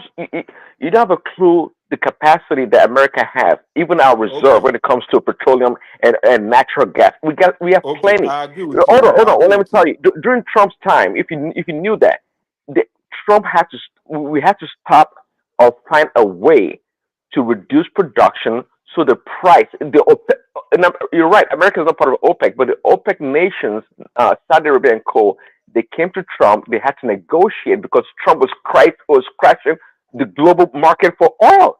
We were crashing it. Google it right now. Find out how much a barrel It crashed it to $10 per barrel. Exactly, it was ridiculous. We're sending you guys to the bankruptcy house. We were. We could have crashed it further. A barrel could have been $5 a barrel. And they were begging people to come and take oil for free. We have abundance of gas, abundance of crude oil, Saudi Arabia, abundance of and everything. Russia decided to reduce OPEC quota. The pump price of fuel at the station in America jumped by 25%. Let me see. That is politics. Hold on, BKB. You're talking politics that you don't know about. That's strictly politics. See, no, that's what I'm saying. Now you have hold on a second. Separate. and these two Try and countries decided separate to politics. reduce their quota and increase the fuel Separate pump price politics by 25%. Okay, we have to separate politics from the reality of Americans' position when it comes to this natural resource we're talking about. I'm telling you that we have abundance of this natural resources, I'm not natural gas. okay. I'm not disputing that fact. So then you have to be quiet. You and Simba have to be quiet. You and Simba have to be quiet. There are so many countries that are oil producing nations. They don't have capacity for export. America is in that category. That is why those two countries can increase, can just reduce output. BQB, explain what you mean by we don't have capacity for export. Explain that. What does that mean? BQB is running propaganda this evening. This is not propaganda now. If they have capacity to export, that means they produce enough to export. Then why are they not exporting? BQB, wait. Yes. Let me tell you something. Okay. See, America is an economy. You are in America also now. You are in America. Are we not selling crude? Are we not selling crude to Dangote? America is selling crude to Dangote now. You said we don't have capacity let me for tell it. you, all those crude being produced by Russia, Saudi Arabia, Venezuela. Where does the crude get to finally? No, hold on. Where Currently, does it go to America is finally? selling crude. Wait now. Nigerian oil, where does it go to be refined? BQB, forget. Look at the consumption. America got 3.8 million barrels of crude oil from Canada every day. Okay. And somebody said they have capacity. What are they getting from Canada? What are they getting from Canada? Wait now. Okay. I said they get 3.8 million barrels, except if my data is deceiving me. And yes, they from only Canada. getting 426. Yes, from Canada. Yes, from Canada. Okay. Ola, do you mind when you when you land, do you mind if I just take a few moments? I don't really have just go ahead. I want to hear from you. Yeah. I want to hear from you. Okay, thank you very much. Also, okay, I don't need to pretend. I heard you and Prince Daddy earlier today. So, for wherever you were, thank you. I heard also that you. I just want to address. Usually I don't really care. I hear a lot of times, but I just ignore it. But I think it's very important to do it today. I heard somebody saying price of the petrol or something, or price, or whether price generally or price of petrol is not a matter of economics. Number one, and also he also said that there is no economist on the panel, in the platform. okay, no, that's Kulata, not a Prince Daddy. That's Kulata. Yeah, whatever his name is. Well, I say there are some people coordinating the attack against Fatah. It is good to set the record straight that he's the chief of them. So that he said is a bad belly shot against Fatah. And I am happy to tell him that it would have been better for him not to be copy-pasting Fatah, to be claiming he had MBA, he went to business school. Now lie. He's just only repeating what he heard from Fatah. Somebody saying palliative in 2024 never attended a class of business school. I can guarantee you that. So price actually is a very big component of economy. Even the very essence of demand and supply is about price. Not only that, price theory is a big staple in economics. You can't do pricing without economics. So to say something as childish as that is beyond disgusting. And by the way, you should stop copy pasting Fatai. I've told him before, come and try me. Don't underestimate me. I'm telling you for the last time. Stop stalking me. Stop following me around. Let me say something. No, Fatai, let me say something. See, if I were you, I won't even take that in too much because let me tell you something. Ola, sorry, Ola. No, sorry. Okay, what I even forget to tell. When I am gone, you will not have anything close to an economist on the platform. That's my response to you, to him. When I am gone. No. But it is better for you. But it is better for you. Guaranteed, you know, good when you not do any MBA, you know, go business school. You do the copy paste. No, Fatai. No. Do you know why? Kulata no. No, Fatai, see, the thing is this, because we are very close here, sometimes we may underrate or undervalue one another. I will tell you something. You know, when I came to this platform, even in the forum, someone was boldly arguing with me that I don't know anything about economics. Nobody really know my background. That's why openly here, when people were beginning to call me economist, I said, don't call me economist. I'm just a student of economics. And the fact is, up till now, I will put something in the comment section. There's what we call a microeconomics hour in my school. We do that every first week of every month. And we created that forum as far back as 2020 during that time of COVID. So I have two professors. One is Vlad Dakpolov, and the other one is Aj Saleh Estefani. So I'm talking of the senior professors that have been, when someone have been a professor as far back as 1983. So for some of us that went through that school, either whether you went through economics or you did MBA or you are in finance, so that you went through that faculty. So we come every month, we present our case, and the professors, they will diagnose. So up to this moment, but sometimes when, maybe because initially when I came, maybe I would say I overstep by saying, no, I do this. No, I was just talking freely, because whenever I'm marketing myself to customer here, it's one of those things that my selling point, just to market, okay, so that just to tell you that this is the broad knowledge that I have. Ola, the thing is, I want to say something. So I came on the other time. I posted a website from IMF. By the way, if petrol price is not matter of economics, IMF will not be talking about it. By the way, just even let's not even talk anything. IMF focused on it, could do a consultation, writing all these things they do, report everything about. I mean, I could a grown up who is not a child even say something like that. It's beyond belief. Maybe later I will say he's joking, but he's not joking. I don't expect him to. Online, everybody. Hey, bro! I know get your time this morning. Hey, no, please. I want to go. So I posted. Oh my goodness! Okay, bye everybody. Bye. I posted the website from IMF when I was the other time. So maybe between him and one man, they went to visit the website.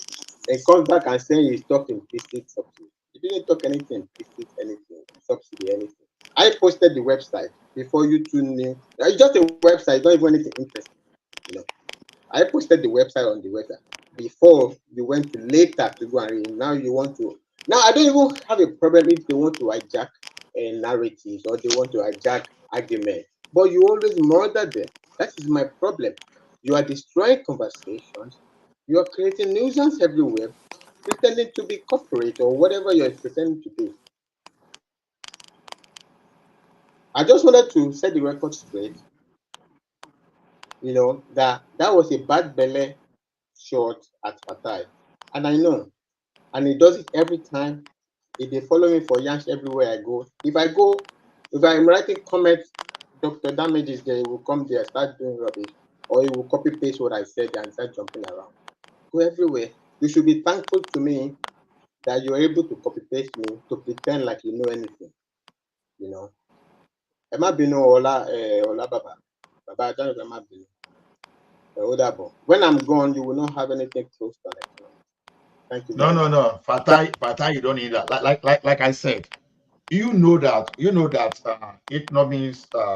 Whenever we say something, the first thing many people will say, they say you are saying nonsense. So that's why sometimes what I do most of these days that I prefer to listen, because if the fact is I'm not a practicing economist too. Anyway, I'm just a student of economics, and I keep saying that. So, but even if you were a practicing economist, there are different school of thoughts when it comes to economics and other disciplines. So nobody has monopoly. You can think you're right, but at the same time somebody's going to think you're wrong. So nobody has monopoly on the economics of finance. I mean, do you guys understand that? It's breaking off. Yeah, it's breaking off. Yeah, that is appreciated. That's very correct. That's very correct. That's very correct. That is very correct. That is very correct, and that is very different to somebody saying price of whatever is not a matter of economics. Yeah, certainly, it's totally different from that, and that is very different from somebody trying to take a bad belly shot, saying you are not even what you claim to be. What leg are you even standing on to be claiming that somebody is not somebody? You are not. You lie every 2 seconds. You lie more than you breathe. You want to tell somebody is not somebody. You should take care of remove the peg, whatever they call it, in your own eye before you can see whatever is other people's eye. That's what I want to say. Thank you, everybody. Thank you very much. So no, that's what I'm saying, Fatai. You don't need to go because, like I said, it's not air. No more. I don't know. I'm by around 8. Oh no, I'm sorry. So it doesn't mean you should not come tomorrow. That's what I'm saying. You just come because it's. Let me tell you one thing. No. When I come, I could come if my nerves, everything is all right. But really, I'm really tired. I am sick of people like that. I have dealt with them for over a year. Fatai. And I'm sick of them. Fatai. Mo gbọ́ orúkọ kan lẹ́nu ẹ̀ pé kò láta. Kò láta nínú kò dá lẹ́nu. Ó fẹ́ dàbí Fatai. Tó bá jí mi lórí wọn. Olórin kan ló kọ́. Tó bá jí mi lórí wọn lè jí mi lóhùn. Tó bá jí mi lórí wọn lè jí. Ó fẹ́ ṣe bí Fatai ni wọn lè dàbí Fatai. Bàbá mi ẹ ṣe gan jàre má fi ní ìtàrọ. Àrí ẹ lọ́la. Àbárí ẹ lọ́la. Agbára náà. See, I think I understand the situation because the way it is. Mr. Fatai in Binu. You know, Baba Jalegogo, you were here the other time when people say, economists like God. Nobody should call me an economist too, because I know that over time I can't survive. Fatai, bóyá bàmá gbọ́n, ẹni tó jẹ́ lọ́ọ̀yà tó jẹ́ professor yìí lọ níbí, wọ́n sọ wípé kí ló sọ. Pasati sọ pé kò mọ̀ nípa lọ. Mo ti rẹ́rìí yó. Ibi yìí lè, ibi táwa yìí lè, wọ́n burú gan bì yìí. Because the way we're trained. Wọ́n ní ọ̀gbẹ́ni pé lọ́wọ́ ló kà. You know, okay. Space. Sometimes. No, look at yes now. People interrogate everything here in this place.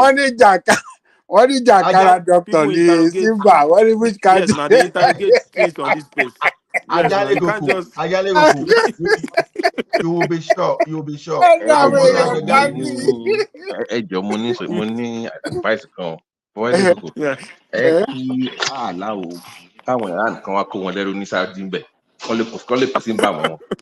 Káti ẹ̀ kọ́kọ́ withdraw base wa tó wà bẹ́ẹ̀ yẹn. Àkọ́kọ́ withdraw ẹ̀ náà.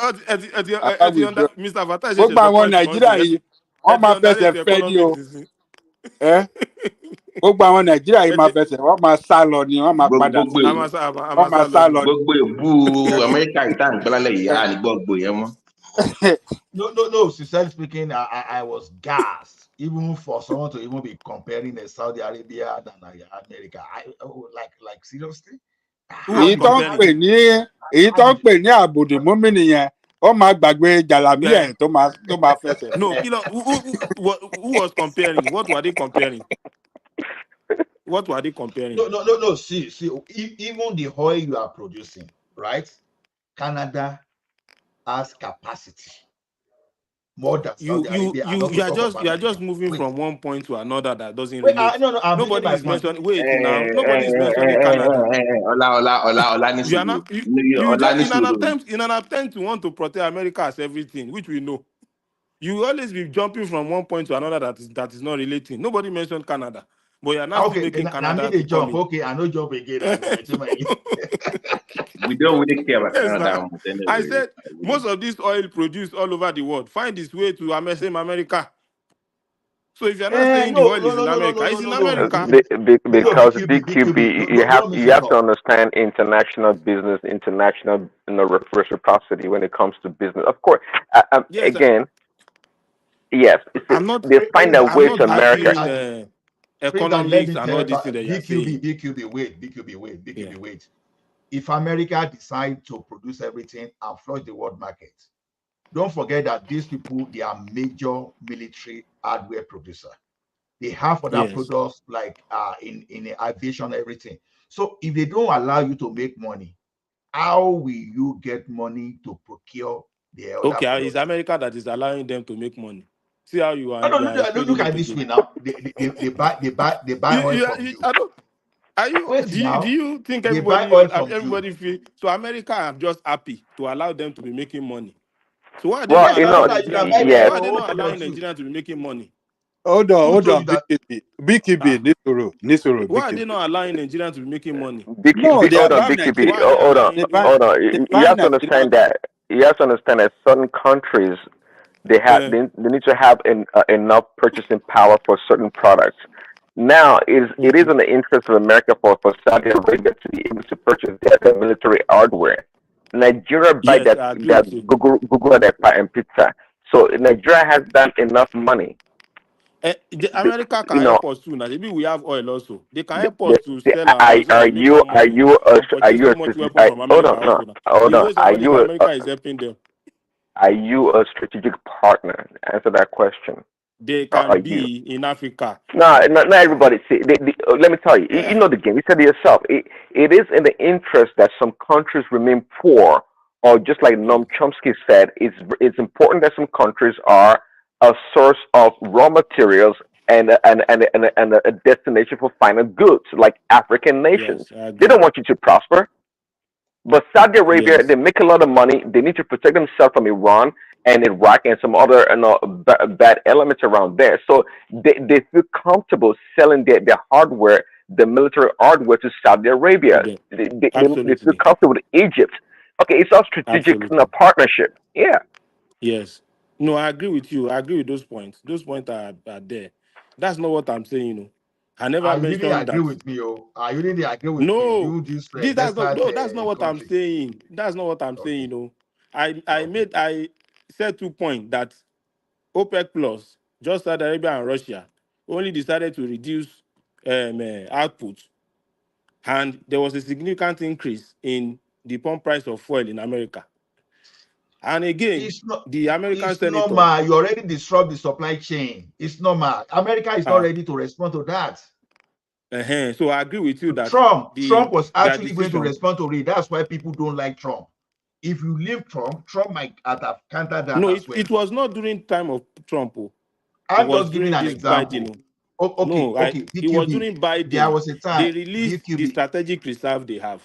I And if said you continue Hold to on. BQB. release the strategic reserve to BQB. maintain There the was a price, time. Hold on. There was a time no, the just American relax. was Let him land. Let If him they land. continue to It's reduce, correct. if they continue, all this they are saying, are we not watching it in the news? Is it that somebody in America needs to explain that one to anybody? These are common sense things now that we listen to in the news. So they release the strategic reserve they have. And if you continue to release it, you will deplete that same strategic reserve. You know how much fuel consumption America consumes per day? That same local production they have, they don't have capacity to sustain what they consume per day. Big That's what QB. I'm telling you. America is an oil producing America country, is now but they don't. self-sustained when it comes to Okay, that's what they want. That's what you want to energy believe now. Yes, I agree energy with you. consumption. No, You know the you are funniest in thing. America. You know the But funniest thing. You say they are actually self-sufficient. we And were Big but QB. actually somebody said BQB. it now that Hold on, BQB Canada still under supply Trump. American. Yes. One voice, Yes, we buy from everywhere. We buy from everywhere. Sorry, go ahead, Thomas. Big QB. No, So I if said they are one voice. self-sustaining, why are they buying? Big QB. If they are You know, self-sustaining on you a know the product, why are they buying? funniest See, thing. just like you said, I'd rather continue. Go ahead. Go ahead. No, just trying to buttress what he was talking about. You know, when the federal government released fuel with from reserve, Yes. I think the average price of gas then was around $3 plus averagely. But you know the funniest thing is that particular price is now catching up. In fact, it has even surpassed that because now even here in Texas they're selling gas at three something. It fluctuates, but the highest you will say is like around 370 something there. And that was when people were yelling and crying about, oh, the price of gas, petrol has gone up. Even when the federal government releases from the reserve, then look at what is this now. There's nothing. It hasn't measured up. But at that particular time, it works, but the price is still on the higher side. Anyway, go ahead, Vicky. Then yes, again, Biden visited Saudi Arabia. I don't know the major reason why he visited the country then, but the local news is reporting that he came in to implore on Saudi Arabia to not cut down the production because they think that they want to, in a way, strategically support Russia by bringing down, by Give reducing the. give me 5 seconds. Americans, Okay. keep your money. Hush puppy is out. Hush puppy is out. Keep your money very well. Go on. Okay, thank you.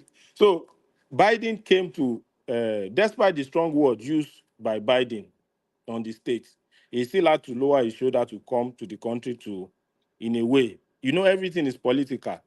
If he did not come that time and they go ahead to reduce the production, it will significantly affect the price and it will have a political implication in the US. In fact, some American senators were saying that Saudi Arabia is political, that it had to, the foreign minister had to be involved, that they are not doing anything about politics. Because I think there is a midterm election around that period. So if all this point I'm saying is to say that it's not as the way they present it, we produce also, we are self-sufficient, it's not that like that. You are just amplifying that because that is where you stay. Okay, let me respond if So you're that's done. that's the point I'm making.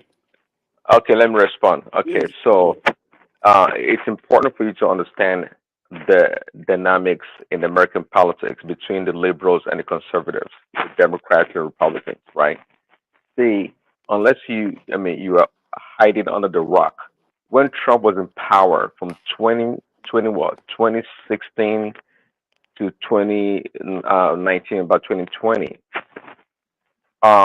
we were paying the lowest price in decades for a liter. Here is a gallon of gas in like 2 or 3 decades, right? Why? Why? Because Trump had his mantra called "drill, baby, drill." We opened up the drilling stations, if you want to say that, across America, from Texas to Oklahoma to Alaska. We were producing oil.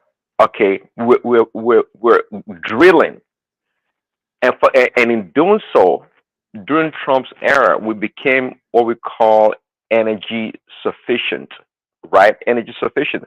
I remember clearly, and Adewale and Angelica can back it up, that we were paying about $1.65, no, 99 per a gallon, not liter, like in Nigeria, a gallon of gas. We were. Back then, the global oil price was crashing. It was crashing, going down the drain. What I'm talking about is an open information, right? You can Google it. See, you got to keep one thing in mind also. There has to be a balancing act. See, American oil companies, I guess, what are they? From ExxonMobil and the other ones, they too were losing a lot of money because OPEC could not compete neither. They couldn't compete. We had enough oil that we didn't have to import. In fact, we're exporting natural gas and other stuff to the rest of the world.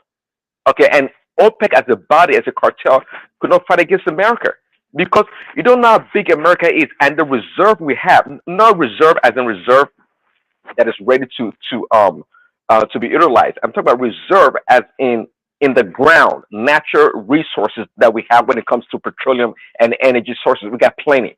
We don't need Saudi Arabia or any other country in the world. We're that sufficient. See, there's politics involved. Now, Biden and the Democrat, they are anti-oil, if you want to put it that way. They don't like drilling. Why? Because they want to protect the environment. They want to protect nature and all this other stuff.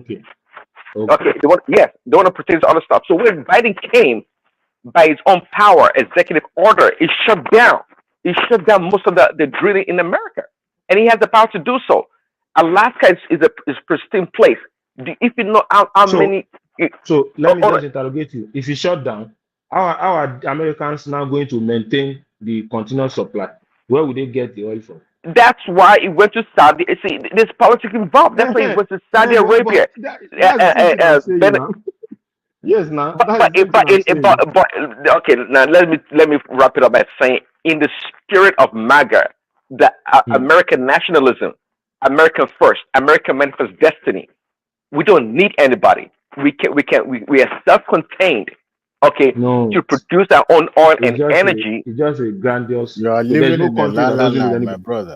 Yes, you see now. You see that the more the guy talks, the more it shows that he's just grandiose in his belief about America. No, No, wait, hold on. What am I being no, grandiose? there's I'm no telling you what we country. have here. Grandiose means that there's no country that can live on its own. No, There's no see, country. no, see, no, because you're trying to mock me. That's why I just told you when it comes No. to. Hold on, I said when it comes to the production of oil. I'm not saying like we're totally independent. No, I'm saying when it comes to having enough oil, to propel our economy, we have more than enough. I just explained to you. That's the rocket science. We have plenty. You can Google it. We have more than enough oil to propel our economy. But keep in mind also, we're not really a manufacturing based economy that much anyways. We drive a lot, but we don't manufacture a lot. We don't need that much energy in that regards. Okay, so again, politics involved. Biden going to Saudi Arabia to beg them is just silly.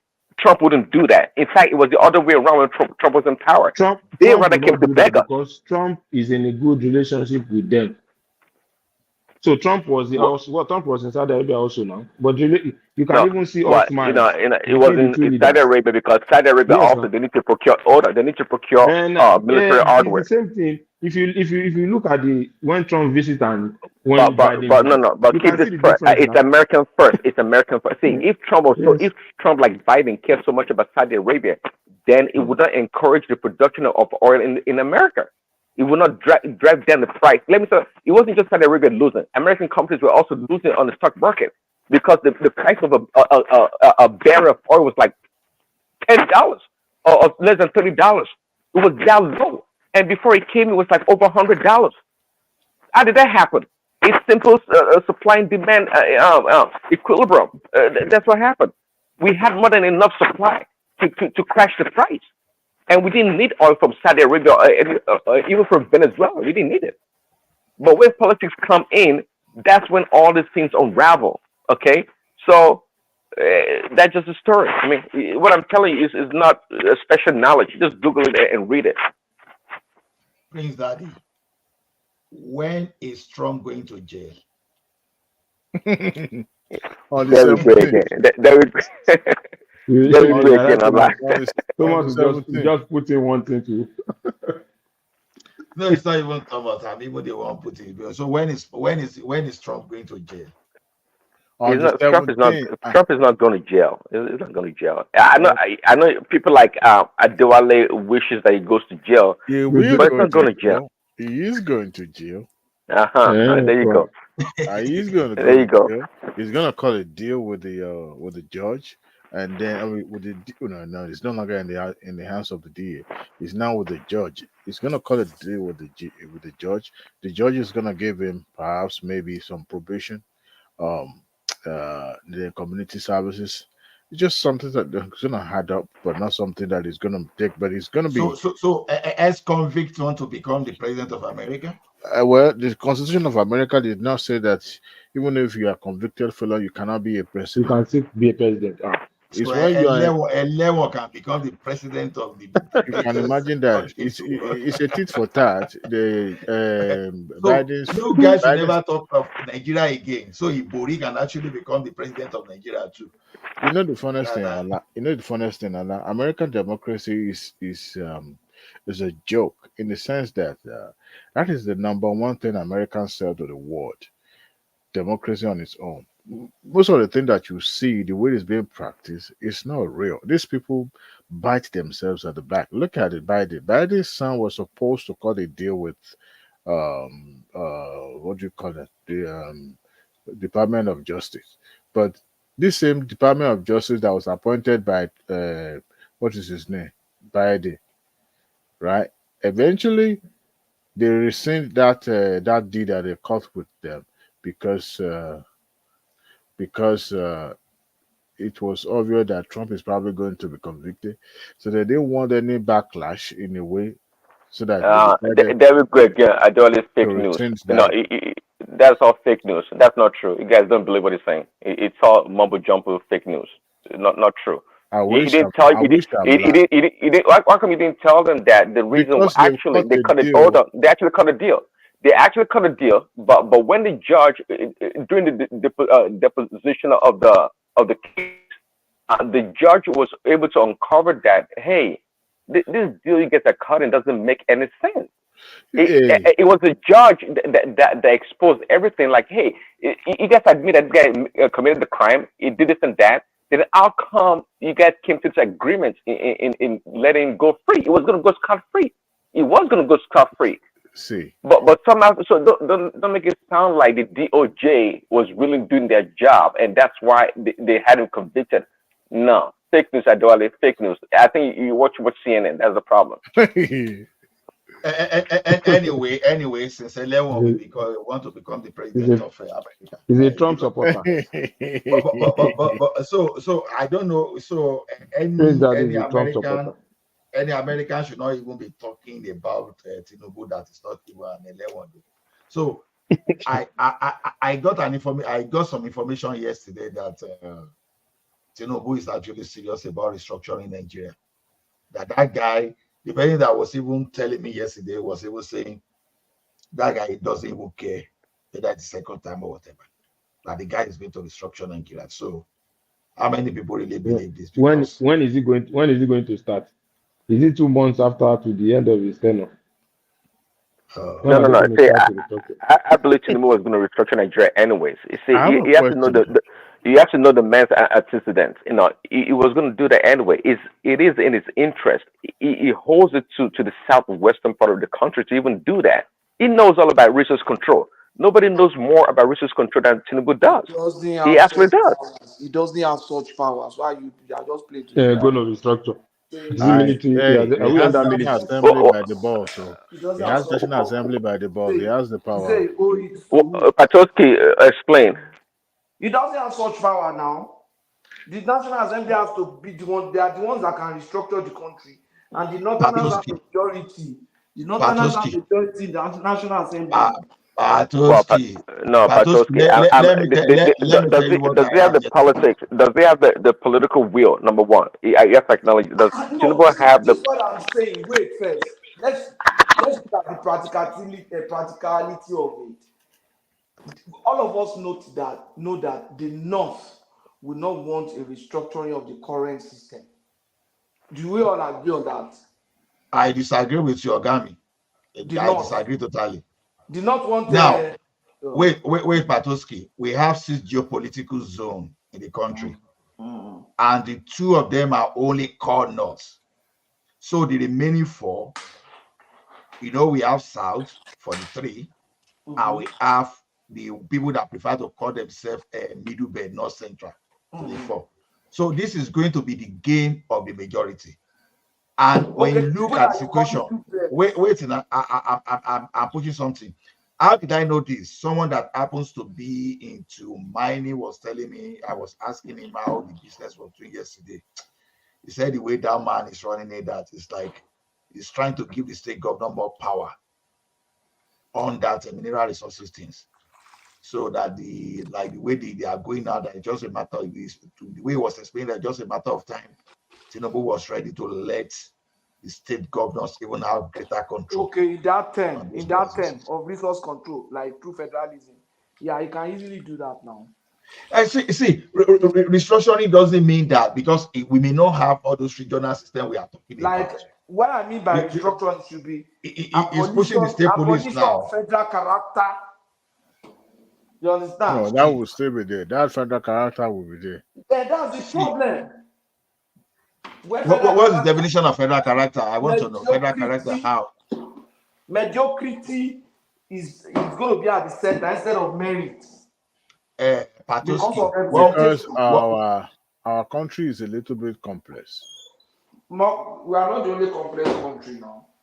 So what is federal character? I'm trying to ask. What is federal character? Federal character in terms of what? You see, federal character means that in everything, every state must be represented, irrespective of qualification, merit, or whatever. That's what it means. So, for example, here's the deal. By the time they finish the restructuring, it may have something similar to what we used to have pre independence. Now, if Obafemi Awolowo University is being controlled by Osun State. University of Lagos is being controlled by Lagos State.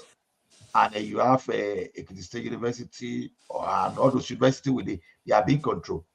You are going to decide the way you want it. The federal character will not be there. Everything will basically be what to do.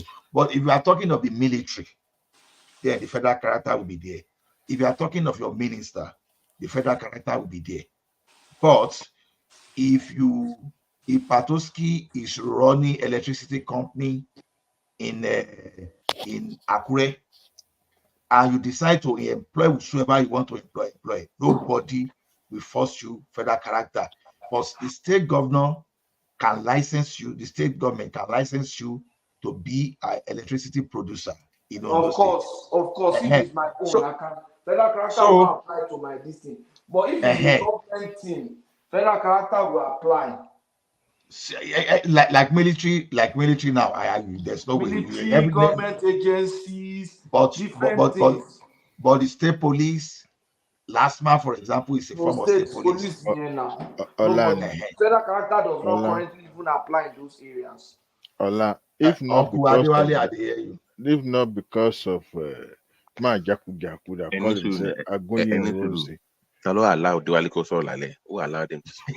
Because I haven't been on the platform for when you guys will always complain about my mind. The two princes now. Because you guys complain about my mic, so I decided to keep mute because that embarrassment is too much. The one you went to the punch shop, baby.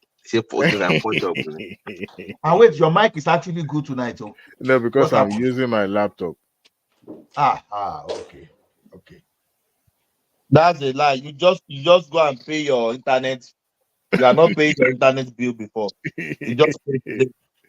If you are making all this money, you can't buy things. See, I know Agoye Rossi put us into this, but you know why? That man causes wahala. Why I avoid the discussion sometimes is before you know it's going to generate to any discussion. And any discussion actually is sap my energy a lot. So I hate. I mean, we need to talk. We need to talk about it because we can talk about the way people take it. No, they should take it whichever way they want.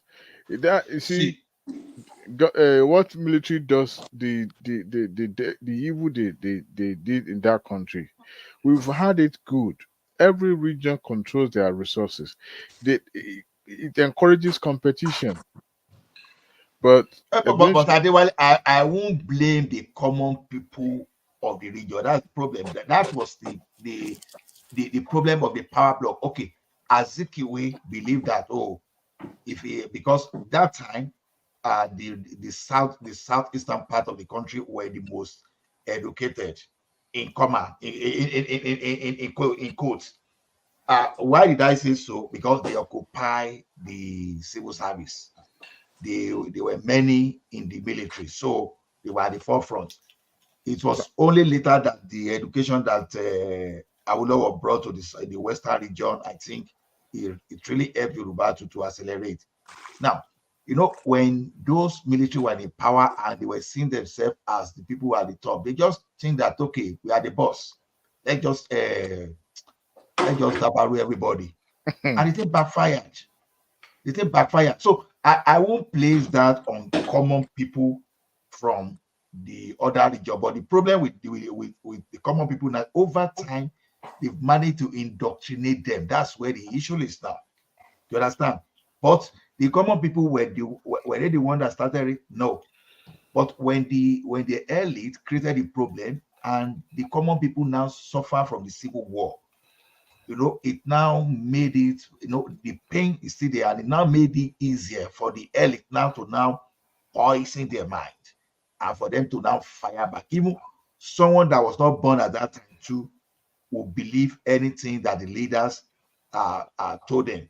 Just like it did not too. They follow their leaders the way they like. But in the Southwest, when your leader says too many things, if that thing is sounding too good to be truth, to be truthful, people will start grumbling, say, "Baba, this, but So it's just the way it is. So that's why I'm saying that given to me, because that ethnicity it sapped my energy, to be honest with you. It sapped my energy a lot. So I don't really want, but we know that we know people, we know the leaders. That's why that even when I'm even talking of Hausa Fulani, I prefer to talk of the leaders because in my experience, in my career as a feed engineer back in Nigeria, then I've really mingled with a lot of these guys. You know, I'm even talking of those days that I'll be traveling around 12 a.m.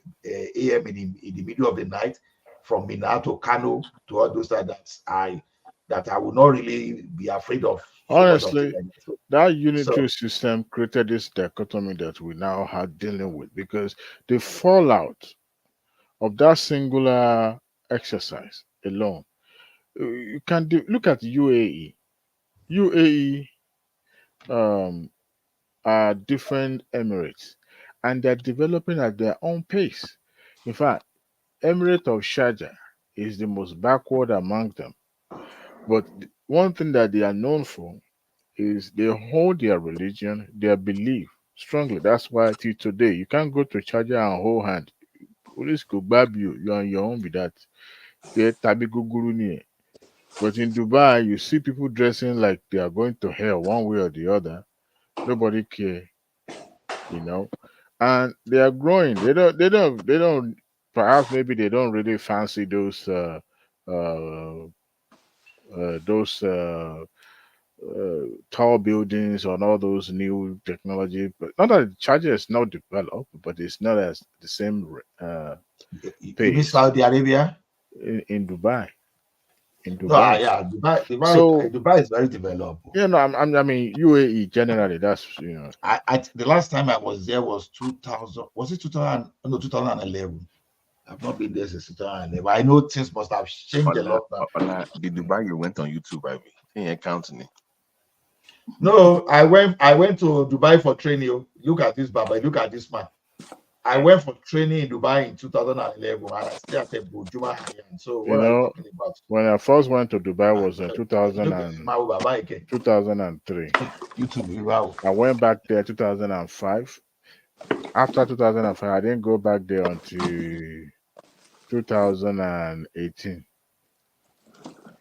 The level of development, no, well, you can call that development, but what we see is that, we have systems that killing all those um, uh, uh, the green energy supporters who say uh, where you have the trees cut and no tree. What am I even talking about? Baba I'm playing Because video game and I'm talking. Ọfẹ náà mi pa ni àwọn jákujàku ẹ. No. The last time I went to that Dubai, one funny thing is that when I got to that place, I started looking at what I would eat, all this. So we will go to Dera. It's only when I go to Dera that's okay. That's there's a place called Bod Dubai or something like that. First time I went there on Keno. Then there was that palm whatever estate they were doing. That was around 2005. Yeah, 2009, Yeah. 11 was That when was I where I went went there. to buy Went some of the laptop to then. Dubai Mall. Yeah. And that was when they were telling me that Dubai Mall is the largest mall in the world. I'm not sure whether it is true though. It is. So it's still the biggest. And it's still thriving and it's vibrant, it's still thriving. Because that's where we will go to the top of the roof for swimming pool. That's the first. I've never seen any swimming pool on top of the building since I've been traveling to Dubai. I should be now the thing I know I will tell you. Okay, yeah. Well, I know now. So even when they were talking about aquarium, the first aquarium I was inside the room was in Georgia Aquarium. When I went to Georgia Aquarium, that would be the first aquarium inside the building. When I was looking at your dolphin and when all those guys were playing with Dolphin and what's the name of this other guy, Seal. When they be doing the show, that's one of the reasons I love Georgia actually, Atlanta. So that's one of the reasons I even love those places. When I went to the CNN there, when they were telling me that the CNN there is the only studio that asks everything, we were not asking them question why not certain area. They said that place was the cheapest for them. From there to Chattanooga, there are some kind of adventure you'll be about. Which Yes, country sir. is Georgia? It's a state in America now. Atlanta, Georgia. So Georgia is in America now. Georgia ni máa yí pè ní Georgia. I was wondering. Okay. I'll make it in me now. Only Georgia. Georgia náà ló kù dáwà pé sí. Which country is Georgia? Èmi rò pé Dubai tá a sọ̀rọ̀ ẹ̀ láti sọ lọ ni. Nígbà tí mo lè sọ pé Georgia pẹ̀lú ọmọ ẹni ẹ sọ pé ẹ má máa fi accent bú mi náà ẹ ṣọ́ra yín o. Georgia náà ló kù sí.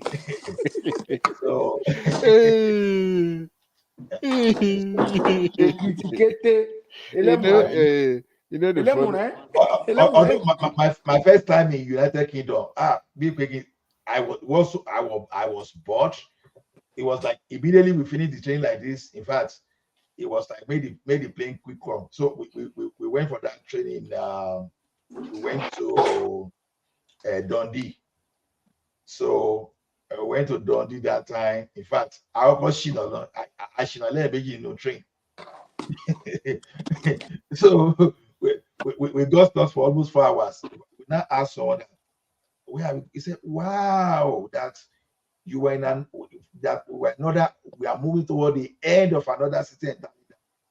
We need to go back to King's Cross. Oh my goodness. I don't know. I haven't been on this show for days now.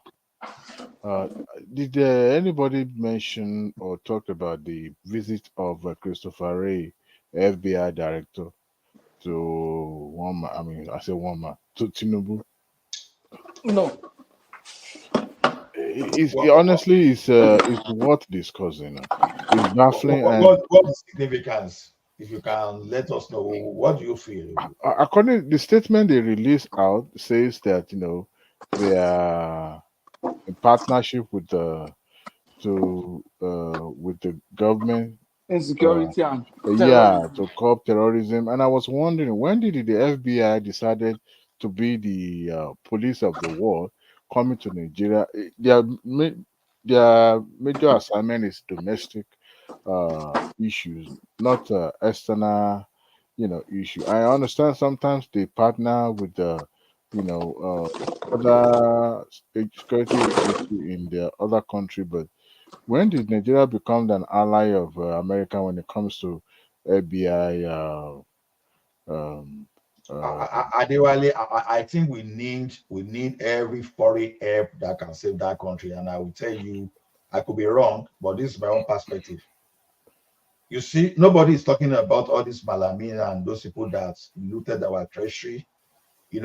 According to the newspaper, we were subsidizing forex with 1.5 billion. I think Kulata brought that data, right? So we were basically borrowing for some people to loot, right?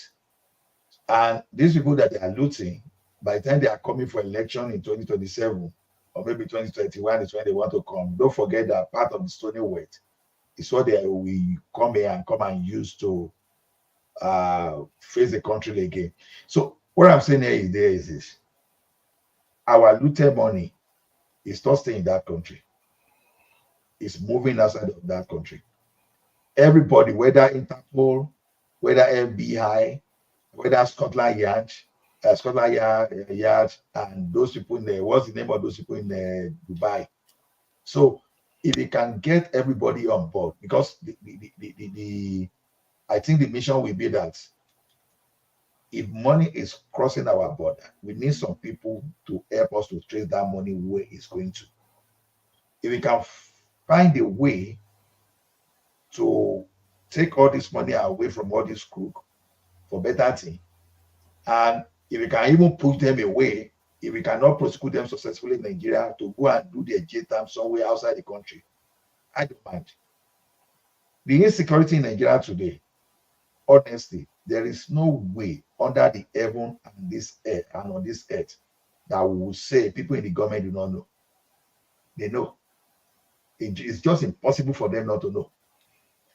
Hey, but why would the head of FBI come visiting the head of state in Africa?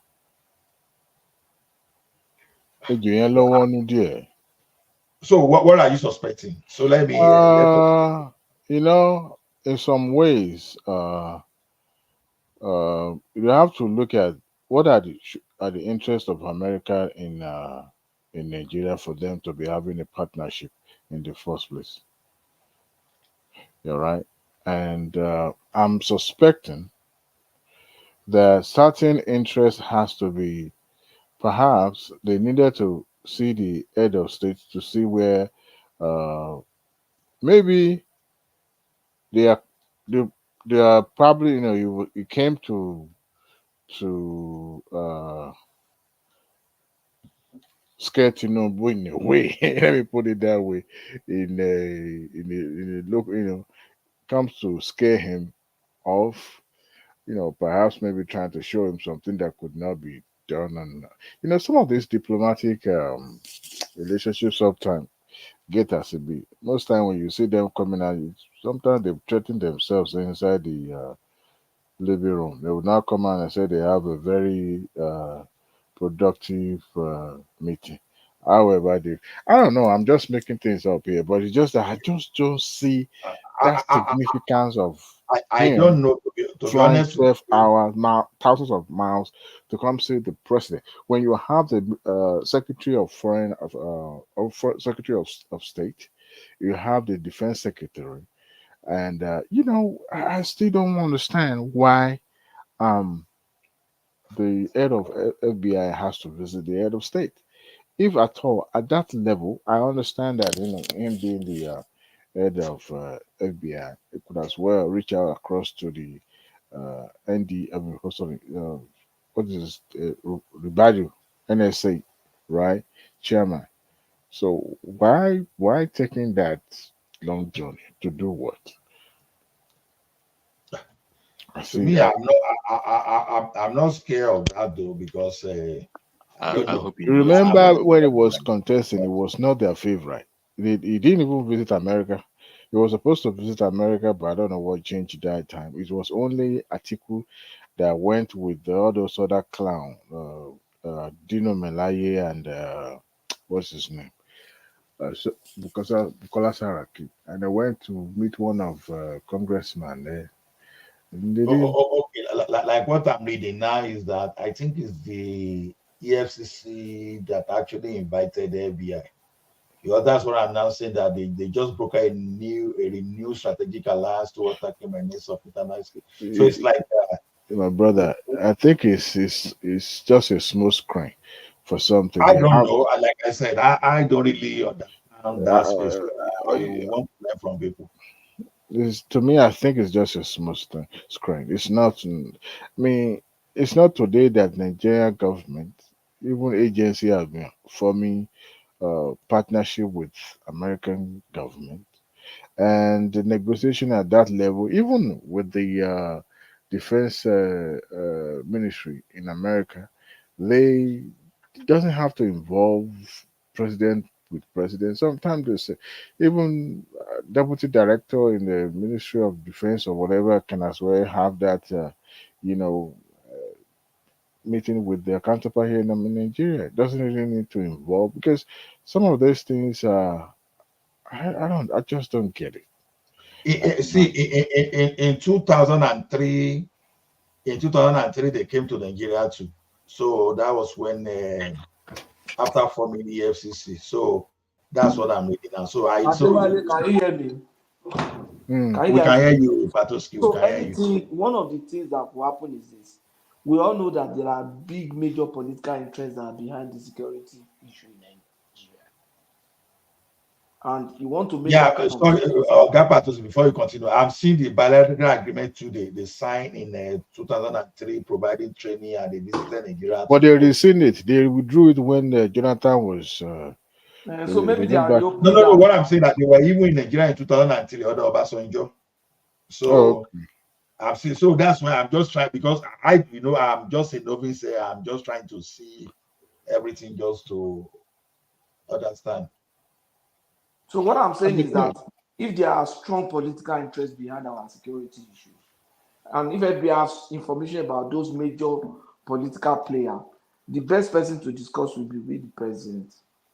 If, for example, your former president is behind your security problem, or a former, you understand, a former VP or a former this or a former, you understand, the best person to discuss such with will be the president, not just to call maybe Like our former I Attorney General now that wanted to sell, that wanted to loot our reserve.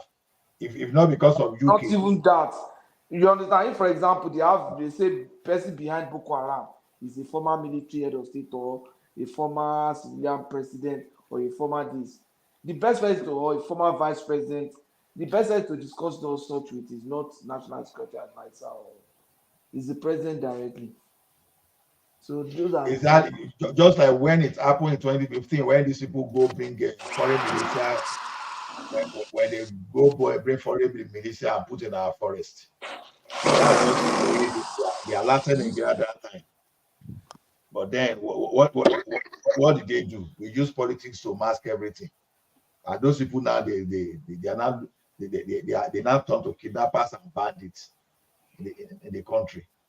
So to me, honestly, I don't know. I'm not competent to actually talk about that angle. So my own is just to talk generally about what I understand about economy. Nigeria didn't pay close attention to it. Just that news just goes under the radar. No, Adewale, I even know. if I pay close attention to it, I don't know anything about it. So I will want the people like you that really understand that space to talk about it. So let us hear you out. Well, everything I say will be about Bulaba anyway. So, um, and I don't want to say things that are not going to be factual. But it just gives me concerns that uh, that head of FBI will be visiting the head of state for what? Even in the face of high level security partnership when it comes to training and weapon munitions and all that, it doesn't. You don't have to have a secretary of defense to visit Nigeria, but and I don't want to um, minimize that meeting, because what you see being reported to the media or being reported in the media is sometimes you have to have a very strong story that we used to cover. Remember when the um, Deputy Secretary of State then, what is his name? Not Condoleezza Rice. What is his name? I always mix their name together. This fine babe. According to the story, she was the one that served Abiola that tea, that money.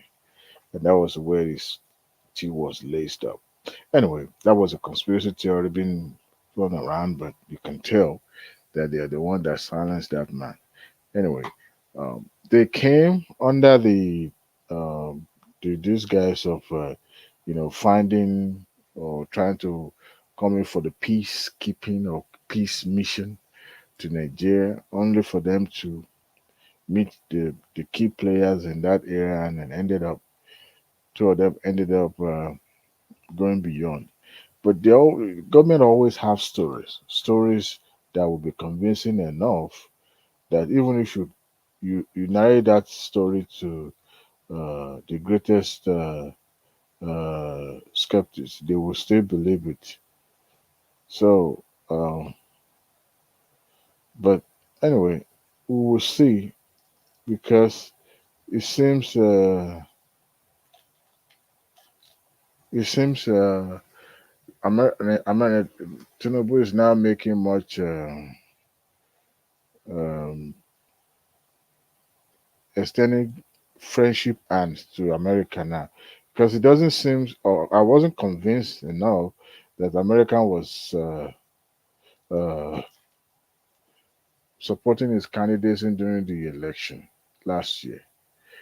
I didn't even see, like when Obama was making video here and there. Then honestly, I wish I know a little bit more No, about this. Obama actually goofed because Obama, it is what they fed Obama to that Obama No, took in. they Obama did didn't not give even Obama anything.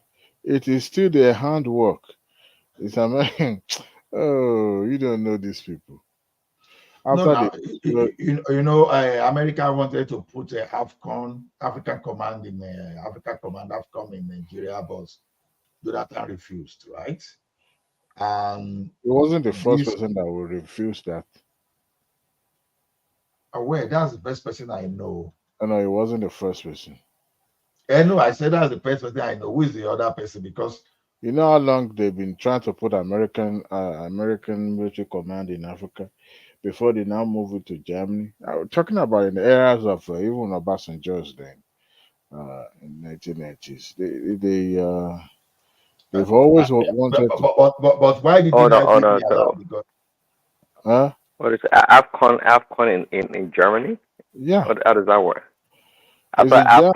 AFCON has to do with Africa. Yeah, it's in Germany. That command is in Germany. That Oh, was where it's situated. Because every country in Africa rejected it. Because you can't have a station, a military command. You become a target because it becomes an ally. There's nothing you can say to convince. no. Adewale, United States has military bases in advanced nations around the world, including Germany. See, One of the largest bases of United States is in Germany. I hope you know that. Google it. African command. Where is it? Afcon or what they call it? Google it. It's in Well, Germany. no, AFCON. I'm talking about base. What are you talking about? I think what you're talking Because they are about is ally. See, it won't do us any good. We haven't gone to that level of forming a partnership with America to have, a military station in Africa. In a way, Japan is strong, even though they don't really have military uh, per se. Japan is strong. They don't make enemy the way America make enemies Sorry, around it's the not world. AFCON. because They call it United States AFRICOM. has So, a large African, uh, they so have a large AFRICOM is base actually in also. Stuttgart. It's Stuttgart in Germany. yeah. Is it not supposed That's to just be? okay. Hold on. See, let's distinguish between the base, a military base, and a command center. Okay, they may be, the people fighting war back then, the war in Iraq, even Afghanistan, was being controlled by people sitting somewhere in Virginia. Okay, that was the command um location, but the military base, of course, was in Afghanistan and in Iraq.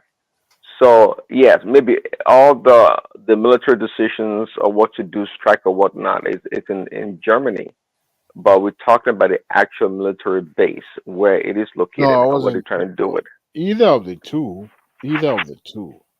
The command center being situated in Germany. Why they didn't put it in West Virginia or Washington? Why they didn't do that? The But it's African closer. I don't know. It's closer to No, uh, Germany. Is closer to I Nigeria. think it's all about proximity. no, Proximity. Yeah. well, Proximity it's plays not. important role on the It's way. not that. There's a lot of strategic Well, yeah, factors you're that right. go into that. In today's age, proximity in the military Why? What is deployment, the point of it having a command that oversees the the African? They have a base in Mali. Is it Mali? Yeah, I think in Mali, right? They have a base in Mali. They didn't put the command there, but now put it in Germany. okay, because So, I don't know the reason why, but we can speculate by saying Germany is a well-established military base for United States in Second World War. We know that. Germany is like the tentacles for America in Europe and Africa. So Germany was well established. Just putting AFCON there is just another unit, just a small unit as part of it. And there they have all the resources, they have the infrastructure, they have everything there. What infrastructure? I mean, they may have to spend more and try to rely on unreliable infrastructure and communication systems in Africa to do so. So it was just much better, easier. And trust me, they can deploy anything, even military, even like missiles or whatever from Germany to Nigeria or any part of Africa at a much faster pace than even being in Africa. So distance was a factor, but Germany was absolutely, I would think, a more strategic place to have put it.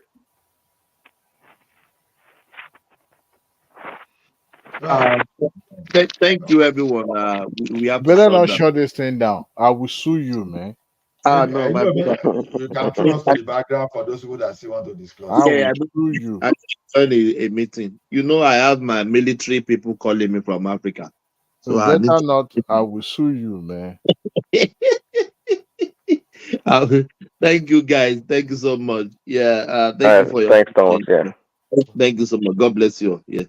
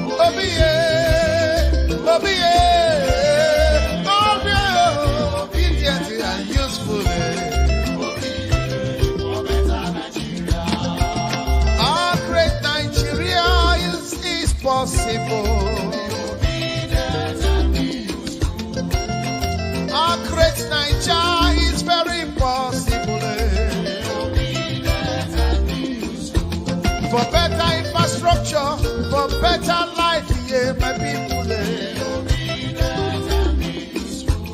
For better roads, yeah, for better hospitals and health, yeah. For lights today, for everything to work for us, for Nigeria.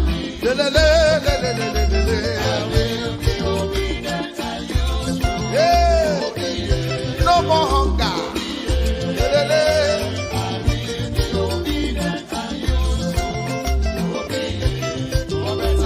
Obi for better Nigeria. Obedient and useful. Obi, Obi, I'll be obedient and useful. Obi,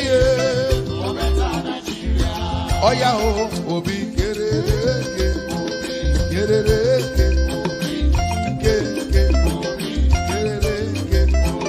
Hausa man, Yoruba man, Igbo man, Middle Belt, Niger Delta.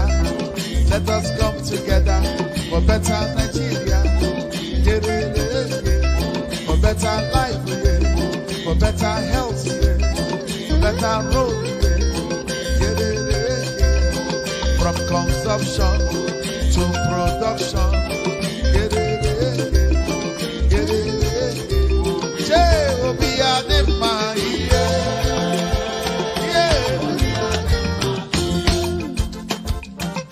Obi Adema,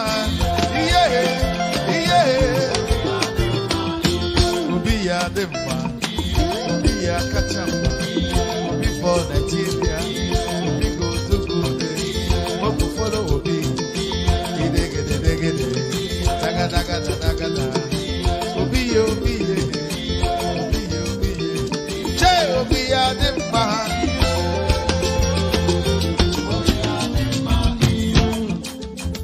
Okay now, I beg you.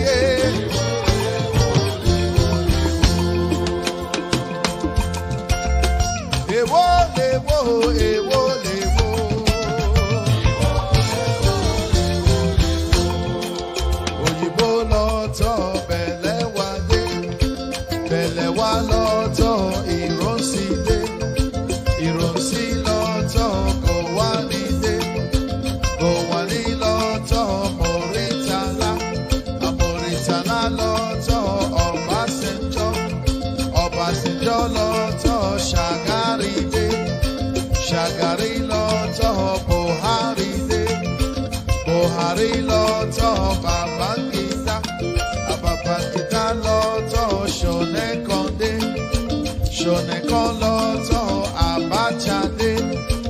Abacha lọ́tọ̀ Abdulsalam. Abdulsalam lọ́tọ̀ Ọbásanjọ́. Ọbásanjọ́ lọ́tọ̀ Yar'Adua dé. Yar'Adua lọ́tọ̀ Jonathan dé. Jonathan lọ́tọ̀ Buhari dé. Buhari lọ́tọ̀ Peter Obi. Èwo èwo èwo lèwo abẹ́gi yé.